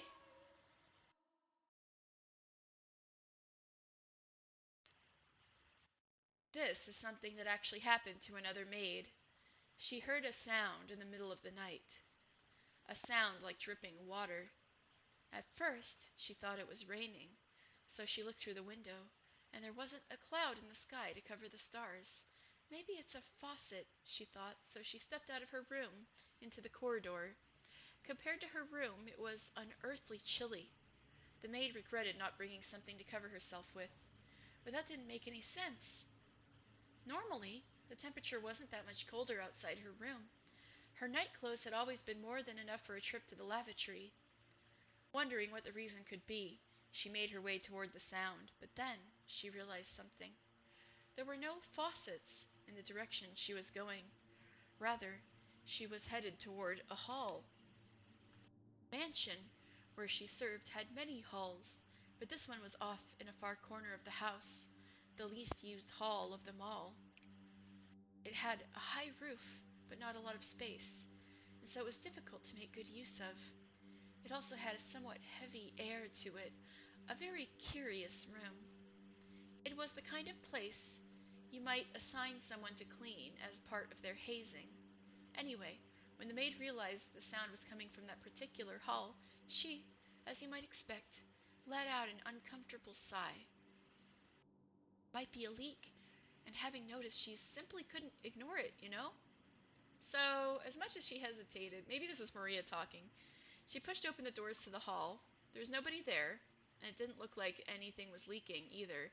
There were no puddles or water stains anywhere to be found, but she could still hear the sound, drip, drip, getting louder and louder.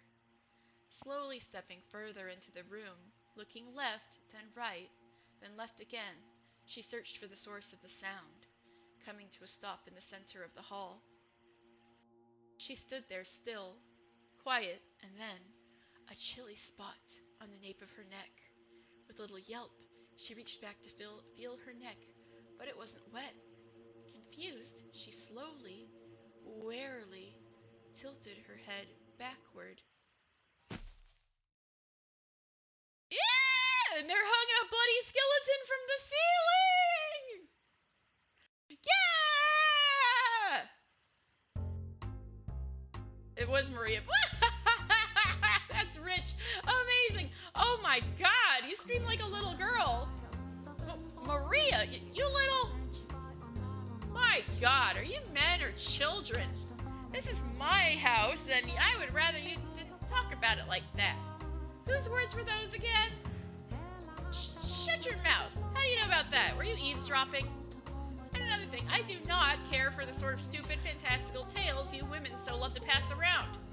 Because they scare you? You've never been able to handle anything scary, Jacopo. Whoa! Don't glare at me like that. You're gonna destroy my sides.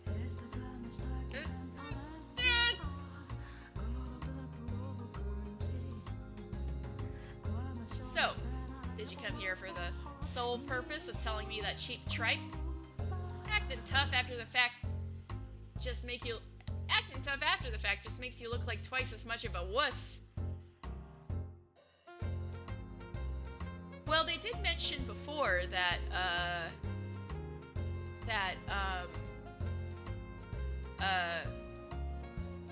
Maria was like the master's favorite, and that's why she could act high and mighty, or something like that.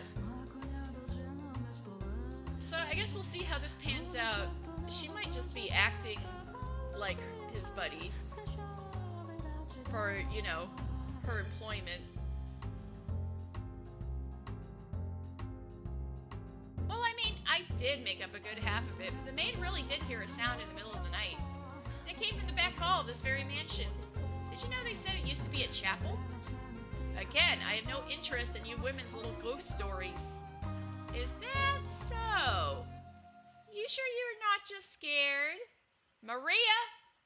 Well, that said, the rumors aren't completely unfounded. This is a pretty old mansion, and it had a lot of work done on it. Kind of feels like it's barely holding itself together. Like a big old quilt with pieces from all different time periods. Yeah, no kidding. That's apt. The back hall is one of the oldest patches. There's a huge window on the far end. Supposedly there used to be stained glass in it with an angel. It was a depiction of an archangel, they say. Such a shame. I wonder when it was broken. If it were still there, I bet it'd be worth a fortune. Oh, but it was the beast who broke it, right? Then that means whatever Giselle happened, that was before the beast. I find that hard to believe. First of all, why would anyone put a chapel inside a mansion? You've got a point, I guess.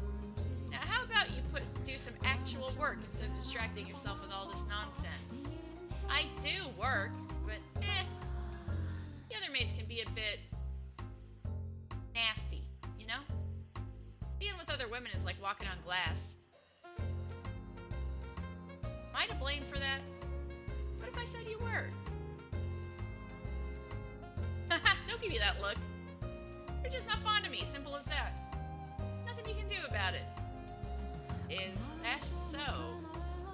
Oh yeah, I was talking to the madam, and she was telling me you used to be quite the gentleman. Were you perhaps actually in love back then? You sure don't act like it, so it's easy to miss, but you're not made entirely, but I guess you're not made entirely out of steel. Just like when you were younger, you're still... Do not speak of that. The past is not worth remembering. It's unnecessary. So to you, the past exists just to be cast aside. They delayed fixing my internet connection till tomorrow. Crap, still stuck at the crappy phone for the rest of the day. I'm sorry to hear that. Well, I hope your mobile connection is nice and stable. No jinxing whatsoever. Promises. Well, I hope it gets fixed soon. And you don't have to worry about this your poor autocorrect any longer. Nah, it's not important. You don't want me to talk about it, so I won't talk about it. But your wife... Never mind. I'll leave you be. I have to get back to work soon, or I'll be staring down the head maid's Arctic smile. Alright. The maid's Arctic smile. If the fancy strikes me, I'll drop by and we can trade more ghost stories. Maria. What? No ghost stories? No, not that. I have not forgotten those days. But no,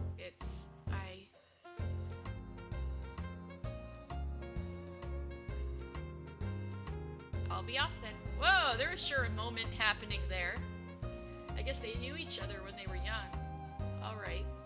If the fancy strikes you. we could trade something other than ghost stories. What'd I tell you? I'll consider it. Goodbye. Yes, sir? What's going on? God damn it. Can't escape anything. Hello?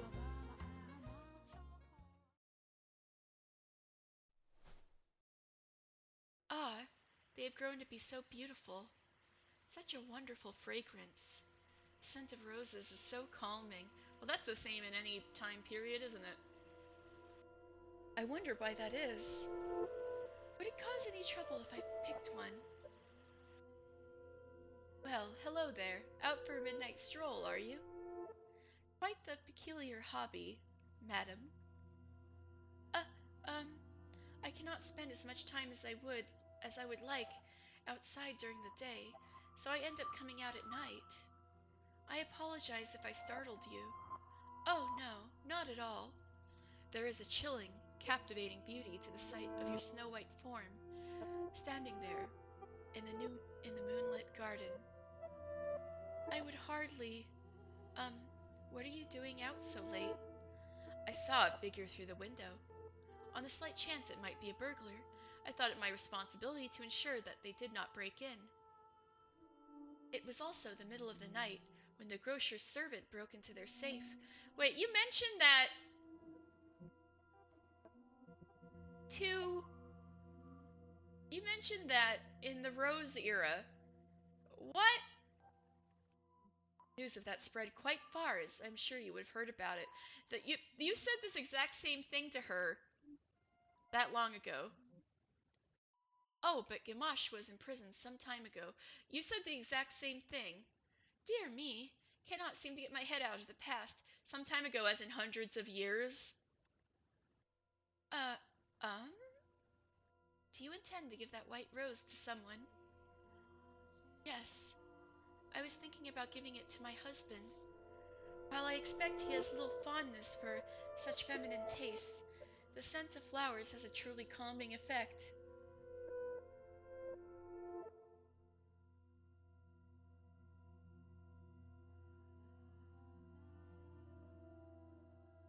This must have been Rose Manor before. Yeah.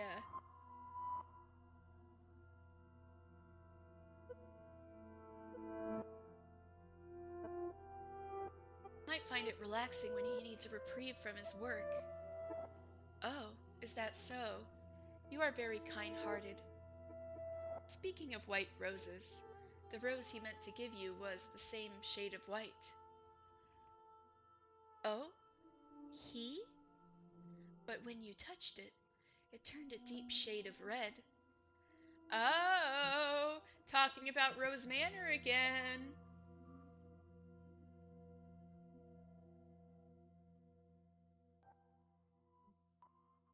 Yeah, this must be the Rose Garden, the same one, but it's like there's nothing. There was but a single white rose in the garden, so he was unable to give it to you as he had wished. In its place, he had a decorative rose fashioned for you. Uh, um, what exactly are you referring to? Oh dear, do you not remember? Then I am to assume you have forgotten what happened to the rose accessory as well.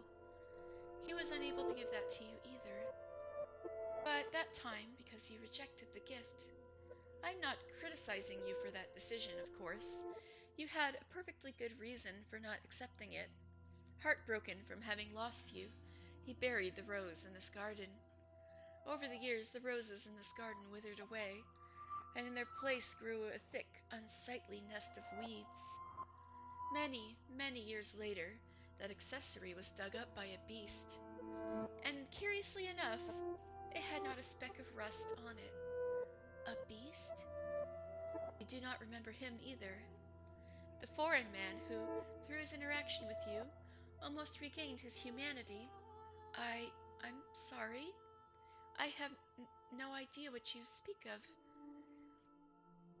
The only gift I have ever received from a man is my Phoenicus wheel. And furthermore, I have only lived in this mansion for a year. While the garden was not as thriving as it is now, it was certainly not in ruins when I arrived. 'Cause I had been taking care of it, yes. But, for whatever reason, by my hands alone I was unable to make it into anything quite as splendid as it is now. Once you arrived and began to work on it, however, just look around, you have restored it to its former glory, to the magnificence of the flaxen-haired family's time. Yeah, I would be creeped out too. And apparently people are creeped out by her in general. It would be creepy. I promise. I am not trying to fault you for anything. Now that I think about it, it makes sense you would not remember. Though you are still you. You are different from than before. Different. Though not in the sense you are a wholly distinct person. Tell me, is your name again? My name is... Yes, but you should already know that. Again? More proof that you are indeed you. Did you know that your current name is pronounced the same as the name of the person you are waiting for? What are you talking about? I have met you many times, and I know of your past, of events that transpired long, long ago. Uh, um, I, I'm telling you the truth. I first came to this mansion just a year ago. Until then, I had never left my country, or even set foot out of my own house. We did not have any servants either. So where, then, are you saying we met? This mansion, of course. But I'm telling the truth. It was a year ago, shortly after my parents fell ill and received an offer for my marriage. I knew something had to be done. I knew it, and I'm telling the truth. Poor girl. Oh, BT Pending. Thank you very much for following. I appreciate it. Oh, I just realized the little ding didn't happen. I'll have to make sure Trigger Fire is working. Should check that I'm logged in every day.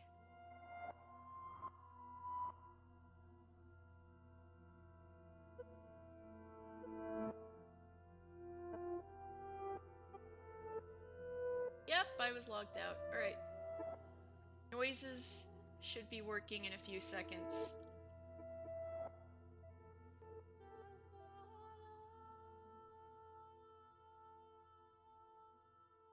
Alright. Oh! Thank you so much, BT Pending. That's so sweet of you. Well, model, it's really just like a needle felting, a photograph of a needle felt that I did and then edited. But thank you. I guess that is the best way to put it, huh? Model. Thank you, thank you. I'm telling the truth. If that is what you remember, then I do not doubt you. But I also suspect I know why you seem so flustered. Are there no moments when your memories seem hazy? When it seems like important details have fallen through the cracks?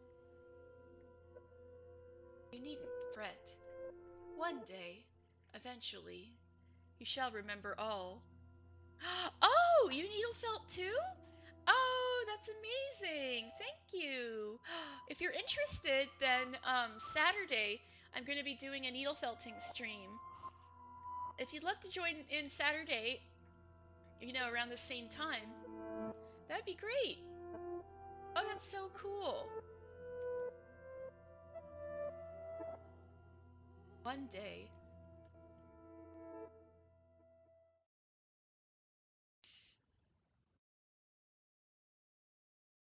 What the hell is this? A white rose. Did she leave this here? A flower? What does she think she's doing? She trying to aggravate me? That garden. That damn rose garden is the whole problem. Flowers serve no purpose but to deceive. Deceive? That garden is a sign of weakness. Jacopo, man, you're really that toxic masculinity that you're gonna rip out your wife's rose garden just for existing? Oh, thank you so much. I'm looking forward to it. It has no place in this house. Bro, come on.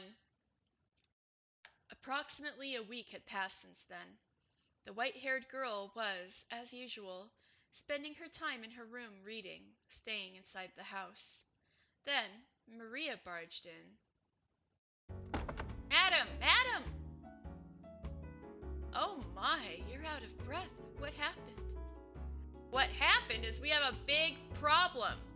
The garden, the rose garden. The garden? All the roses you put so much love and care are growing are being chopped down. We'll lose them all if we don't hurry. Upon hearing the news, the white-haired girl dashed from her room and toward the garden, with Maria following close behind. She arrived. She saw a dozen or so sweaty, rugged men at work, Jacopo shouting orders. The men, clearly, had no concept of how much a single flower was worth, no concern whatsoever for their beauty. For they mercilessly, thoughtlessly hacked away at the shrubs like they were naught but weeds. Each flower they tore from the earth extinguished another one of the many lives the white-haired girl had put so much time and effort into tending for. Jacopo, what are you... Oh, hello, Maria. I didn't expect you would come with her. Why would you do? Why? Why, it goes without saying, this house has no need of a garden. Damn flowers have no place here. Might as well do something worthwhile with the soil. A miniature railroad would be a better use of the space, and certainly a great deal easier on the eyes. I could even get my hands on some genuine wheels. The same wheels being used on the revolutionary Transcontinental Railroad. 10 or 20 years down the line, they'll be worth a fortune. Jacopo, you know how much this garden meant to me, don't you? Ooh, she finally looks angry. Look at her. Did it honestly have no place here? Flowers have a calming effect on people. They give you peace. They are not, by any means, worthless. So you're saying that white rose was your passive-aggressive way to telling me to calm down? Not at all. I just simply thought you... At the end of the day, you're just using them for your own purposes, to trick and deceive. To you, this rose garden was nothing but... Jacopo! You've gone too far. This isn't right. Gone too far? This is my mansion. What I do with my property is my business. Put that rose arch out of the picture. We'll have a much better view. There won't be anything blocking the sun any longer. Aren't you supposed to be sensitive to sunlight?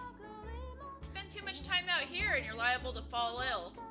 Get back inside now. You too, Maria. The poor thing, though she did not say a word, was surely thinking, "Are you truly that determined to rob me of my sanctuary?" The words twirled around in her head, unable to make the final journey to her lips. She stood there, looking down at her own feet as her husband marched off, and listened to the screams of the roses being reaped. After being torn down by Jacopo, the garden reverted to a state of ruined desolation. A shame, after all the work that had went into restoring it to the beauty it had under the flaxen-haired family. And as Jacopo had said, in its place went scraps of metal, train wheels, prototype models, carbon rods. These items may have had value for him, but I certainly do not think it was worth robbing his wife of a place that made her feel comfortable, just so that he could store them there. Besides, I was rather fond of the rose garden myself. The roses seemed to evoke a sense of nostalgia in me. I felt as though, somewhere far beyond the edge of my memories, I had seen another garden of roses, modest though it may have been. But I cannot remember when it was. Does that come as a surprise to you? I am quite sure there are periods of the mansion's history of which I am not aware. But in any case, Jacopo had caused many people great pain in order to repurpose that garden for himself, and he continued to walk all over his wife. Whenever she tried to do something kind for him, he would brush her off, saying, "That's not your place." He paid no mind whatsoever to the looks of dejection that rose to her face each time he rejected her. I was beginning to wonder if anything she had said about the man he had been a year earlier was actually true. And if it was true, could a person really go through such a drastic change of heart in such a short time? I really don't think he was that much different. What do you think, Master? No, I've spoken enough about me already. I seem to be talking a lot about myself this time, but that is hardly appropriate behavior for a maid. Now, let us return to our tale. That evening, the white-haired girl sat in her room, staring sorrowfully at her Finnegas wheel. A small mirror before her, she tried spinning the paper disc. But it was just not the same as before. Her husband was not there at her side, and even more critically, there was not a smile on her face. And then she heard a faint knock on her door. Who is it? It's me, madam. It's me. May I come in? Oh, Maria. Of course, come in. What are you doing here at this time of night? I was just wondering how you were doing. Should I have left you alone? Oh, it's no trouble at all. I am always glad to have you. Making me blush, madam. I got the feeling you were a little down in the dumps. So I'm not here because I need to be. I just kind of ended up here, I guess. Yeah. Sorry, I'm not making any sense. I can be a bit of a busybody, you know? Trouble with the boundaries, I guess. Never been able to fix that. No, I don't consider you intrusive at all. I cannot count how many times your bright smile and cheerful energy shone a light on me when things were dark. If I didn't have you, I would have given up already.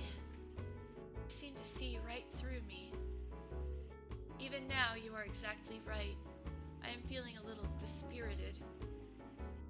That garden was an even bigger life raft than I thought. Perhaps I am being overly dramatic, but the roses were almost like children to me. I get it. I do. You put your heart and soul into tending that garden. It was obvious how much you loved them. Of course it's going to hurt watching a bunch of men stomp all over your flowers when you cared for them like your own children. Now, I know I said this once already, but you don't need to force yourself to put up with him, really. You don't have to bend to his will just because you're a woman. You can survive without him. Anytime you want to walk away, that's your choice. I mean, I'd sure be lonely if you left, madam, but your happiness is more important than any of that. So, you know? Thank you, Maria. I do truly appreciate it. But I would still like to wait for the day I can see his warm smile once more. If you say so. Well, in that case, I guess I'll just have to be there to back you up. It'll be alright. You leave everything to this holy virgin. I'll have a stupid grin on my face no matter how down you're feeling.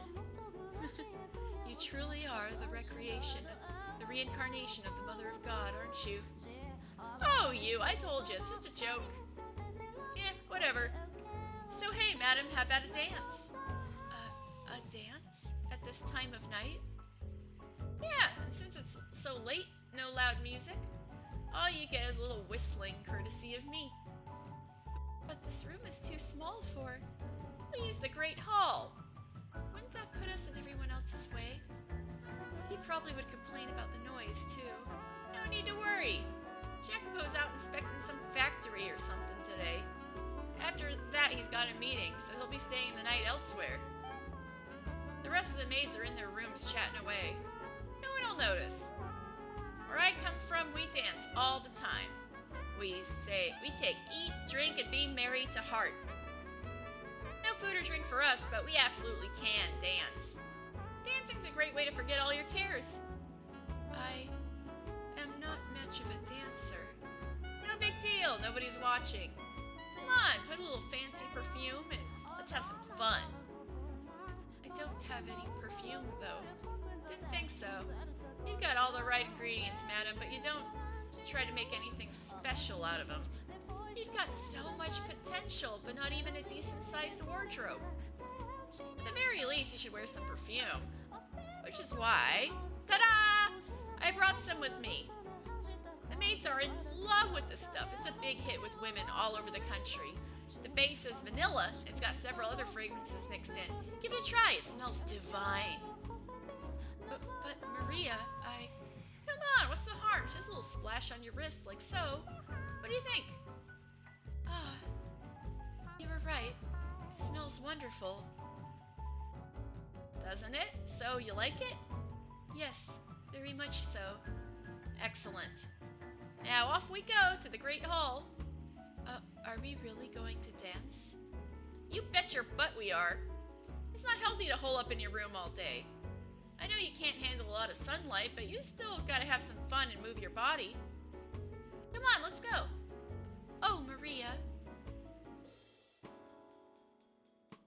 Though she looked outwardly uncertain as Maria led her forward, hand around her wrist, the white-haired girl seemed to be enjoying herself on the inside. Having spent her life without a single friend, she never dreamed the day would come when she would find herself being dragged through the empty halls of a dark mansion by another woman. Maria's presence seemed to shine a light upon the quiet corridor. It would have been a very lonely trek without her. Maria spun around, gave an impish smirk, and raised her pointer finger to her lips with a soft shh. The sight of it caused the white-haired girl to chuckle quietly.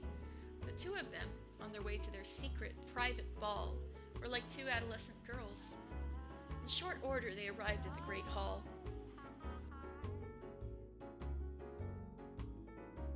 My heart was pounding all the way here. What's there to be nervous about? It's not like you're breaking any rules. Only kids get up in trouble for staying up late. Once you've grown up, you're responsible for yourself. I will say, though, that it seems rather odd for two women to dance together. Oh? You're having a good time. What does it matter what's between your legs? Where I come from, there are dances where families lock arms in a big ring and go around in circles. So who says two girls can't have some fun together? I imagine you had many good moments with your family. Well, I don't have a family anymore. What? Alright, so I'll show you how it's done. Watch carefully, because you're up next.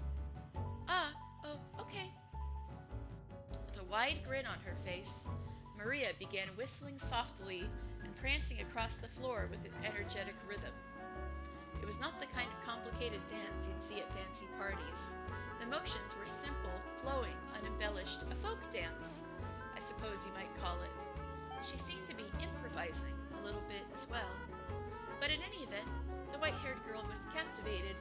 Despite it being a sequence of steps anyone could replicate, Maria breathed life into the dance. She was neither as lithe as an acrobat, nor as light as on her feet as a professional dancer. She was her own, lively, beautiful self. Maria twirled in place, the skirt of her maid uniform billowing gently up around her. With a smile, she extended her hand towards the white-haired girl. She hesitated for a moment, but as if being pulled forward by some invisible force, she took Maria's hand. Hand in hand, Maria ushered the white-haired girl into her dance.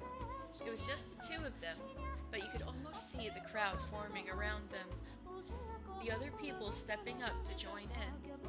That's it, madam. Doing great. Now lift your leg up, good, and spin like so. This is not easy, Maria. I'm having trouble following along. You can do it. Looking so good so far. You're a natural, madam. Oh, Maria, I won't fall for your flattery. I mean it. The whispers of the two girls, their muffled laughs, step, hop, step, step. The rustling of fabric, many different soft sounds, layered atop one another, creating a little bubble of happiness.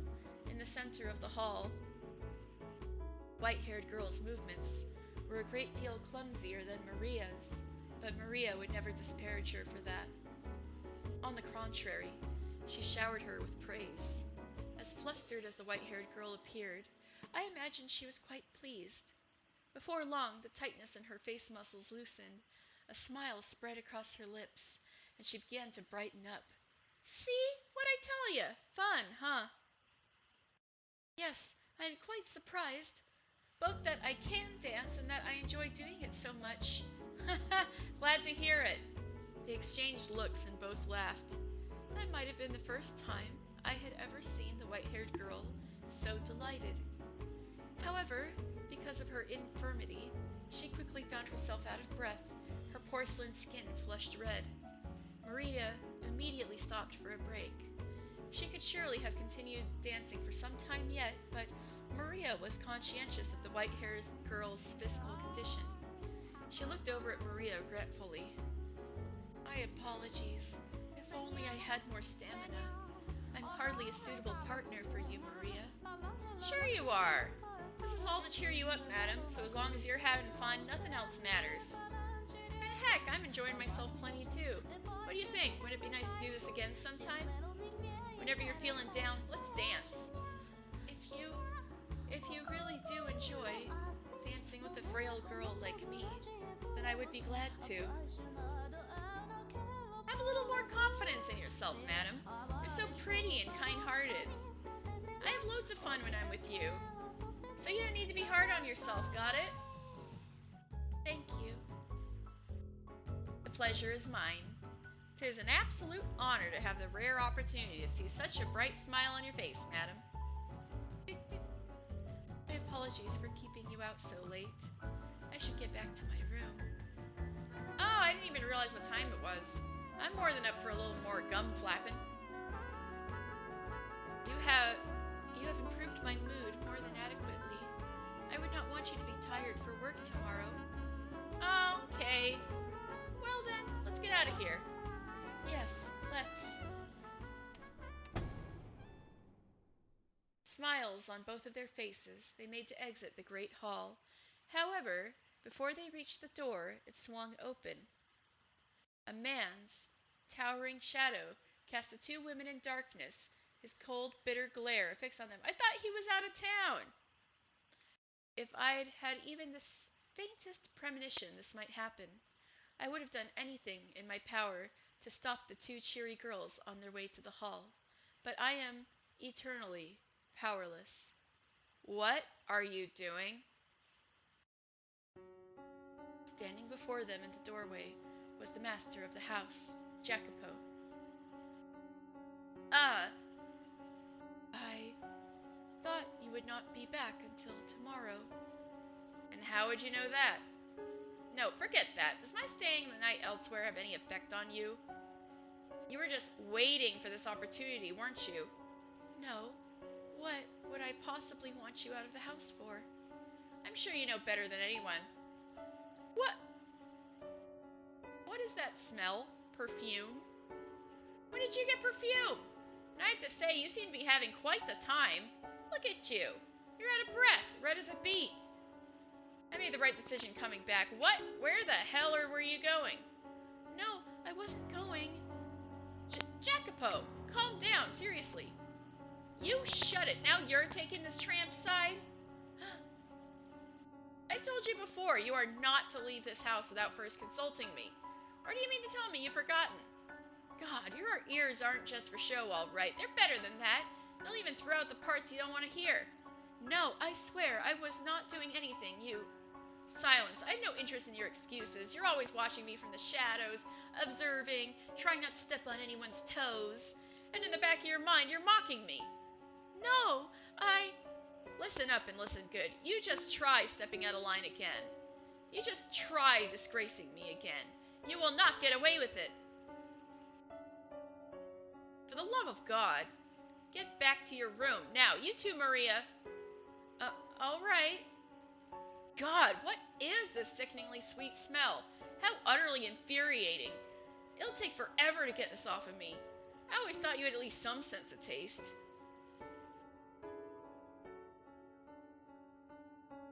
Why did he have to disparage her so? What did she do wrong? What did she do to deserve that?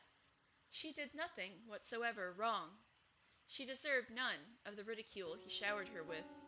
However, she was not a strong-willed woman. She did not have the courage to retort to the man yelling at her, and neither did Maria, it seemed. Without another word, they both scrambled out of the great hall, away from Jacopo. The white-haired girl was a painfully miserable sight to behold. The cheer had drained from her spirit, and the rosy hue from her now pale cheeks. She was hunched forward slightly, looking like a small, scared animal.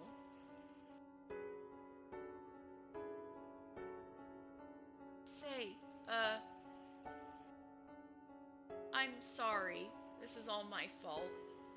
If I hadn't asked you to dance, and me bringing the perfume only made things worse. Oh, you need not feel bad about anything, Maria. Everything you did was with my best interests at heart. So, don't worry. I will be fine.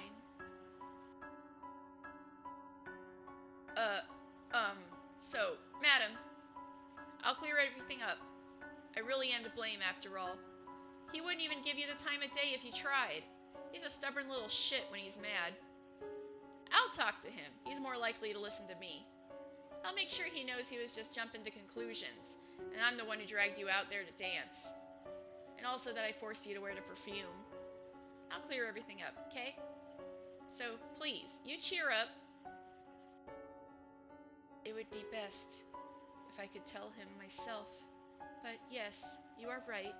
He would likely not listen to me. He rarely ever listens to me. I should be ashamed. I cannot even hold a simple conversation with my own husband. That's his fault entirely. These things happen, you know? It's not easy being married in a lot of ways. Yes, you're right. I apologize for having you do something so unpleasant, but I would appreciate that. Oh, no problem. I'm happy to. No need to apologize. I've got this. I'll dunk his head in cold water until he's not blowing steam from his ears anymore. I'll cool him down, promise. And you never know, maybe he'll be open to listening. You could be back to the way you were a year ago in no time. Don't you worry, I'll take care of it, madam. Be positive. You look so much better with a smile on your face. All right. Thank you.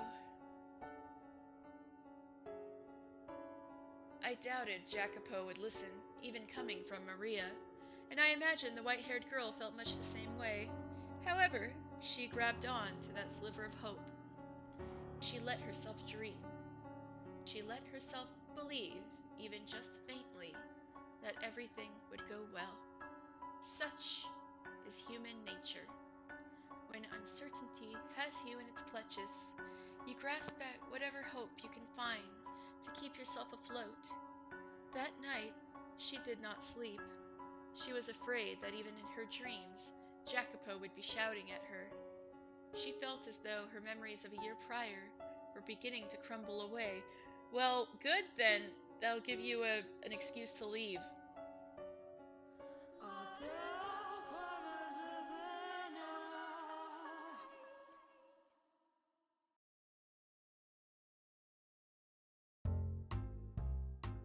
The next morning, Jacopo stood alone in the den by the billiards table. He appeared to be rather agitated. His face was twisted into a frown, his pointer finger tapping restlessly against the hard surface of the table. Evidently, no longer able to stay in one place, he paced a circle around the table, then swiped up a rack and a cue, setting up a game of 9-ball. I am not intimately familiar by the ways which men entertain themselves, but in truth, I was bewitched by the sight of him leaning over the table. It almost seemed as though a steel rod ran from his shoulder to the tip of his outstretched finger, upon which the cue was secured by another finger looped over it.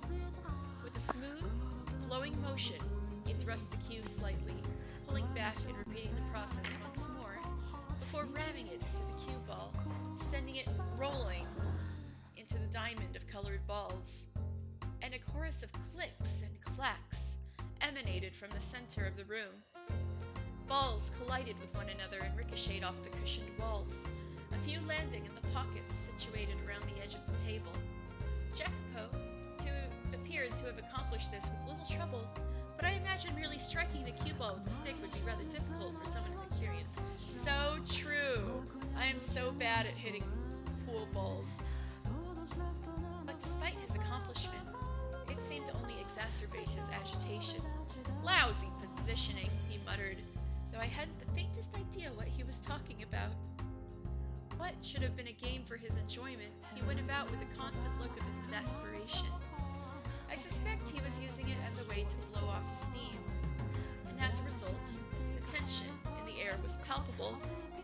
I felt it would be improper to intrude upon him, even considering my distaste for the man. There was an undeniable beauty in every motion he made, every perfectly audible clack of billiards balls bouncing off one another. It was an enchanting sight. He's a pro. Yeah. But then, someone, without the slightest regard or appreciation for beauty, came marching in with a hammer to shatter it like glass. Gotta say, that was pretty impressive. A man leaned against the frame of the open door. It was neither a resident nor a worker of the mansion. The man's face was covered in scraggly stubble, his body draped in crime-caked garments.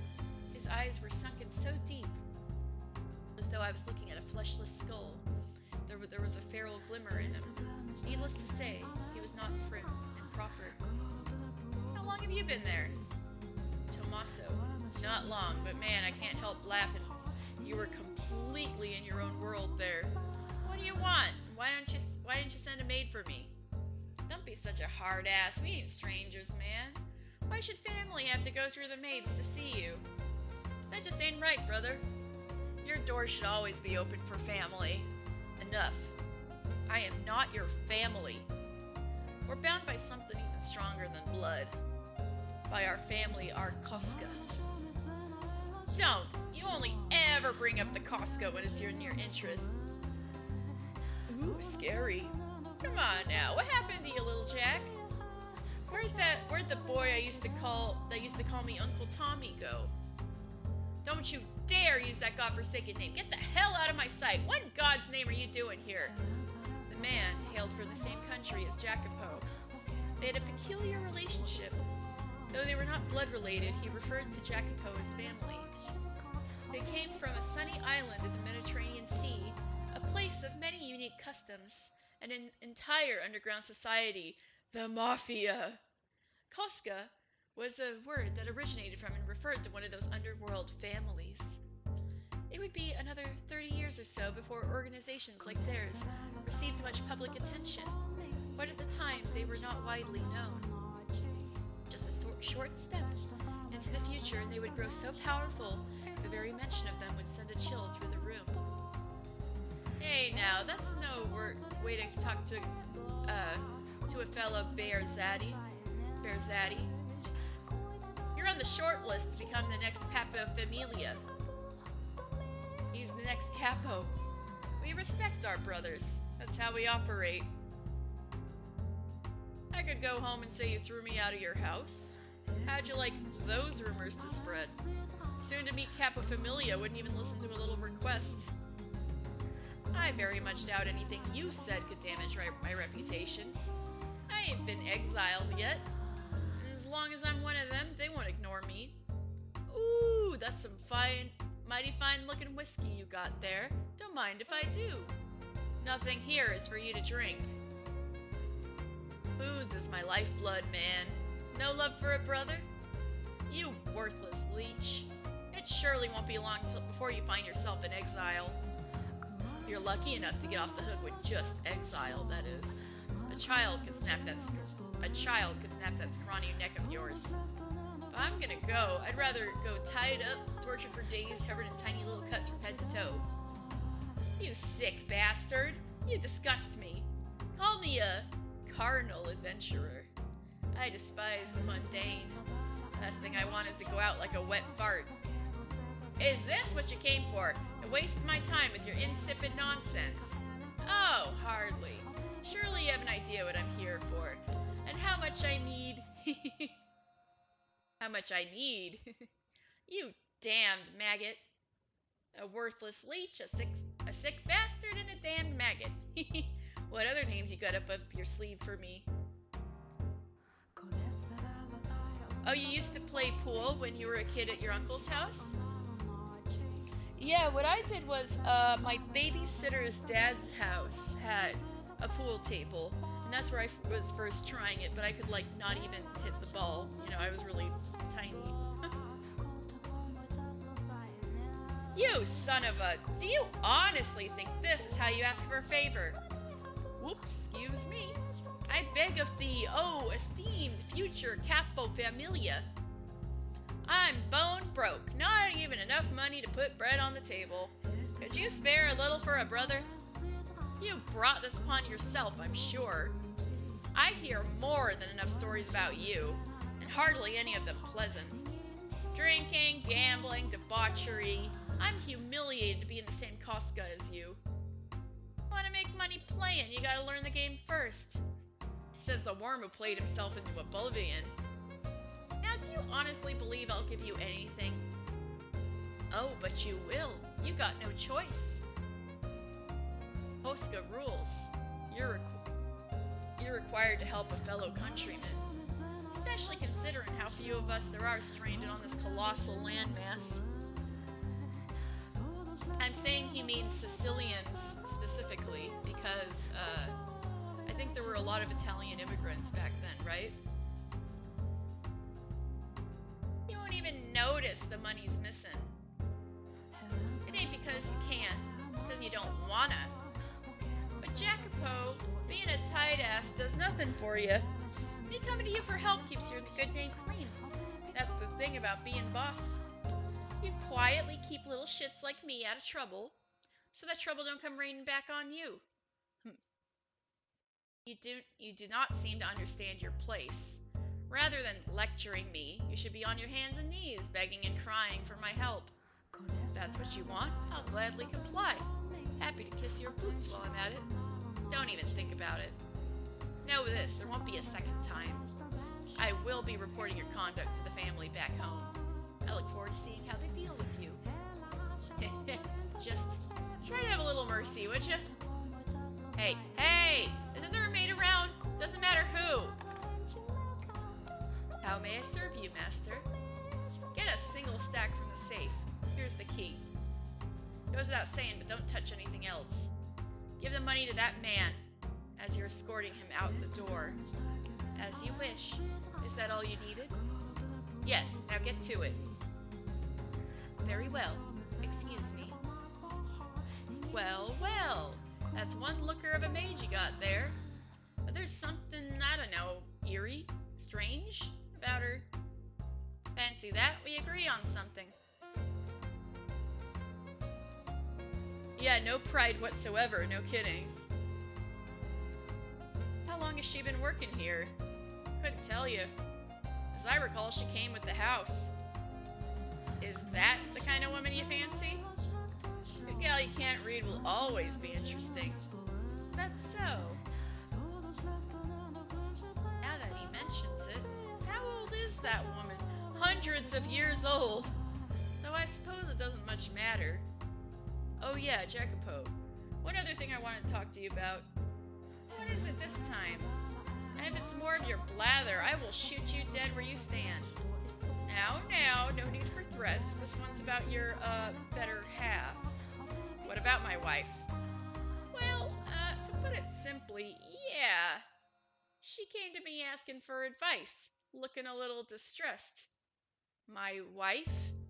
asked you for advice? Yep. From the sounds of it, you're pretty rough on the little lady. That just ain't right, man. You managed to snag yourself a broad that pretty, you ought to treat her at least a little better, you hear? She looks good with a smile. You gotta make her show it to you every once in a while. Why would she come to you about that? Don't ask me. Maybe she ain't got no one else to talk to. And you know, for whatever it's worth, I am part of the same Koska. Guessing she thought I'd get through to you easier? Really, you just have to put a little more thought into how you act around her, and she'll be smiling for you like always. Oh yeah, I've got just the thing. Women love this stuff. I'm sure she'll be thrilled. What's that? Perfume. Haven't you heard? Everyone's talking about it. I'm a big fan of this stuff too. Smells great. Pretty girl smiles at you wearing some of this. Any man be in love in an instant. You've never given her nothing fashionable before, have you? May look just like scented water, but you can't let that fool you. Go on, give it to her.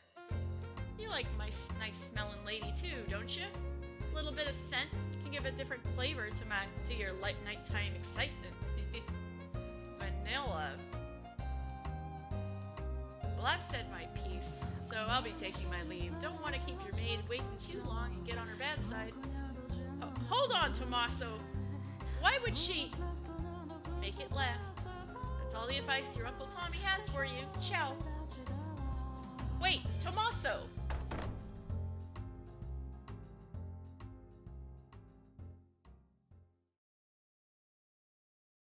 Could go after him.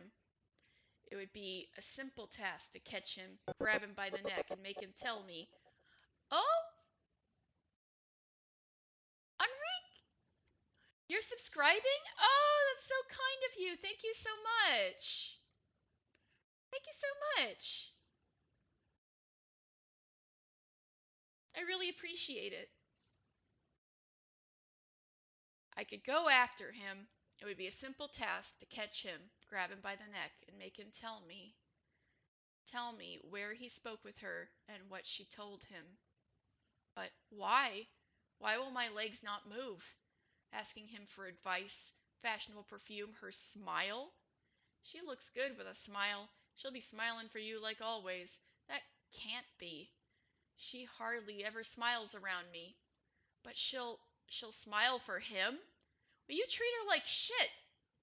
Last night, when she was short of breath, having such a grand time wearing that perfume, getting ready to leave the house. Just who was that smile for? God damn it! Don't you Don't you think I'll let you run free any longer? Jacopo, no! Oh, well, sorry about that. I don't know why it's supposed to be 6 ads. It's supposed to just be 90 seconds per break. But hey, now you got no ads. Yay!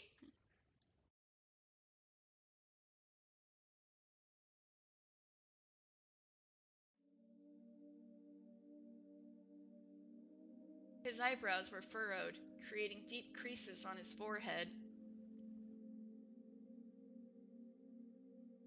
You got 3. I guess that would count. That would make sense if they were 30 seconds each. Immediately after? What is going on with my ads? What? No. I'm gonna have to whack my ads manager. Anyway. His eyebrows were furrowed, creating deep creases on his forehead. Several servants stood off to the side, watching their master attentively as he stomped past them down the corridor. However, no one said a word to him. Had I not been preoccupied attending to his countrymen, I likely could have prevented it. The look on his face would have made it obvious something bad was about to happen. Something that would serve only to further her misfortune. She was already in a less than ideal situation.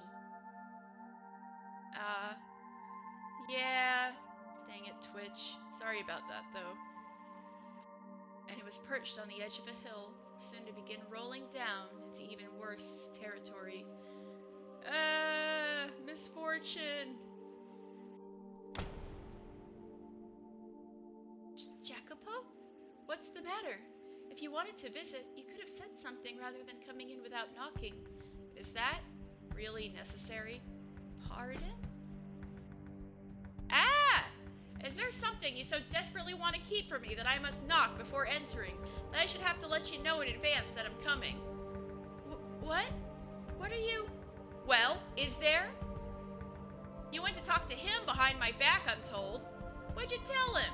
You moaned to him about my behavior? Oh no. That hurts.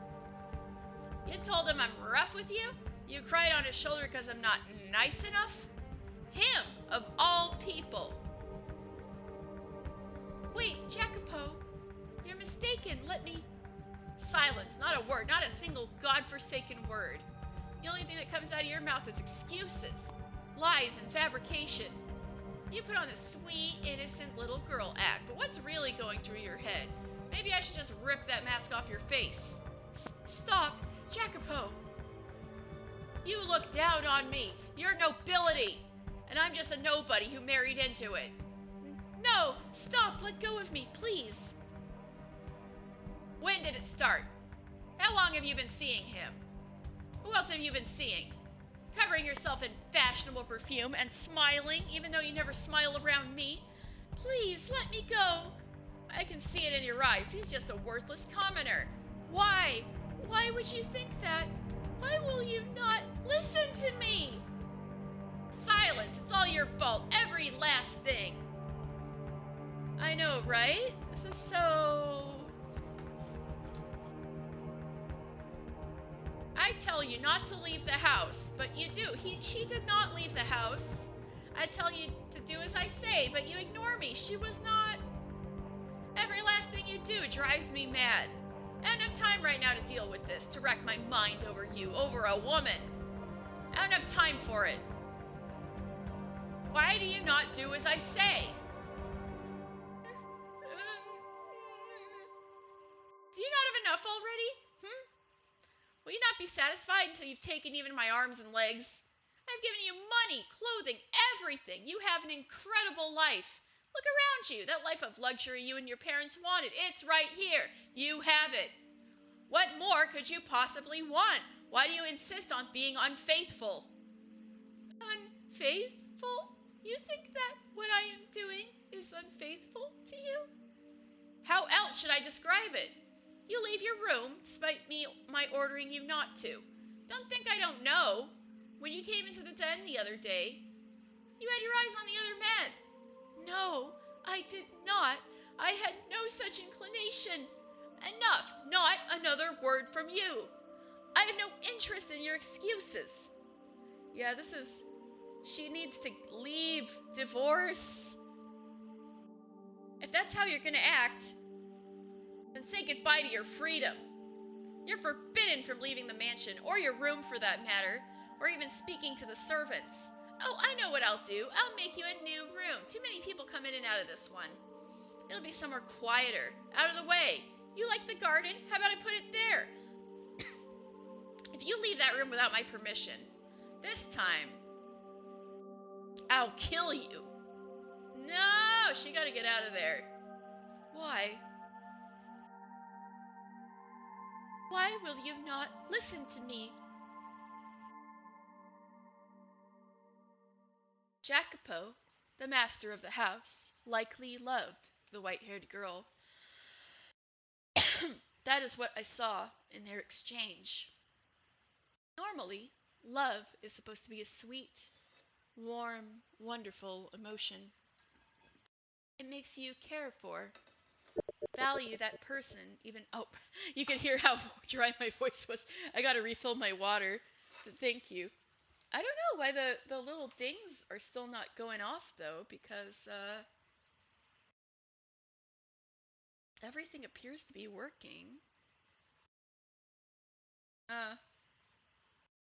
Streamlabs has been haunted lately. Alright, I'm gonna go refill my drink.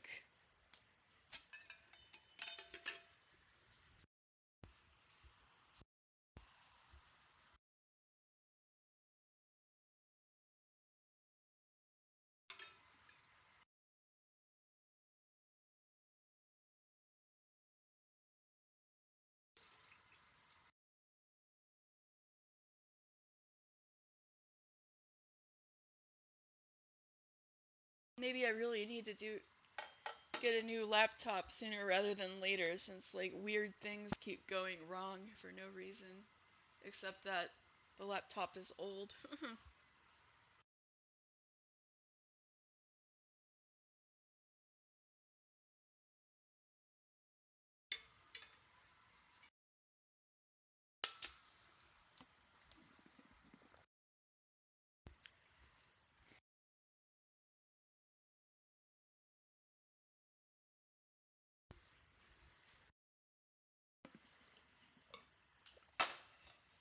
Ah, config thing, maybe.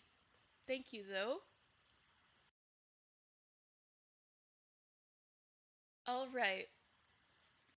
It makes you care for, value that person even more than yourself. But it was the exact opposite for him. I never knew that love could be such a painful thing. How did his love end up so twisted? What did he expect to happen by confining and abusing the woman he loved? Perhaps he was conscious of that. To be human is to sometimes find oneself driven by uncontrollable internal impulses. A few days later, Jacopo dragged the white-haired girl from her chamber and led her outside. The garden she had once loved was now a thing of the past. It had become a dreary space. Nary a rose in sight, and being taken there did nothing to improve her mood, only saddened her further.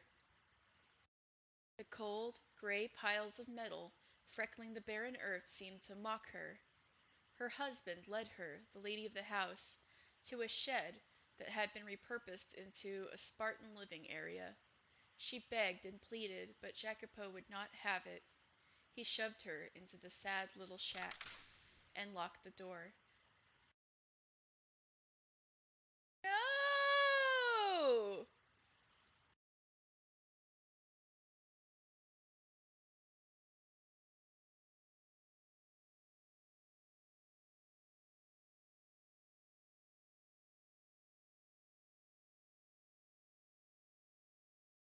There's a spinning wheel there? How? How did things end up this way? Why? All I wanted was to go back to the way things used to be.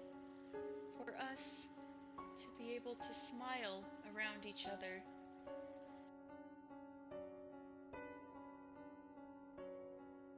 It had been several days since Jacopo had locked her in the shed, and her day-to-day life was only growing more arduous. She was under constant surveillance. The door was only unlocked to deliver her meals 3 times a day. I think that's called solitary confinement. And despite what an unfortunate situation their employer's wife found herself in, the maids chattered and gossiped and giggled freely. What bitches? For real? Not even in the shadows, out of her presence, the tactless young maidservants whispered directly to the white-haired girl when they brought her meals. What bitches? Look at you, madam, caged away like cattle. Caged away like cattle. I could almost hear the sounds of cracks forming in her heart. I imagined she had gotten to the point where she was having difficulty merely holding herself together. She had done nothing wrong, and yet she was forced to live this life of insults and mockery, of ridicule. The only reason her tenuously held together spirit did not completely shatter was because she still had her one and only ally. The maid, Maria, volunteered to attend the white-haired girl. Maria took over the duty of delivering her 3 meals, meaning the other maids stopped coming by. Thank goodness! And that relieved the white-haired girl's mental and emotional stress considerably. Maria became her sole conversation partner, her sole companion. She did not leave as soon as meals were finished, instead remaining in the shed with the white-haired girl for some time.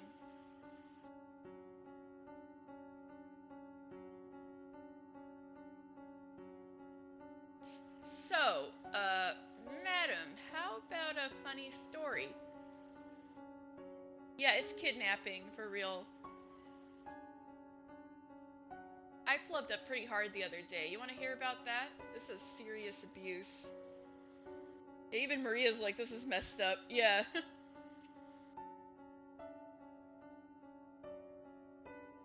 Want to hear about that? So, a couple of days back, I didn't get enough sleep the previous night, right? I'm helping out in the kitchen, half awake, plating up some food. When I go to bring it out to the guest, my heart about leaps out of my mouth. Guess why? What I thought was a plate was actually an ashtray. Man, I was sweating like a pig. The guest didn't seem to notice, but the other maids were pale as ghosts the entire time. Just about everyone had themselves a case of the vapors. I got quite the tongue lashing at cleanup. Pretty funny, huh? Oh, did you? Sounds like it was a pretty bad day. Yeah. Hey, madam? I know there's not much point in telling you to cheer up right now, but I'm sure he won't keep you locked up forever. He's just a bit crabby for now. He'll be alright.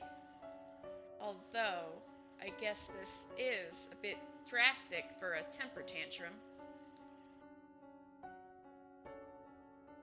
I'm sorry, madam. If only I'd pushed him a bit harder. If only I had a little more influence, he might not be in this situation. I thought I could be of some help, but I guess I'm not doing a great job of that. Of course not, Maria. You absolutely are. Just your being here takes a great weight off my shoulders. Still, though, I feel so worthless.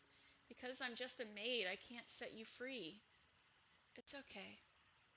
I'm used to being imprisoned. What? What do you mean you're used to it? He never locked your door before. Ah, you're right. I am not sure why, but I feel as though I've been in a similar predicament before, lacking freedom and contact with others for a long stretch of time. I'm sure it's simply the exhaustion getting to you, madam. No one should ever be used to living like this. Yes, I agree. And I pray things go back to the way they were soon. Has getting mad at him never crossed your mind? Getting mad? Yeah, when he yells, you yell back. Let him know he's in the wrong. Never considered doing that?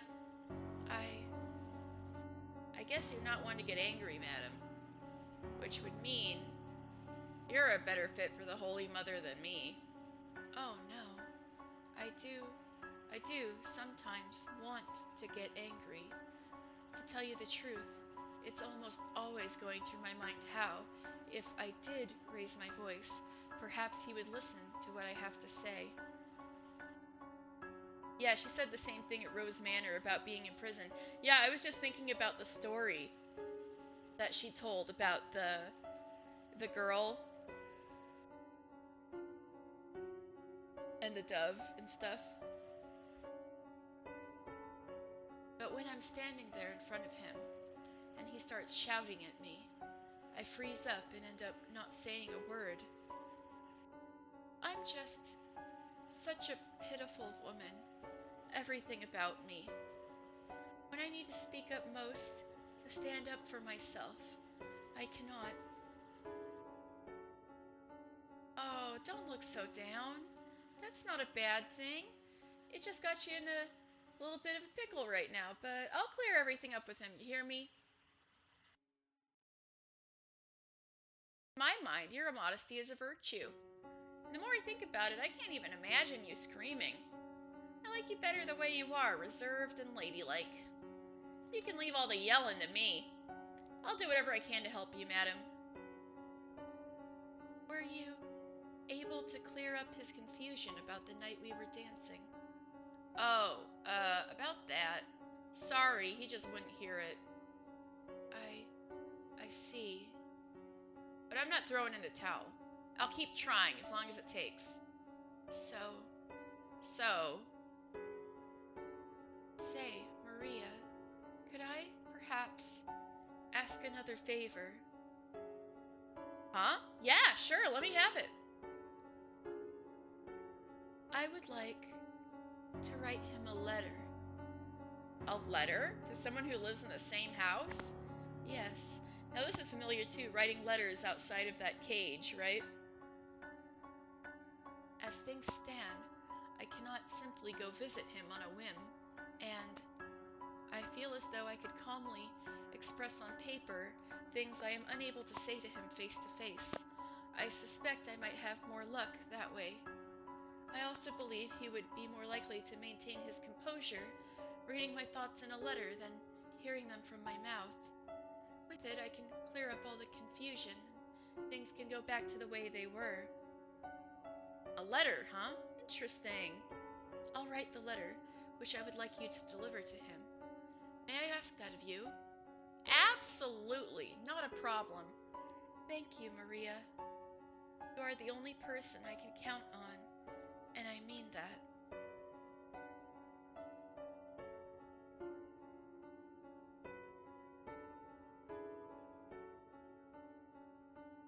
Why?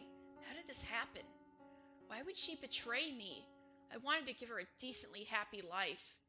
I didn't want to get violent with her. Yet when I saw her face, when I heard what she had to say, I couldn't restrain myself. I guess what it comes down to is that no matter how you dress it up, I'm still a Berzati.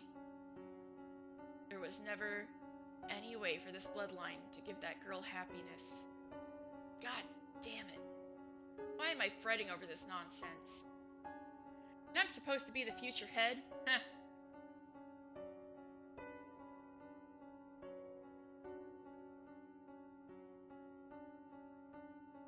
Illusion. But they're dancing. They really are.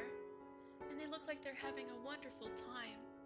Are you sure it's an illusion and not something else? To me, it does not seem to be. I cannot see it as anything but two tiny people dancing. That's how it works. Reach out your hand and try to grab them. You won't be able to. Ah, you're right. That's a shame. I didn't think you actually would. But it's the most precious thing. They look as though they're dancing atop my palm. It's almost frightening how much innocence rests within those hands. It's as if they've been completely cut off from all the world's filth. My hands, however, are soaked in blood. I fear that bringing her into my world may taint her. Am I capable of protecting this woman's purity?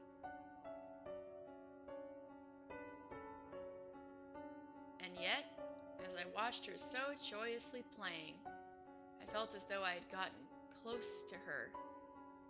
I was the one being a child that day. So they both felt the same thing back then. Jacopo, it's me, Maria. Is it alright if I come in? Maria. It's fine. Come in. Alrighty.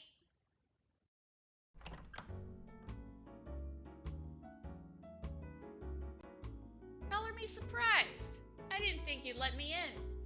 Have I ever denied you access to my room? Nope, but you've been looking pretty glum lately. I've never exactly been a cheery man. Haha, true enough. I know you told me before not to talk about your wife, but I'm gonna stick my nose where it doesn't belong today. There's been a lot of chatter among the maids lately about you getting rough with her. I mean, you've got the poor thing locked up in a shed outside. You're not leaving the best impression on anyone. Hear the box in my ears? I don't know, 50-50? The other half is, I'm concerned about you. I know you're not the kind of man to threaten someone without a good reason. You're not. I thought you were friends with her. I am, and it hurts seeing her in so much pain. Then why has that not changed the way you act around me? I would think you'd be squirming me with the rest of the maids. Oh, I see how it is. You don't trust me. And we've known each other for so long. This isn't a question of whose side I'm on. You're in pain too. I can see that. You've always bottled things up, kept them hidden. You're too proud to rely on others. But you should probably vent to someone before it reaches the point where you no longer can. Say, Jacopo, do you remember the promise we made a while back? How far back? Back when you were still shorter than me. You were 14 and I was 12. I had to leave town and you came to see me off. Quite frankly, I didn't think you'd come. I was surprised, even if I didn't show it.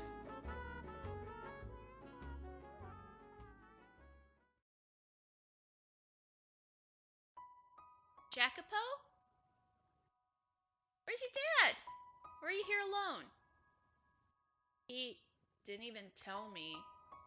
Ah, there's no reason you have to leave town. My old man says the Campanellas have more power. I should be the one leaving. It's not that simple. Grown-ups have a lot to consider. So don't give me that look, Jacopo. We were kids, but we both started to catch on to the situation with our families and to the bonds that land held on us. So she's from Sicily too? Although we didn't know any of the details at the time, my grandpa owned all the land the city was built on, but he was a very conservative man. He didn't try to spread his influence, instead opting to fortify what he already had. I don't know exactly when it first started, but organizations were used to administrate cities. And we were kids, my dad was the... Oh, this has gotta be, Jacopo talking. And when we were kids, my dad was the capo familia, and my grandpa his consigliere. But just because he was an advisor didn't mean he was powerless. But while my dad made the decisions, my grandpa was the only one allowed to fight him on him. Your father was a capodicina that served under my dad. He wasn't especially happy about that. But parents quarreling doesn't affect their kids, or at least that's what I thought at the time, and what you probably thought too. But there was still a chance we could be caught in the crossfire, so my dad decided to send me and my mom away. Or maybe, oh! No, this does have to be Maria talking. But wow, her dad and grandpa were pretty powerful in the mafia. Off the island and to the north were some more prosperous areas. He thought that by sending us there we could live our lives clean, regardless of where we came from. There's no changing what's in your blood, though. You could have told me too. Were you planning on leaving without saying anything? No, it was just all decided so quickly. Why do you sound so accepting? Adults have a lot to consider. You bet they do. But you could at least let him know you're opposed to it, Maria. But no, your tail went straight between your legs as soon as you were told. You just gave up and accepted it straight away. I thought you were better than that. You think? You think I don't know that? But I'll just be in my dad's way if I stay. I'm a kid, a girl. I wouldn't be of any help if something happened. And I don't want to need someone to protect me. I've never once thought of you as a girl. Hey now, that's mean. Oh geez, thanks Jacopo, now you're getting me all mushy too. If anyone should be sad here, it's me. I am not sad. Oh really? You sure you're not actually torn that I won't be around anymore? Oh writers, hello! We're in a very interesting... Oh boy. A very interesting visual novel. You're a huge crybaby after all, Jacopino. Hey, when have I ever cried? Don't call me that. I made you mad. Short fused as ever, I see. You've got to learn to keep your head. You're a man, an heir to the Berzati family. Don't you lecture me. Tisk, so big-headed. You could at least listen to me this once before I'm gone. Hey, Maria. Got a little time to spare? Yeah, sure, but not much. Carriage is gonna be here soon. Do you have enough for a trip to the hill and back? Yeah, I should have time for that. Because of our families, we weren't really able to get along with the other kids of the city, so we played a lot up at the top of that hill. It became kind of like our little secret lair. There was an abandoned house up there, I guess an old farmhouse or something, and kids love that sort of thing, you know? We called it Casa Nostra, our home, and we pretended it was actually ours. We drew circles on the wall in chalk and used it for target practice. We brought up a bale of straw and used it to make makeshift beds. When either of us got into fights with our parents, we'd stay the night here instead of home. In retrospect, I'm sure they knew where we were going and just let us do our thing. Oh yeah, there's this one time we were playing and a huge storm rolled in, trapping us up there. So what's the plot? Oh goodness. Alright, so the plot is there's this spooky, creepy house. Oh. I'll tell you after the ad then.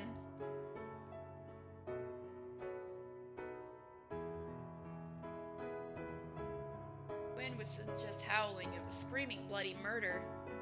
It was blowing so hard I thought the house might fly away. As I recall, you were crying that night. Hey Nero, you here to send me off too? Oh, there you go, wagging your tail with that dumb look on your face. You have no idea what's going on, do you? It wasn't just the two of us who had made Casa Nostra our home base, though. There was one more, a stray black dog.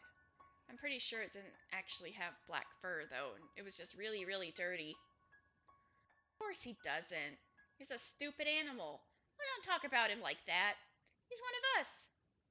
What were you planning to do about Nero? Just leave him behind? Nothing else I can do. Can't bring a dog in the carriage. Besides, you're here, so it'll be fine. You take care of Nero, alright? He doesn't like me.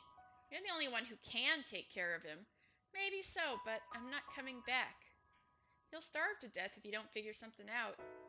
He's a puny runt. I doubt he could win a fight for scraps. Come on, do it for me? You said you won't be coming back. Did you mean that? Are you absolutely never returning to this town? There's no telling what may or may not happen. So it's best not to get your hopes up. Oh, gotcha. Alright, so writers, this is about a spooky house. I know it doesn't look like it right now, but it's about a spooky house that through hundreds of years, throughout the ages, the inhabitants of the house have bad things happen to them. And you, the player, have awoken, and apparently you are the master of the house, but you don't remember anything. But the maid seems to remember everything, and she's showing you different doors in the mansion, trying to jog your memories, and behind each door is an entirely different time period that shows what happened to previous owners of the house and how they fell into misfortune. So this is the third door, the third time period we've been to. And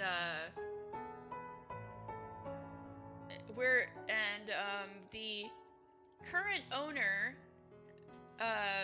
and the mansion also seems to move different locations each age too. It's really spooky. And the maid who's telling you everything seems immortal because she's always the maid. Yeah, time periods. So currently we're in like the 1860s, but there was one in like the 1600s and another one in the 1700s. So we're going like 100 years-ish, hopping every time it feels like. So,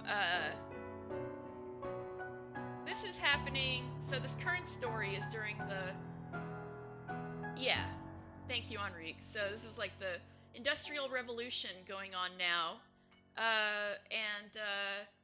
the house has showed up in America somehow, and the person owning it is a Sicilian immigrant who is a new money tycoon.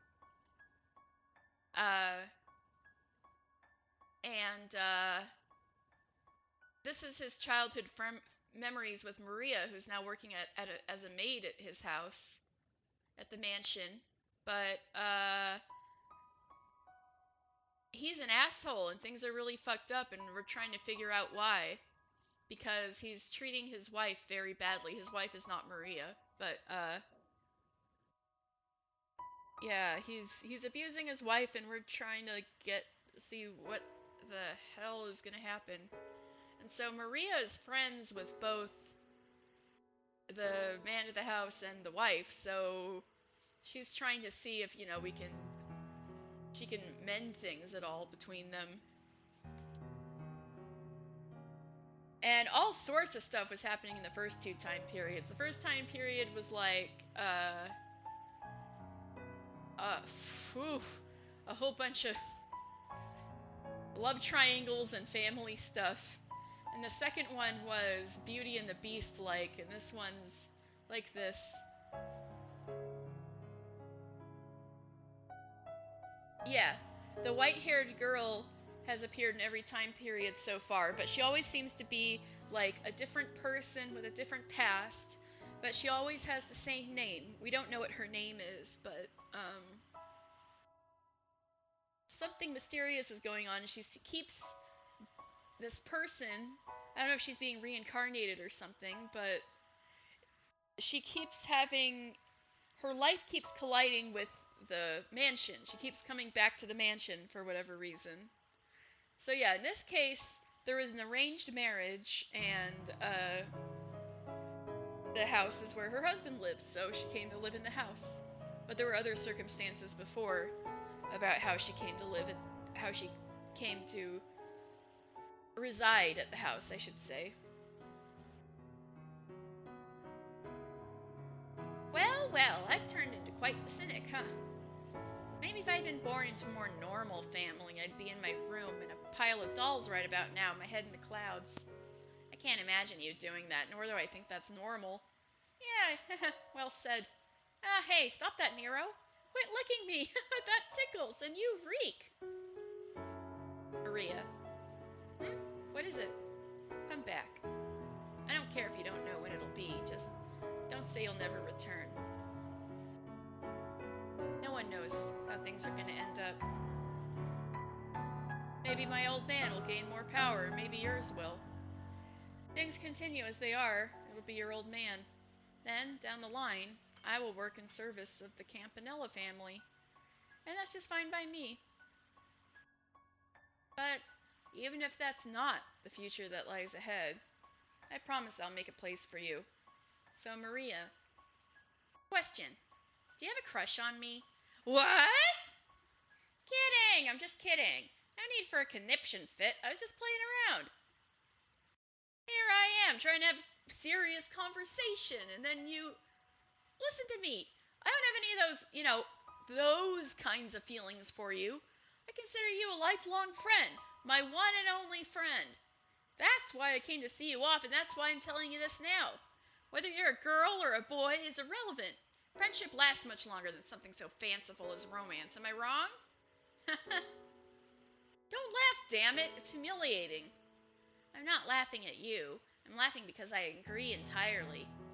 Yeah, we've always been on the same page, Jacopo. Maybe we did fight a lot, but there wasn't one we didn't get through. No one else understood just how lonely it was wearing a mask for all the other kids, trying to fit into their happy little circle. We couldn't afford to be found out after all. Neither of us had any real allies. Except for each other, of course. Nope. But I had got the chance to play with you.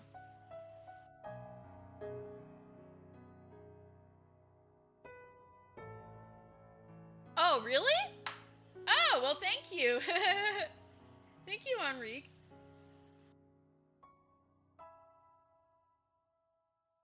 Oh, you're reading ahead of me. I thought you'd finished all the game before. But you know why? It's probably because of... Did you ever play any Zero Escape games? Like, that bitch Uchikoshi, he's just... writes all these little details, and everything's... Oh, you're just reading once a week. Oh. I see. Well, that would do it too, for sure. Yeah, I started yesterday. Yeah.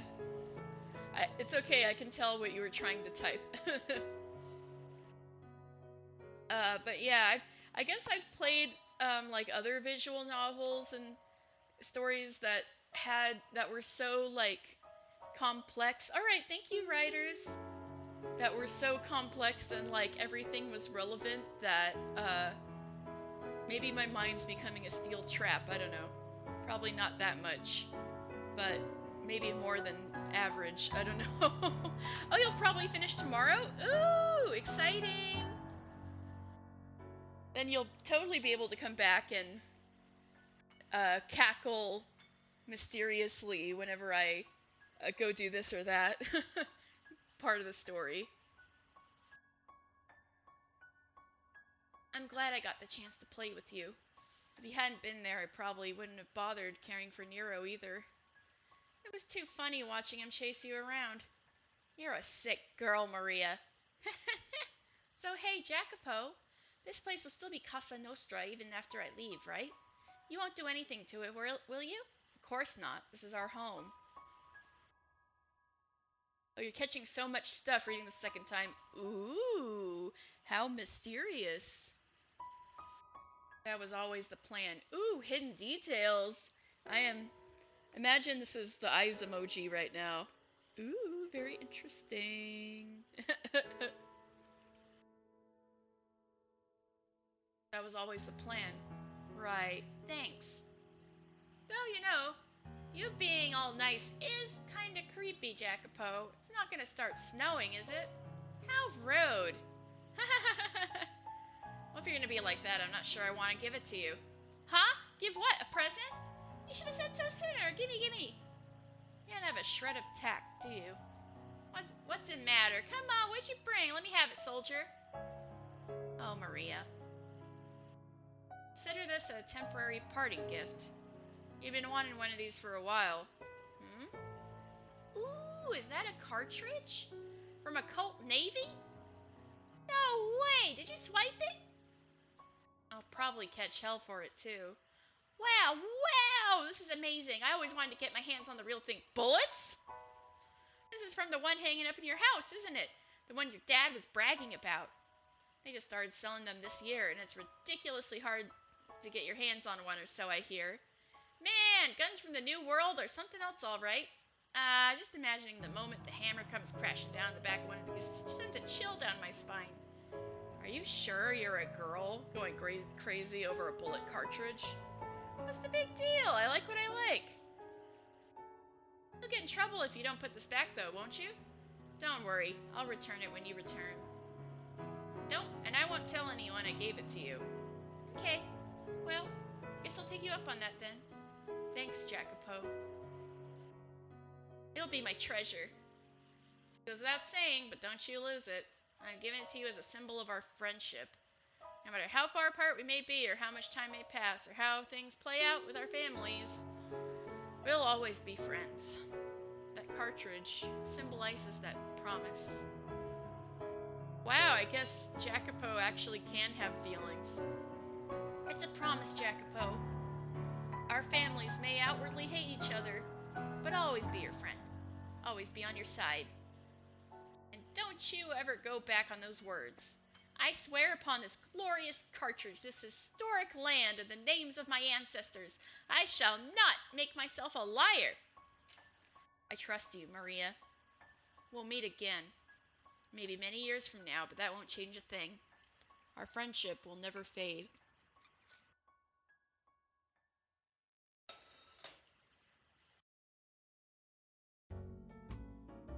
God, you were adorable back then, and short to boot.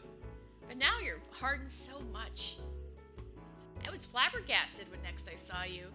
Dressed all fancy from head to toe. You become quite the smug little bastard, I thought. You sure weren't that little kid anymore. You have quite the memory. Well, yeah, I don't forget my promises. And I'd never forget I'd said I'd always be on your side. The question is, did you remember? I did. I remember every word you said that day. And, as I said, I left Casa Nostra as it was. Although it is quite some distance away now. I imagine if we went back and did a little work on it, we'd have it looking just like old times. And Nero? He... About a year after you left, he suddenly disappeared. Just for the record, I did take care of him, as he told me to. I'm guessing he got in a fight with another stray or something. I searched, but could never find him. Oh well. It has been more than a decade. Not everything's gonna be exactly the same. You, however, haven't changed a bit from the girl you were all those years ago. Neither of you. Sure, you seem different on the outside, but at your core, I don't believe you've changed at all. Still the same old Jacopino. Could you not call me that? I have changed quite a bit, unlike you, and I'm well aware of it. Say, Jacopo, do you consider me supportive? Of everything you could have said. Of course you are. You're constantly supporting me, my past and present. You are proof of the existence of a kind of friendship that can transcend gender, blood, any other distinctions. You know, it's honestly kind of bizarre seeing you without a stick up your ass. Wow, harsh words. Come on now, hear me out. You almost had me blushing there. Anyway, before you put that stick back up there, tell me something. Am I still your only ally?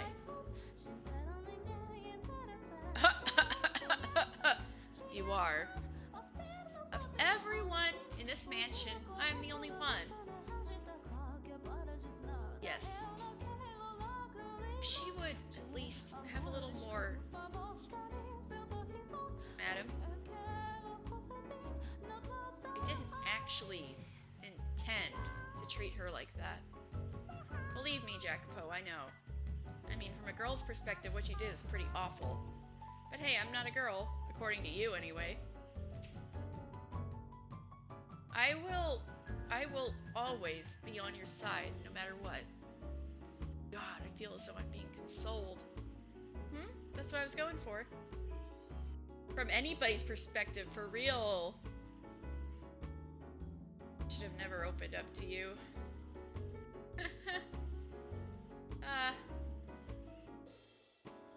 Hey, now's probably not the best time to bring this up, but I have a letter. A letter.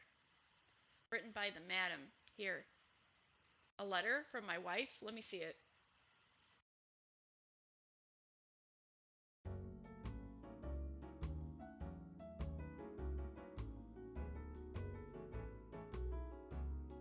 What the hell am I reading? I was considering keeping it a secret, but having seen it, I thought hiding it from you might only hurt you more. So, Maria, I thought you were like helping her out. I decided it was best to show you. Who is this? Who is this letter for? It's as if, but that can't. I love you? Who is she writing to? I don't know this man. Take a deep breath, Jacopo, and listen to me. Madam, what the fuck is wrong with you, Maria?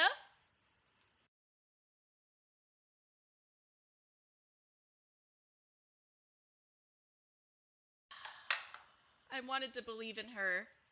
Damn it. Yeah, me right now, Retro. What is wrong with her?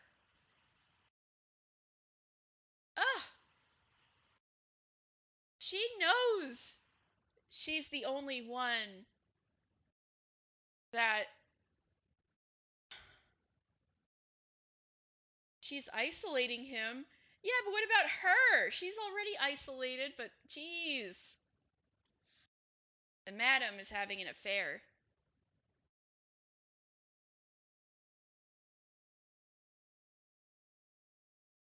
What the hell, Maria?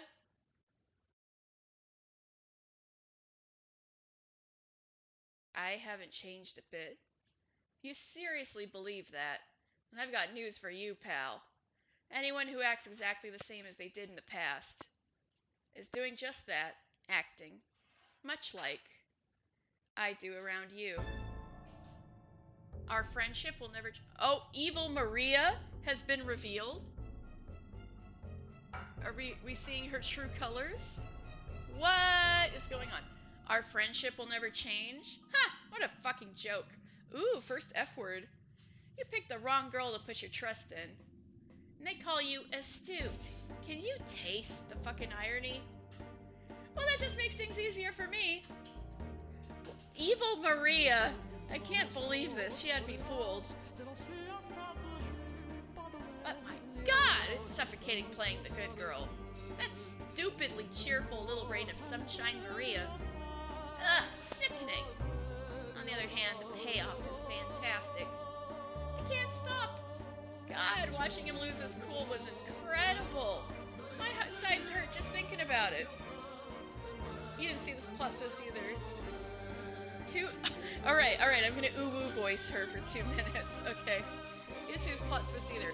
I had a feeling like her playing both sides was untenable, but I didn't realize she was like purposefully a bad actor, you know? As in like a metaphorical bad actor, not a literal bad actor, you know? Alright, 2 minutes. Ooh, voice, here we go. Alright.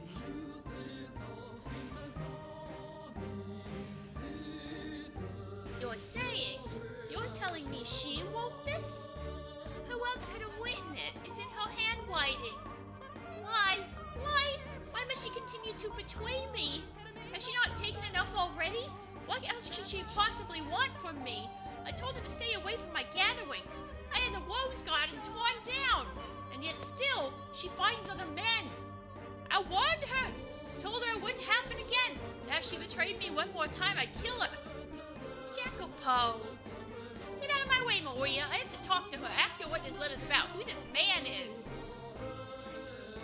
Jesus. Evil Maria. And depending on how she answers, I may have to... Hold it, Jacopo. Calm down. Silence. How am I supposed to stay calm right now? Listen to me. Relax. You try to talk to her right now and you aren't going to get anywhere. You're aware of just how frenzied you are, aren't you? Besides, you think she's going to tell you the truth even if you do manage to ask? Of course not.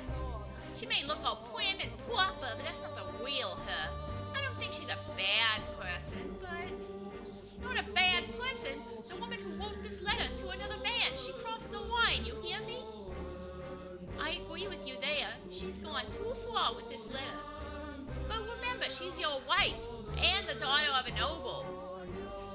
You know exactly what will happen if you lose control of yourself and do something to her. It's not gonna look good for you. She may be nobility, but I have the Koska. We have our own way of taking care of these kind of problems. What, you're gonna have her whacked? You're gonna put out a hit on your wife? Still, it's plain of day. It'd only make a bigger mess. Alright, 2 minutes up. No one knows about this yet.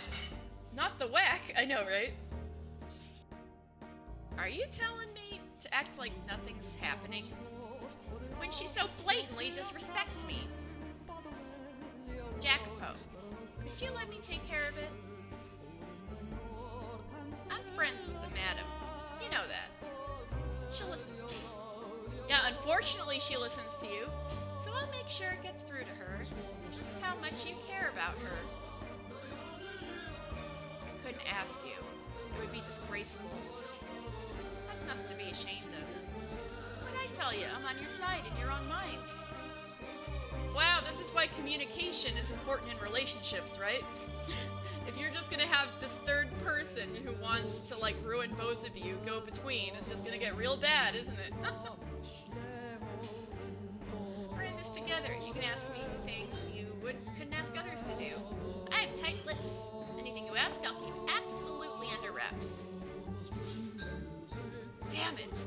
You're right. Yes, you're right. I'm well aware that I always lose myself in her presence. If I try talking to her now, I probably will do something rash. Yes. I'll make sure everything works out. Got it? Yeah, like the affair, exactly. You and the madam go back to the way things used to be, so you don't have to suffer anymore. That's exactly what you said to her. I'll take care of it. I'm the only one who understands your pain. That's what you said to her. And I'm the only one who can help you out of it. Maria. But don't make that face, Jacopino. Thank you, Maria. Please let her know that even if she is seeing other men, she's not, and even if she does silently not mock me for not being a no blood, she doesn't, that I still love her. I don't want to raise my hand against her. Ah! You love her? That's a riot. You're too busy chasing your stacks of paper. You don't know what it takes to truly love a woman. I will say, though, that I was surprised you lost your head that badly. Quite the little crush you got on her. You could just sit down and talk to her like a rational human being, and presto, all your problems would be solved. But you can't even manage that, which is why you're in this predicament. Once you're convinced of something, Jacopo, you never let go of it. And she's too timid to speak up for herself. Sorry, madam. I've got nothing against you. I just didn't expect things to go quite this well. It's like Maria heard you. I know, right? I know, right? There's no stopping now. Not when I've got this much momentum. Also, watching a pretty girl like you break down gives me goosebumps. You're still convinced I'm the only person you can trust. Girl, why are you so bad? Are you trying to get money out of them or something? Oof.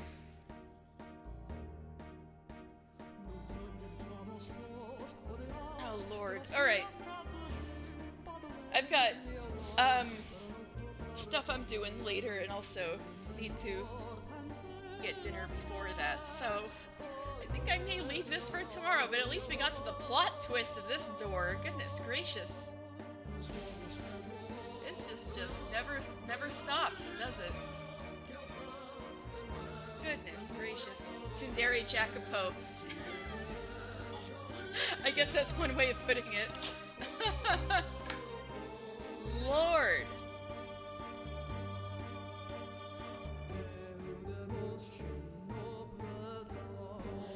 I like the, vaguely Italian song. I don't even know if they're singing in Italian, but,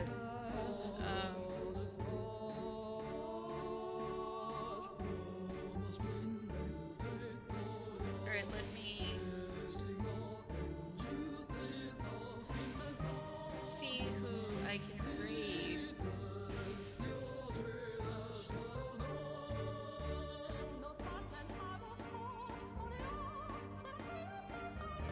Oh, of course! I'm gonna be back tomorrow for the last Fata Morgana of the week. Yes, thank you guys so much. Thank you guys for sticking around the whole time. Jeez. It's really nice.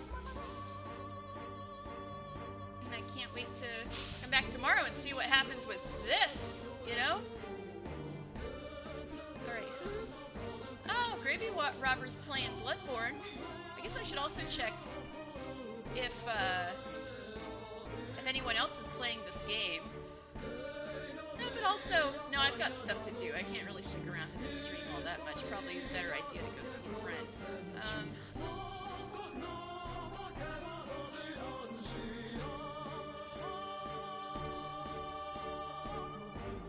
Well, lots of people like Bloodborne, right? I didn't get very far in it, and I was like, that, one part of town where all of the monsters are trolling the streets and stuff. I could never get past that, but yeah. Alright, we're gonna read Gravy Robber.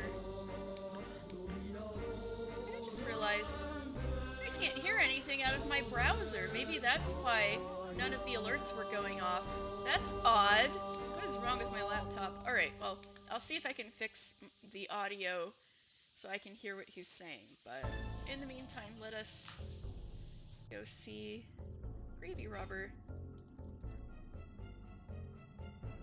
Alright, thank you guys so much! I'll see you guys tomorrow!